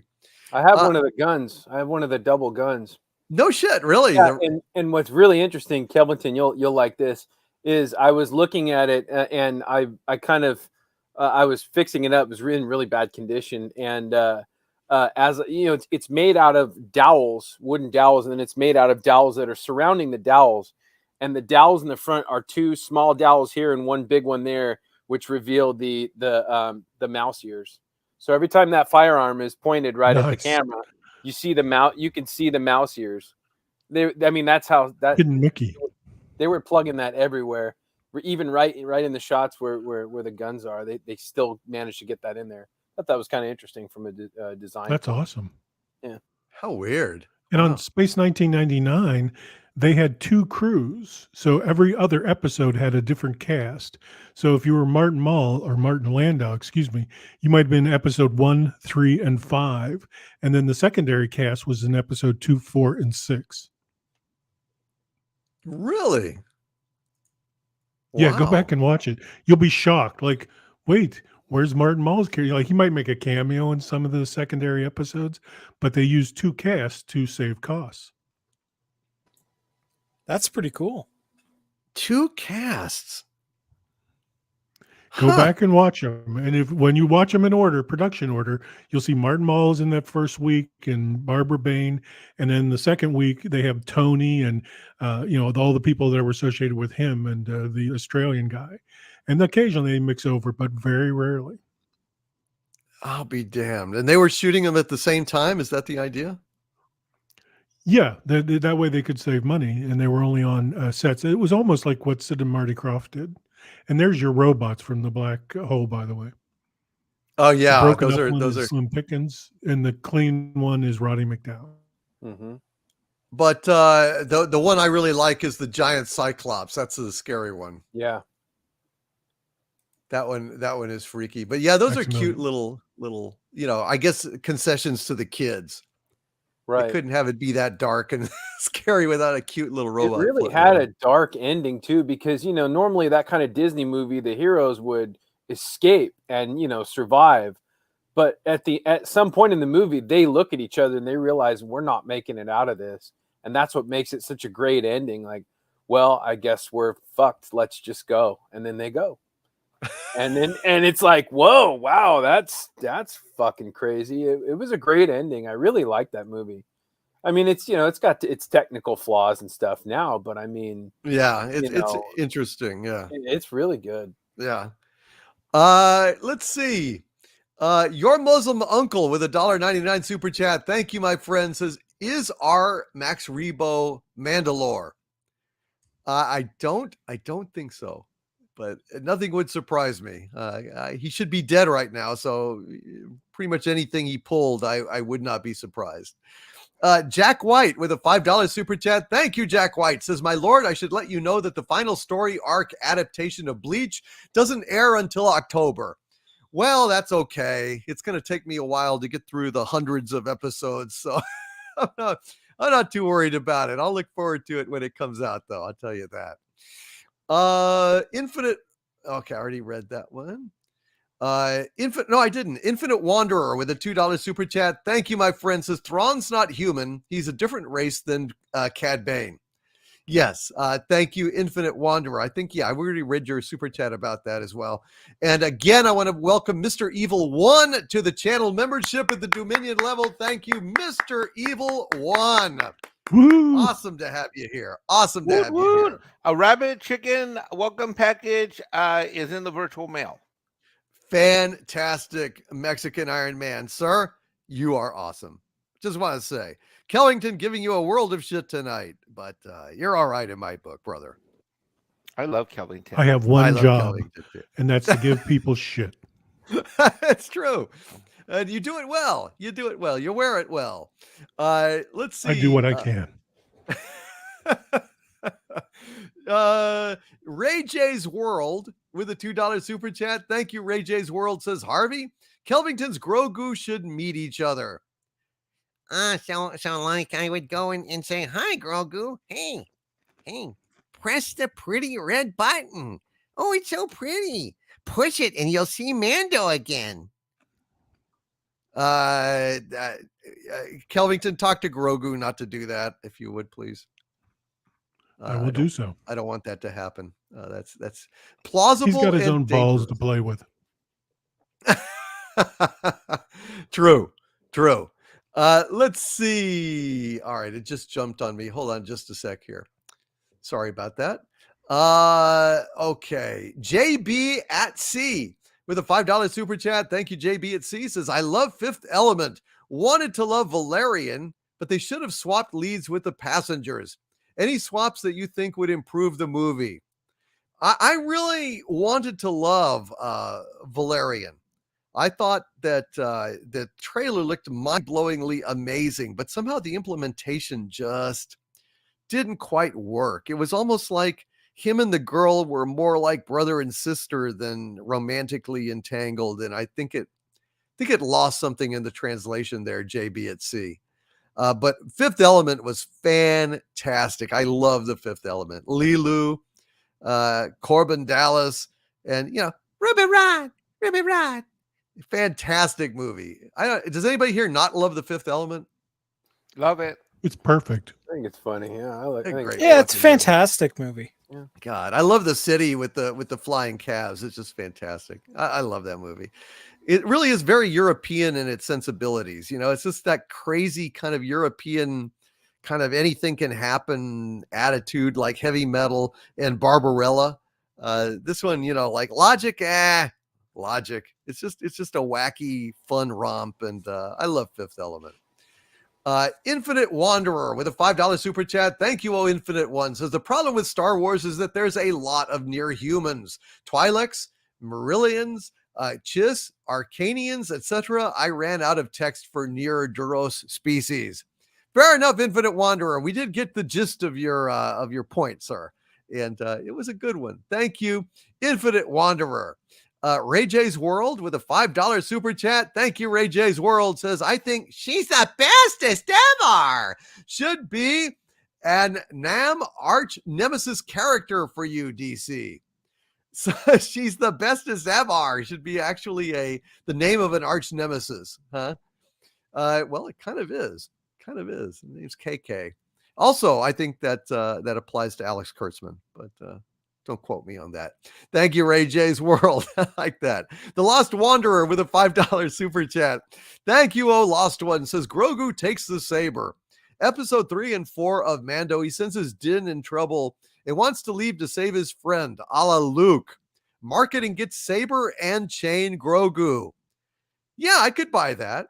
I mean, if as long as Luke teaches Grogu officially as his Jedi Master, even for one fucking lesson, it still makes him the first student and helps fuck up the whole woke timeline of the sequels. Hail, Lost Wanderer. Thank you for that. Patrick McCollum, who's been a channel member for 13 months at the Dominion level. Thank you, Patrick. Says, hail, Doomcock and chat. It's been a great 13 months.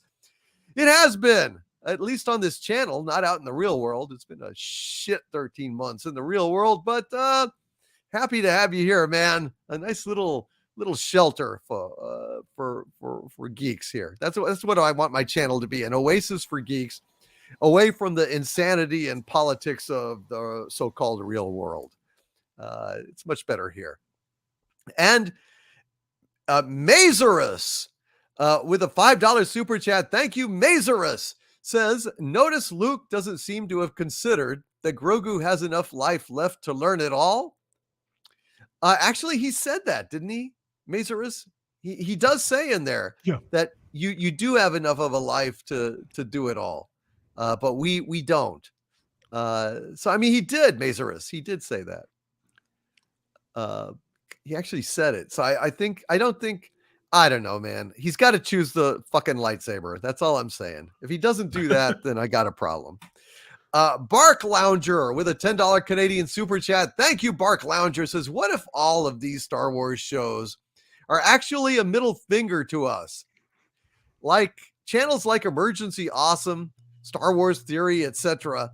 think they're leading to current bad trilogy with Wonder Ray and Swole Ren.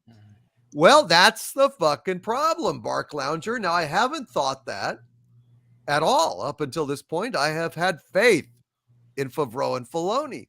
But if I see that is indeed where they are going, then I have a huge fucking problem with it, and I'm getting off that fucking crazy train.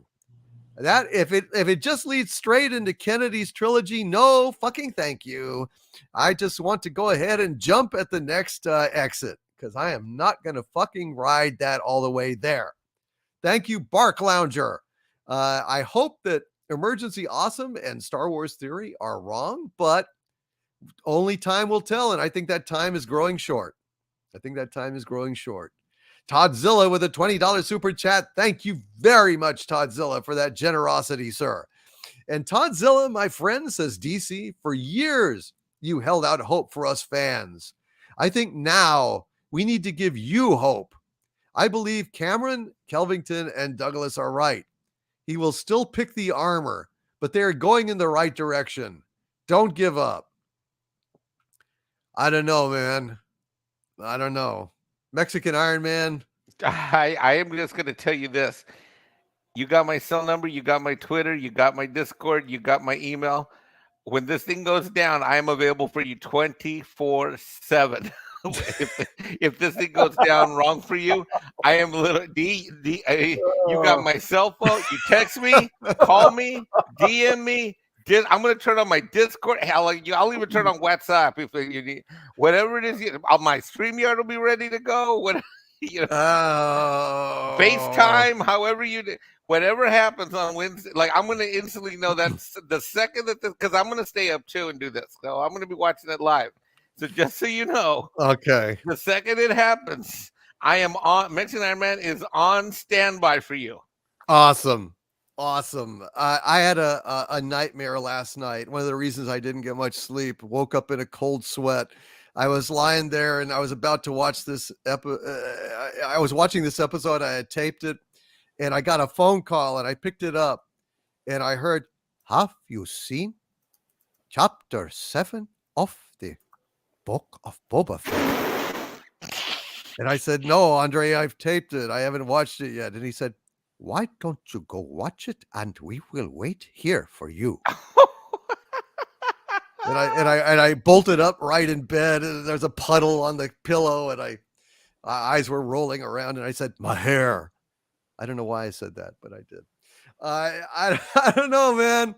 When Andre did that to me, and I had my He-Man meltdown on Midnight Sets live, which I was when I finished the rest of a bottle of scotch live on the air. I think I had 4 shots in a row. I was so effing upset. I was so effing upset. Wow. I literally finished. Yeah, I had 8 shots, I think, that day on Midnight Sets live in 4.5, 5 hours. I was hammered by the time I was done, and I was pissed. I was pissed. I just want to know, am I being, tell me the truth. Am I being unreasonable? Well, Possibly. really? Okay. I think Really? Now, hold on. Let me correct. Let me elaborate. I don't think that you're unreasonable, DC. I just think that they're not going to do what you're asking. Well, I don't then think they're fuck gonna 'em. do it. Yeah, I mean, what you're asking is right. It's what we should be getting, but I don't know that they're going to do it. I don't know, man. I mean, if it, I don't know.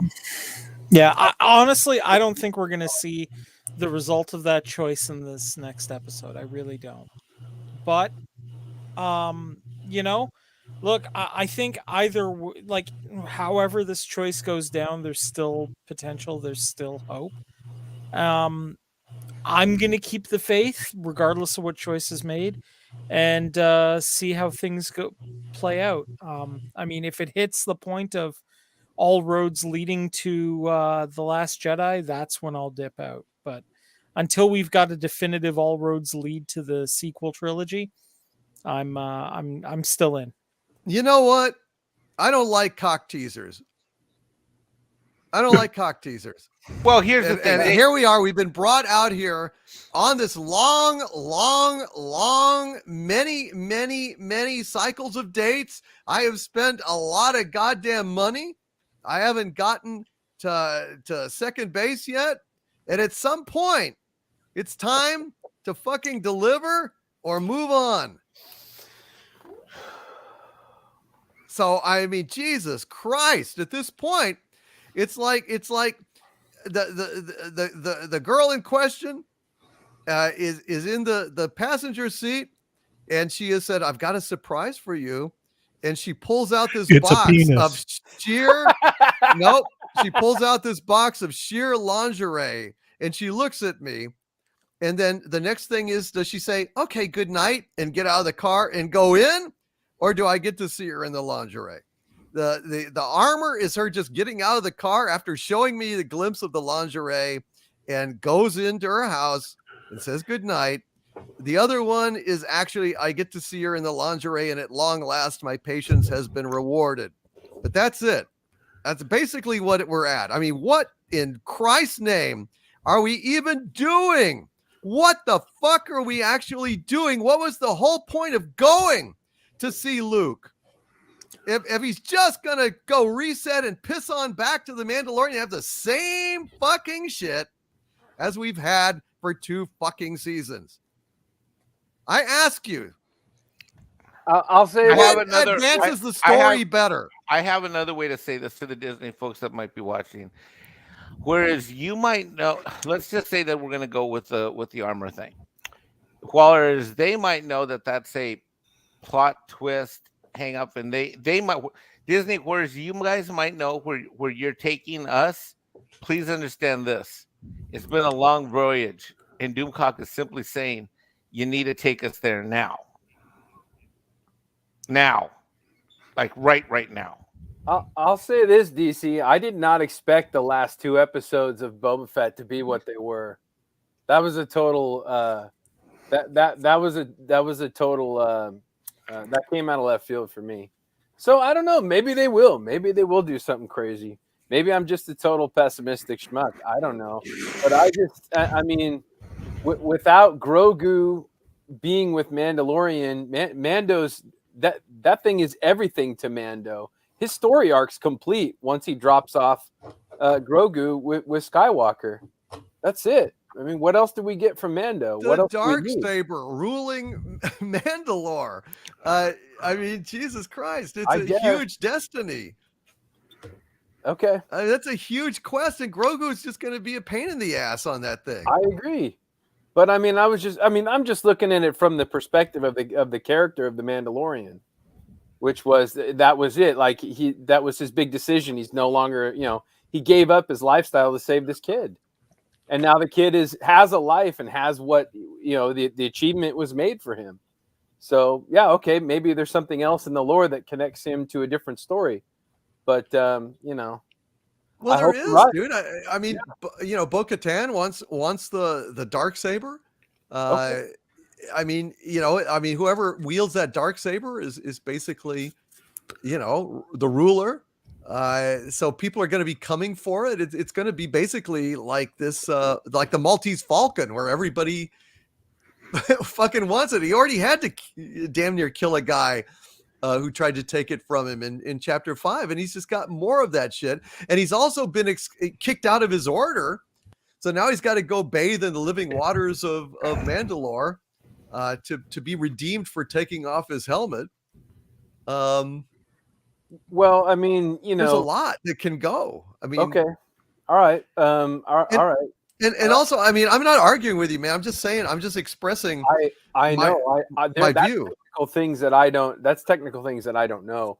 But again, my whole appeal with the Mandalorian was his relationship to the kid. So maybe there'll be a different series, and Mandalorian would be a part of that series, kind of like Boba Fett is a part of his series. You know what I mean? Maybe that's how they'll move forward. Maybe there won't be a specific Mandalorian show anymore. I don't know. But boy, this is a tough one. I don't know. Well, go ahead. Well, here's the problem with the armor. You're never going to get it over that kid's head. Right. There's no opening that gets it over that kid's head. 2, why didn't she make a head mail like she made the armor? Like, the biggest part of that kid's body is his fucking head. So you need to make an armor cover for him as well. And 3, and this is most important, anytime a woman says she has a surprise for you, it's always a penis. Never forget that. I'm just curious, Kelvington. Are you speaking from experience? No. Yes. Yes. Oh, and no. I'm not ashamed to admit it. And here's the thing I'll tell you. Like, hey, if you're getting, if you're dating somebody for like 2 or 3 weeks and you're being filleted and they're not letting you see them naked, they've got a penis. And every time a woman has said, I have a surprise for you, it's always turned out to be a penis. And it's been every single time. Now I know, as soon as they say it, I'm like, oh, you have a penis. Multiple times. Wow. Hashtag world's saddest birthday. Every time Exactly. they had. Hashtag my date had balls. Hashtag would you like to see my Darksaber?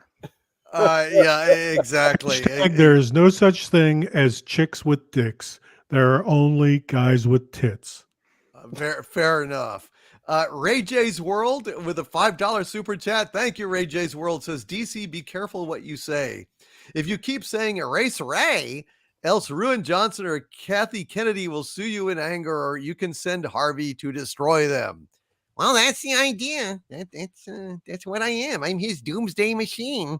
I don't look like a cone with a glowing end getting Commodore Decker, but I'm still a doomsday machine.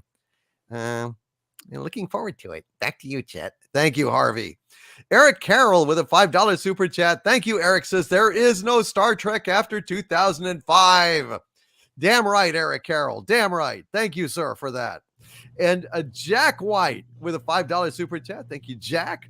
So, it's actually two $5 super chats in a row. Thank you, Jack, very much for those. Says George will never finish his series because he knows he can't deliver a satisfying ending because he is trying to build on top of a hole in the ground. He's talking about George R.R. Martin, not George Lucas. George will never finish his series because he knows he can't deliver a satisfying ending because he's trying to build on top of a hole in the ground because George set out to be subversive with his series of books and he has no good foundation to put the ending on. That may well be, Jack, but I think the real reason why George will never finish his series is because he's a lazy son of a bitch. And he took the money of countless fans, promising them a full story, and it's a broken promise he will never deliver, and I have zero respect for that. Boy, by God, when you have legions of people, millions of people who are investing their faith in you, how dare you fucking let them down?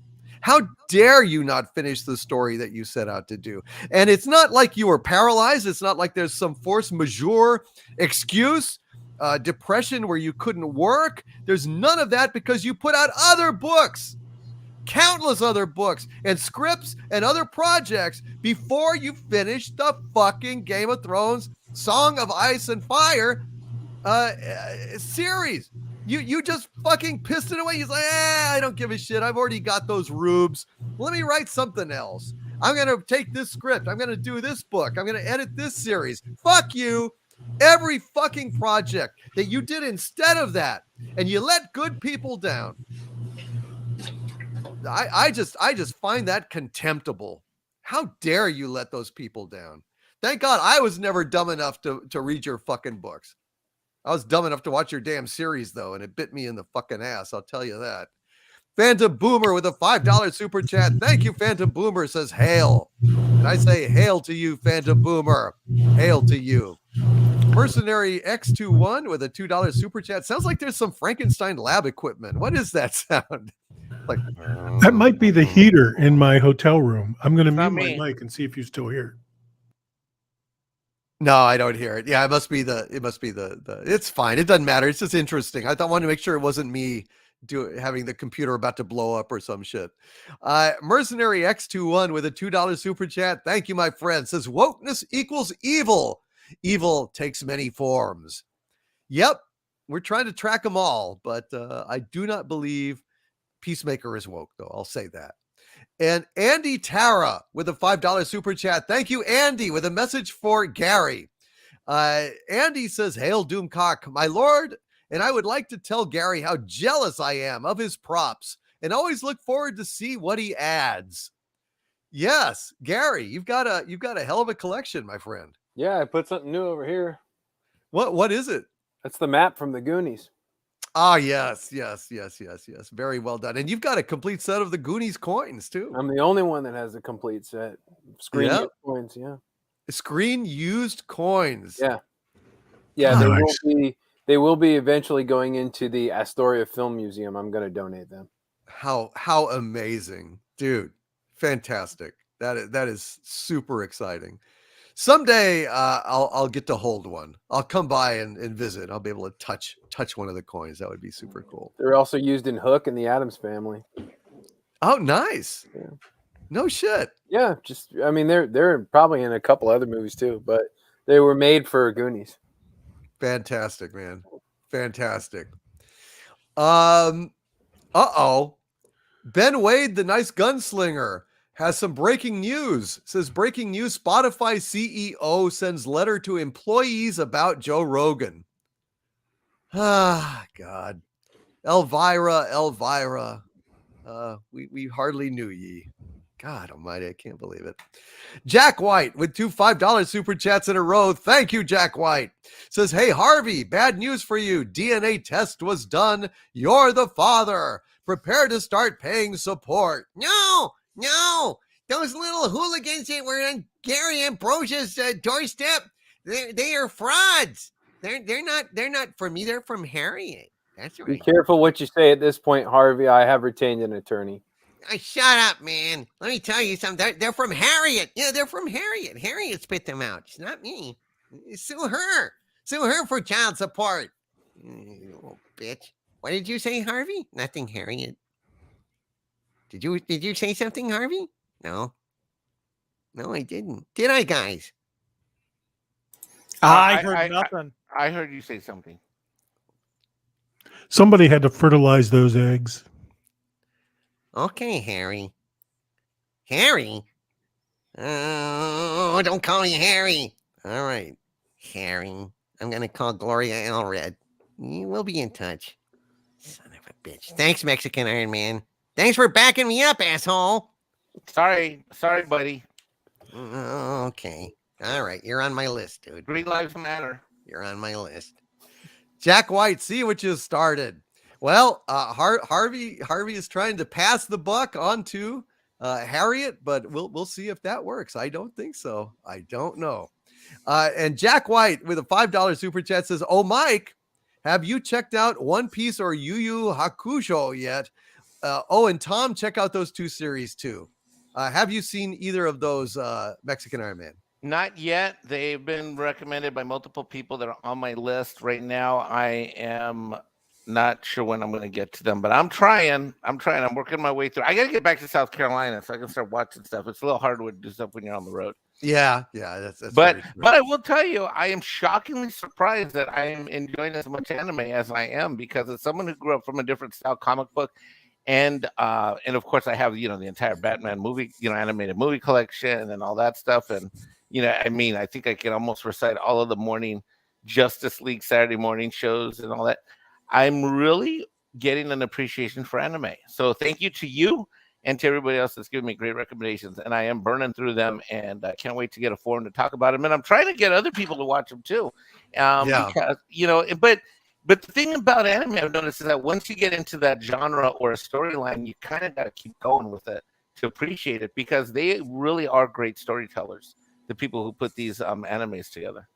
Mm-hmm. They are, and Bleach is really good, Mike. You might want to check it out. Yeah, I put it on the list. As soon as you said it, I have a running little notepad where I keep all the recommendations, like the ones from the super chat and I add Bleach to it too. And I already checked it out. It looks great. Yeah, it's a lot of fun. A little bit upsetting super chat here from Mercenary X21 with a $2 super chat. Thank you, Mercenary. He says, "I have had to defend myself. Can't understand hate." I hope absolutely no one has given you any hate over saying you prefer Ghostbusters 2 over Ghostbusters. I mean, I certainly never would, Mercenary X2, and I don't think anyone on this panel gave you anything approximating close to it. I like 1 and 2 equally. I caught a lot of flack. It's funny he says that, because I caught a lot of flack on the live stream. Not this one, of course, but a different one where I was saying how much I enjoyed them both. And I really did. I really liked them both. Well, I mean, look, as far as I'm concerned, they're both good movies. It's down to personal preference which one you like more. But I mean, it's kind of like do I go for the steak or the lobster? They're both good. It's just depending on what your tastes are, right? Yeah, I might not agree with you, but hey, you're entitled to like that movie, and the movie's good. It's a good, fun movie. Yeah, there's nothing wrong with it. Doe, Ray, Egon. That's my favorite part of the movie. Yeah, I can't imagine anyone here was giving Mercenary X21 shit over that. I mean, that's not good. I mean, we have good-natured shit when we, give each other, you're high, you're crazy, but no, it's not hate. Mercenary X21. I hope not anyway, brother, because I respect you, and I know we respect you here. Kit Kat with a £5 super chat. Thank you, Kit Kat. Says, "No one can make the word no sound as hilarious as Mexican Iron Man. No one." Okay. So Kit Kat is enamored by your pronunciation of no. Oh, Kit Kat's so sweet. Kit Kat, you're making me blush, which doesn't mean I turn red. It means let's see, I'm brown. So brown and red, mahogany. Do you know where you're going to? Do you know like the things that life is showing you? I know. I love super chats from Kit Kat, and Kit Kat's awesome. Kit Kat is absolutely awesome, and very glad to have Kit Kat here. Jack White with a $5 super chat. Thank you, Jack. Says, my lord, have you used any of the anime sites I told you about yet? No, Jack, I'm watching Bleach on, I was watching it on Netflix before it went away, and now I'm just watching it on Hulu. I haven't had to go over there. So there you go. And I'm just going to read this real quick because it's a follow-up. Mercenary X21 with a $5 super chat. Thank you, my friend. Says, it's not you guys. It's been everything over the last several decades. I don't understand the hate for the movie, and I get so much hate for it. Well, sorry, man. You've just been in the wrong place, Mercenary X21. You're home now. You're in the right place. Nobody's going to give you shit here. It's a safe harbor for your opinion, my friend. And you are very welcome to it. You found a better class of friends now. Damn right. Damn right. And we only give shit to the ones that we love. Right, Kelvington? That's your job. You do it constantly. Sure. Let's say that. Yes. Sure. Okay. Gremlinton. What a great name. Gremlinton with a $1.99 super chat. Thank you, Gremlinton. Says, hail Doomcock. Why troll when you can gremlin? And he's got like a moon and a pizza emoji there. Thank you, Gremlinton. Good point. When you can gremlin. Let's make gremlin a verb like troll. I think that's kind of perfect. Thank you, Gremlinton, and welcome to the show. I don't think I've ever met you before, sir. Welcome. Good to see you. And let's see. We're closing in on the end here. Mercenary X21 with a $10 super chat. Thank you, my friend. Says, I hate to be a barrel of bad news, guys, but Queen Elizabeth is not a good person, especially with her ties to Jimmy Savile. And there's going to be an announcement about her health real soon. To which Kit Kat rebuts with a 20-pound super chat immediately. Thank you, Kit Kat, for that. Queen Elizabeth II is an exceptionally good person who has dedicated her life to working in the service of her country. She could have retired decades ago and lived in idle luxury, but she has kept to a rigid working schedule. So we have somebody who does not like the Queen and somebody who does like the Queen. And Kit Kat also adds with a 5-pound super chat, nor is there any concern whatsoever over the Queen's health. So, Kelvington, we've got a tie here. You settled it. Is the Queen a good person or a bad person? The Jimmy Savile thing is the BBC, not the Queen of England. Her support for him was microscopic. I think she has way more to worry about back in World War II, where we were kind of friendly, the UK was, with some other countries that were trying to fight the entire fucking world.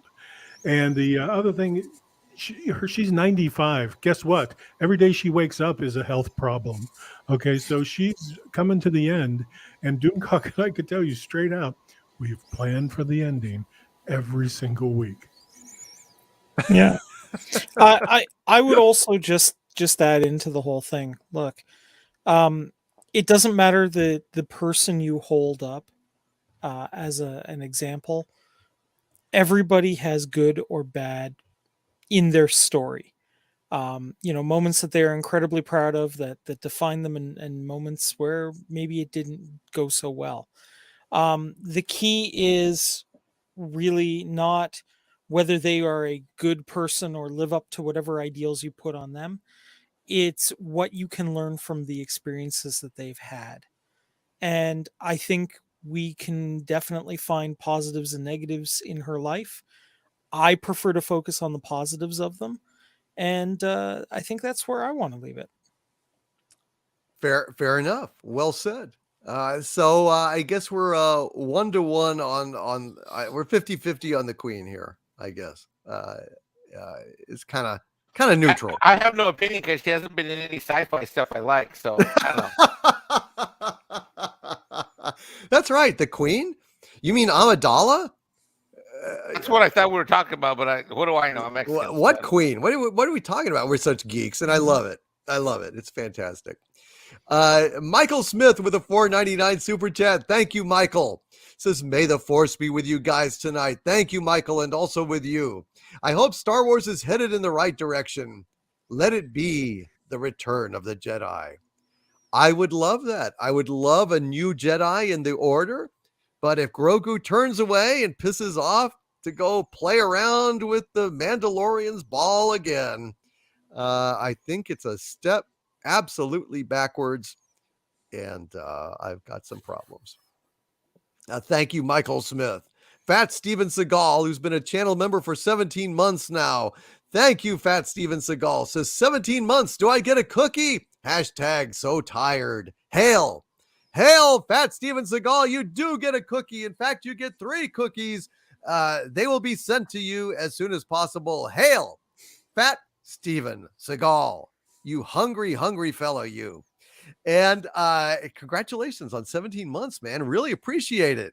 DeWall with a $5 super chat. Thank you, DeWall. Says, I said it before. I'll say it again. They will find some way to give the little guy the dark saber. That is the saber of both a Mandalorian and a Jedi.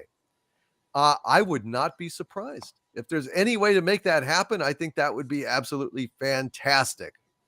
And we've got a super chat from India. We have a super chat from India. Ishan Kumar with 200, I guess they are rupees. Would that be correct? Rupees. Yeah. Ishan Kumar, thank you. I'm honored. He says, hello from India. Hello, Ishan. I'm deeply honored to have a listener in India. I love it when we have people all over the world listening. That's fantastic, man. Thank you, Ishan. And he says, I agree that it would be a disservice to the story for Grogu to be reunited with Din. I feel like there needs to be a 3-way fight for Mandalore between Bo-Katan, Paz Vizsla, and Din. I agree, and I think Grogu would simply get in the way. I think that is the future for these characters. I think sometimes they have to diverge, and then they will come back together. Grogu will come back to the Mandalorian, hopefully as a Jedi and an ally, as opposed to just Baby Yoda, who's very cute and everything. But we've done that for 2 years. Let's move on. Let's move on. That's my opinion. Thank you. Another thing to think about, DC. Sorry, I just thought of this. If Grogu does go back to Mandalorian, everything he did was for naught. Yeah. He has to let him go at the end in order for what he did to mean something for Grogu. Because exactly. That's Grogu's path. Yeah. So exactly, dude.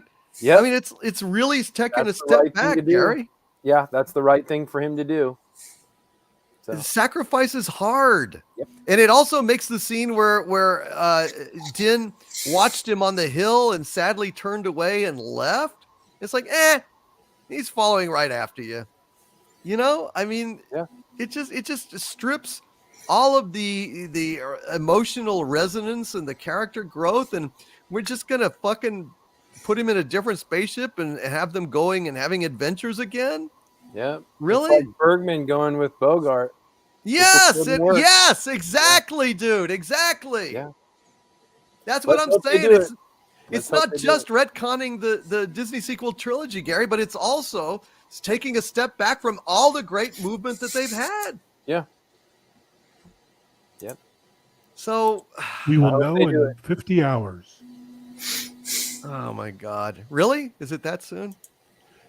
Yep, 50 hours and 6 minutes. Well, the countdown is going, folks. Countdown to glory or destruction.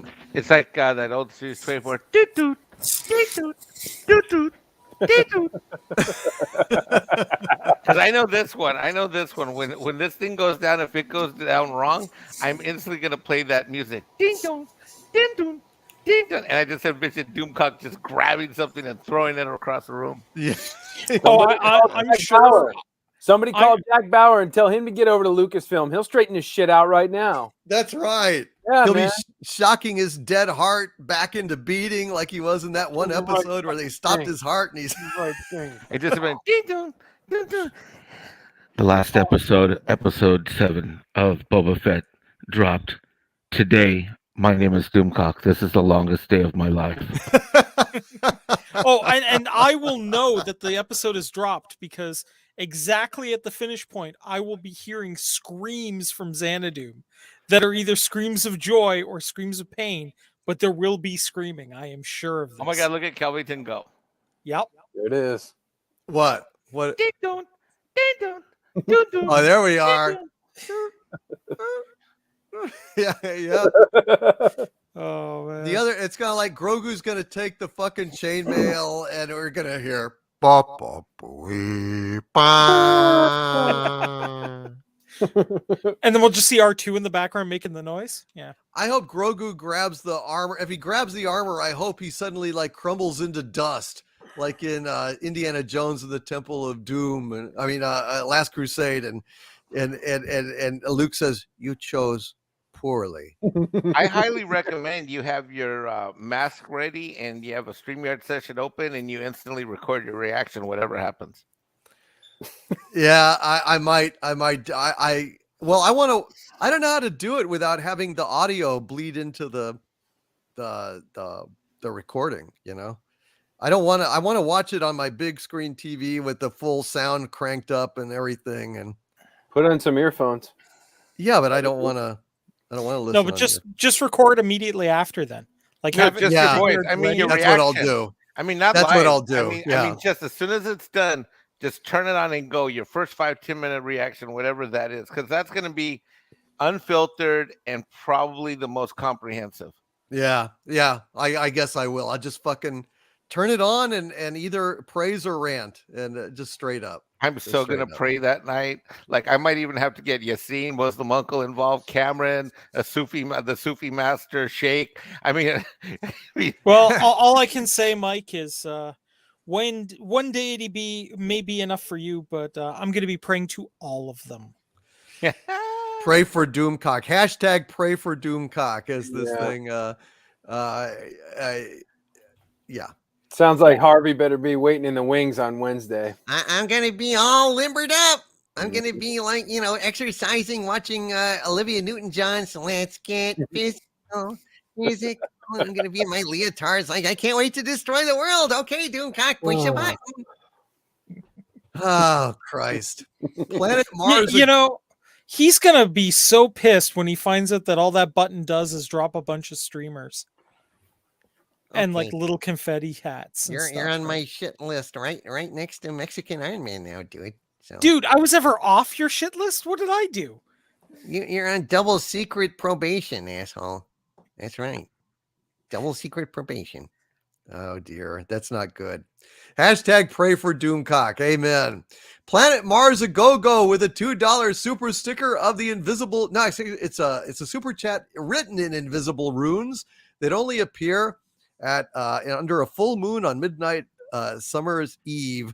Thank you, Planet Mars a go-go. When that moonlight hits it, I will decipher the runes. Until then, thank you for that super chat, brother. Appreciate it. Demi Moore's tapeworm with a $4.99 super chat. Hail, Demi Moore's tapeworm says hello from below. Bad news, DC. That temple that was built was the same one burnt in the new sequels, The Last Jedi. But how can it be if it's on this other planet? Because that's not the same planet. It's just not. Correct. So what did they does Luke, when he vanishes and leaves the clue to where he can be found, does he shove those stones like stone by stone up his ass and transport them to the fucking Octo or where the fuck? No. It's the same design, but it's not the same temple. Yeah. Those androids though looked really good. I like those. Yeah, they were like little ant workers. Man, they had a delicate touch. There's a huge people don't understand this. Those right there weren't regular androids. Those were Mexican construction androids. They were? Well, they should be. Or they ought to have been. I mean, they were doing all the bricklaying and the construction work, and yep. That's true. So did Luke like fly by the Home Depot space station? Yeah, the intergalactic Home Depot, and he picked up some Mexican, hashtag in the back of his X-wing pickup truck. They just chain them up together, and you just pull them all. They jump in the back of the X-wing, and they just they hold their little android Mexican construction hands, and then they fly, and then the warp sound happens.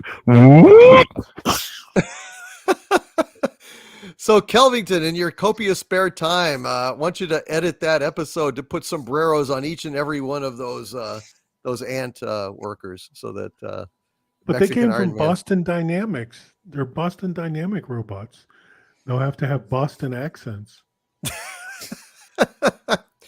Can you get in the car? Go get us some more rocks. We're running out. Ich bin ein Skywalker.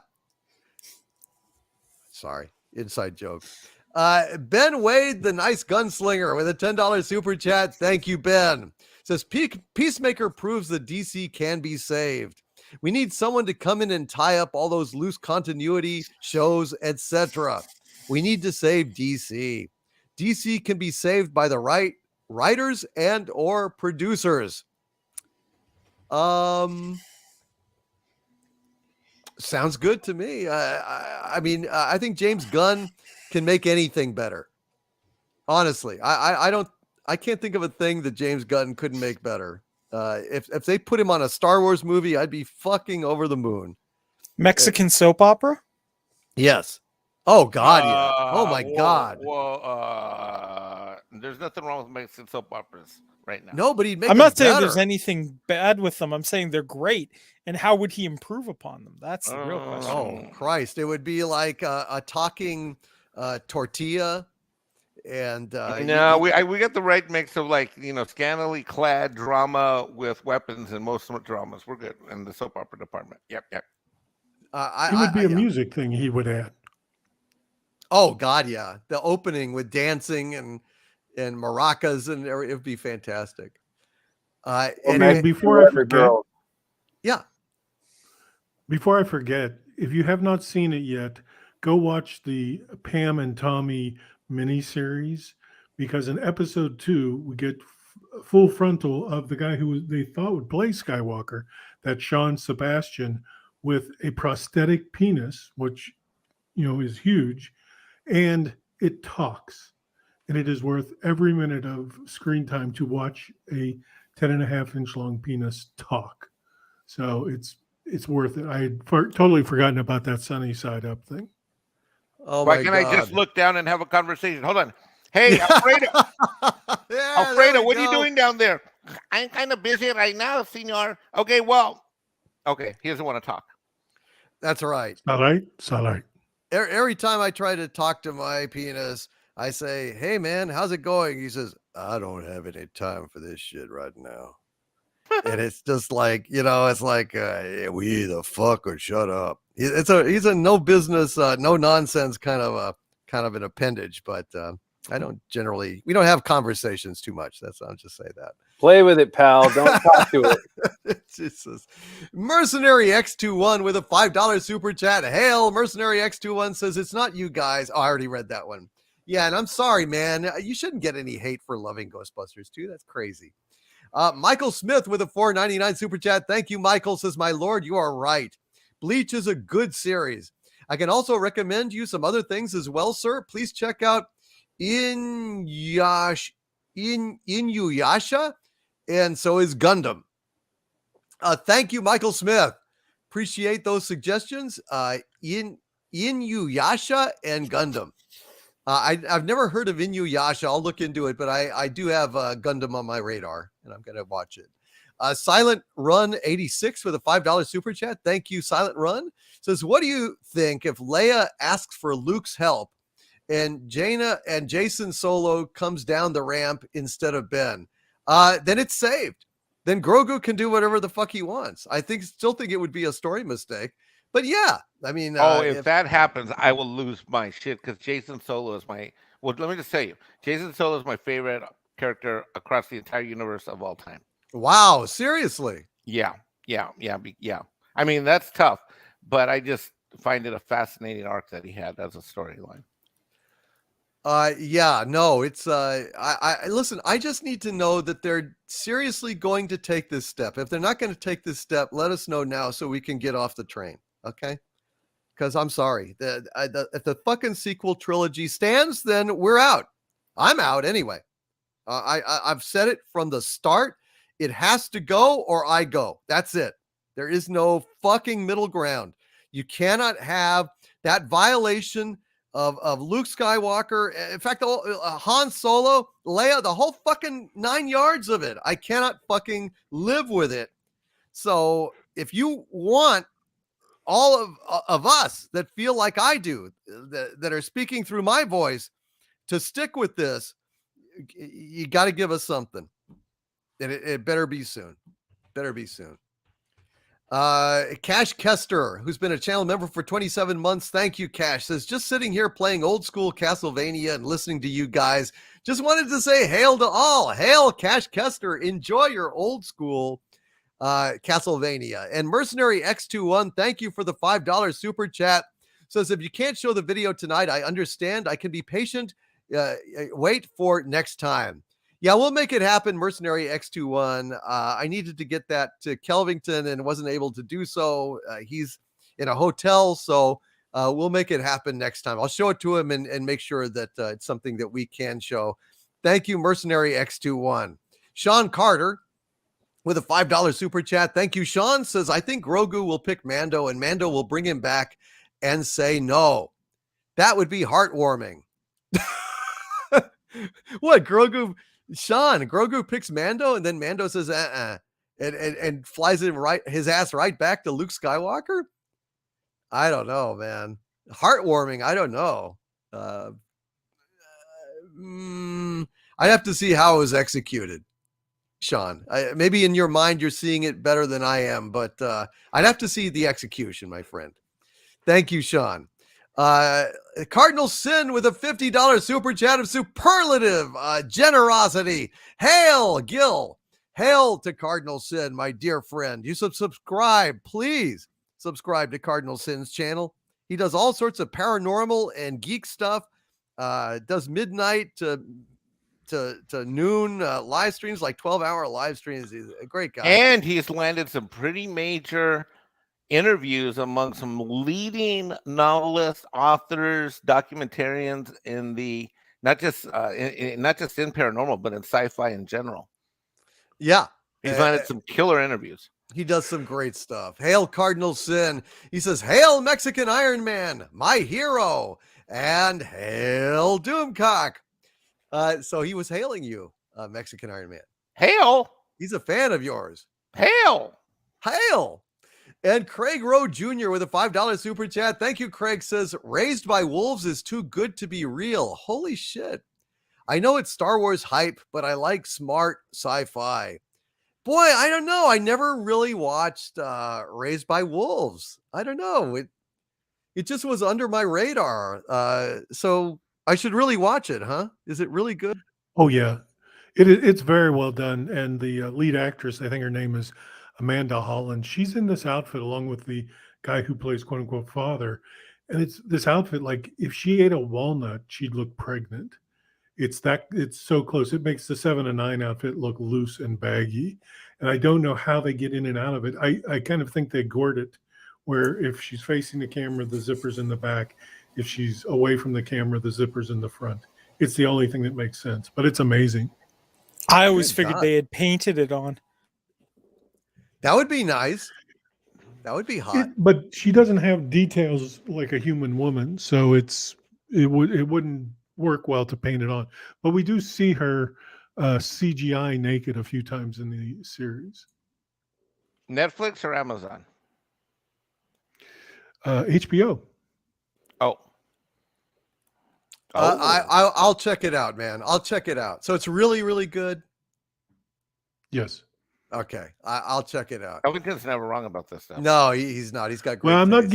not giving the HBO guarantee or the price of subscription guarantee because it may not be everybody's taste, but it certainly was my taste. Fantastic. And the Medieval Man 9 in the chat has a very interesting comment. He says, Overlord DVD, Luke shows up with Grogu. He approaches Mando. The music is swelling. Our hearts are sinking. And then Luke says, Grogu wants to formally say goodbye. He didn't get to last time. That would be interesting. That would be interesting. I think if that happens, you will find me curled up on the floor of my rec room, sobbing uncontrollably. Yeah. Yeah. Genuine emotion. I could get behind that. I could get behind that. Gang Store with a $10 super chat. Hail, Gang Store. It's been a while, my friend. How are you? And Gang Store says, Mercenary X21, I built a replica of the cutometer seen in Ghostbusters 2, and it's now signed by Ernie Hudson. Also have an 8-foot tall Vigo in my living room. Currently building a slime blower. Hail, Ghostbusters 2. So Mercenary X21, you have another person avowing their love of Ghostbusters 2. Well done. Hail, Gang Store. Great to see you, man. And Demi Moore's Tapeworm with a $4.99 super chat. Thank you, Demi Moore's Tapeworm says, it's the temple Kylo and the Knights of Ren destroy after killing Luke's Padawans.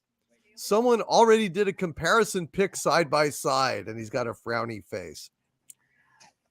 Actually, I never sat through The Force Awakens. I skimmed it a little bit, but I did not pay any kind of detailed attention to that garbage. I was like, fuck this, man. And I only went to go see The Last Jedi after people like begged me and screamed at me for weeks to go see it, because I was going to skip it too. And then I went and saw it, unfortunately. So I can't comment on that. I guess I don't know. But I'm just saying, Demi Moore's Tapeworm, if they're marching to the goddamn sequel trilogy, they can goddamn well march without me. Thank you, Demi Moore's Tapeworm. Mercenary X21 with a $5 super chat. Thank you, my friend. Says, it isn't just you going. Remember, Disney, all of us go. And so goes all that money. Amen, Mercenary X21. Amen. I'm not alone in this. I know that. And I thank you all for having good taste. Jesus Christ. Brian Kreisgau with a $5 super chat. Thank you, Brian. Says, after episode 6 of Boba Fett, all is forgiven. It may be misplaced, but I have faith in Favreau and Filoni. They are restoring order to the Force. That's what I have maintained. That is what I have thought. But my God, if they take this and thank you, Brian. Oh, Christ. I think I've got a headache. My blood pressure. Oh, goddamn. Every time I think about it, it's just like making me sick. I hope they don't fuck this up. I really hope they don't fuck this up. Mercenary X21 with a $2 super chat. Thank you, my friend. Says, thank you, Gang Store, and thanks for the support, guys. You are very welcome, my friend. Very welcome. And Kit Kat with a 10-pound super chat. Thank you very, very much, Kit Kat. Kit Kat says, when they said in Ghostbusters Afterlife that there had been no ghostly appearances since the time of Ghostbusters, they erased Ghostbusters 2016 instantly. We need something like that for Star Wars. You are absolutely 110% correct. And that is what Grogu, formerly being Luke's first student, would be. And if they don't give us that, when they damn well could have, when they're setting it up, clearly, folks, clearly, they're setting up this choice. And if they blink and turn away, that's a very bad sign. I don't know how you spin it any other way. I don't know how you spin it any other way. Oh, my fucking head. Thank you, Kit Kat. All right. Any last thoughts, guys? I think we are at the end of the show tonight and 5 hours in. No, I think I'm good. I'm sorry, guys. Why? Sorry. This was great. I don't even believe. No, this was awesome. I can't even believe 5.5 hours just went by. I know, man. But I'm sorry. I've harped on this probably a dozen times tonight. But damn it, it's that serious to me. It's that important. I mean, it's that serious to the entire planet of Star Wars fans. Oh, we got a couple more that just came in. Thank you. Nicholas Horton with a 3-pound super sticker of Bushiba waving and saying bye-bye.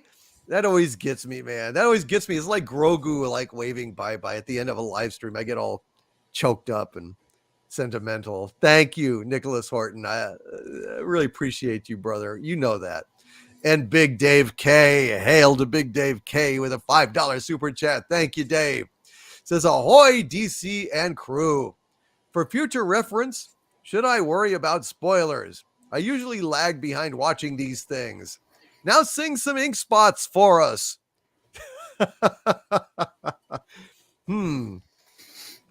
If I didn't care more than words can say, if I didn't care, would I feel this way?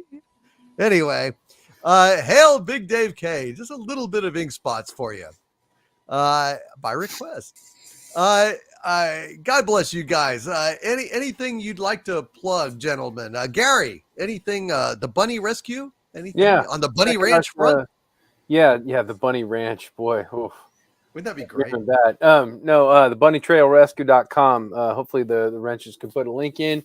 Check out my wife's rabbit rescue, and I think we're going to do an auction soon, and I'm going to put some goodies in there for you guys. So, yeah. Hey, listen, Gary, if there's anything that I can do to help, like if I can sign any stuff or, I don't know what it would be, but if it's anything I can do to donate. Send me some, or well, we'll talk about it later, but yeah, that'd be great. Yeah, I'd love to. It's a great cause. Okay. It's a great cause. Mexican Iron Man, anything you would like to plug tonight, my friend? Not really. I can't think of. I mean, Midnight's Edge, Monday, Wednesday, we got the show at 9 a.m. in the morning Pacific, noon Eastern time, and then Tuesdays and Thursdays, I think we're starting at 7 o'clock Central for Midnight's Edge After Dark, and then of course working on Midnight's Edge Espanol with Polly over at Latino Slant and Latino Slant. So yeah, that's everything I got going on this week. Fantastic. Corion Witch in Residence. Well, other than my Twitter and what have you, I'm Corion Witch in Residence. Summon me at your own peril. And sounds good. And Kelvington, anything you would like to plug, my friend? I'm good. I just want my plugs to work, the electricity plugs in particular. Yes. Well, we are so grateful that you showed up tonight under extreme conditions and problems, man. What dedication, what professionalism, what a mensch. Thank you, Kelvington. You're welcome. Means a lot. Really does. Lost without you, man. Lost without you. All right, you guys. And I want to thank my wonderful, amazing wrenches out there in the chat. Canadian Spider-Man, Stellar Heather, Anti-Derivative Jill. I believe the Ginger Menace was here for a while. Lori Wilson was here. I'm not sure if I missed anyone else who was here tonight. Tyron Beard, yes. Hail, Tyron. Good to see you, Tyron.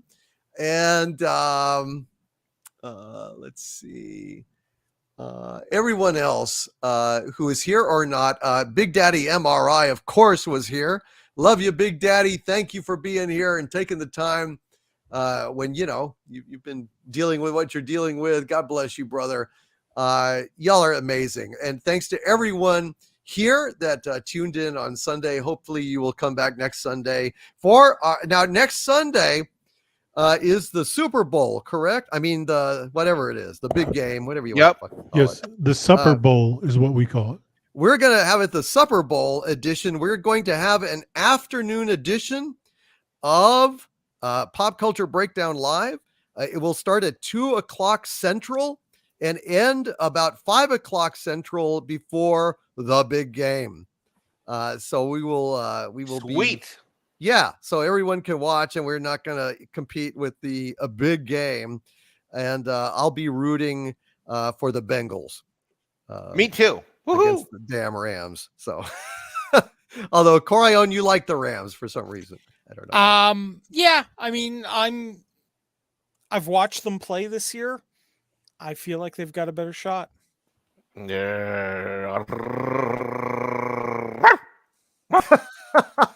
If that's all you got, Mike, things aren't going to go so great. Yeah, I got a legion of rabbit chickens, buddy. That's right. You better watch out. I got a fork. As a 49ers fan, go Bengals, says JR Yoga. Exactly. Vengeance. is mine, saith the Bengals. All right. Guys, I love y'all. Thank you for being here tonight. And we will see you Sunday afternoon. And also, please check out Friday Night Frolics.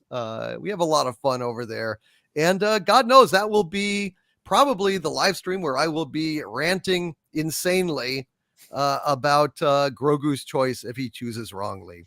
And Gary Ambrosia was trying to hypnotize me for a minute. I got, you are getting sleepy. You must be double jointed. Hail Gary Ambrosia. All right. From the center of the earth, this is Dictor Van Doomcock bidding you all, my friends, stay hopeful, but stay angry. Good night, all. Good night, everybody. Bye-bye. Good night. Good night. All right.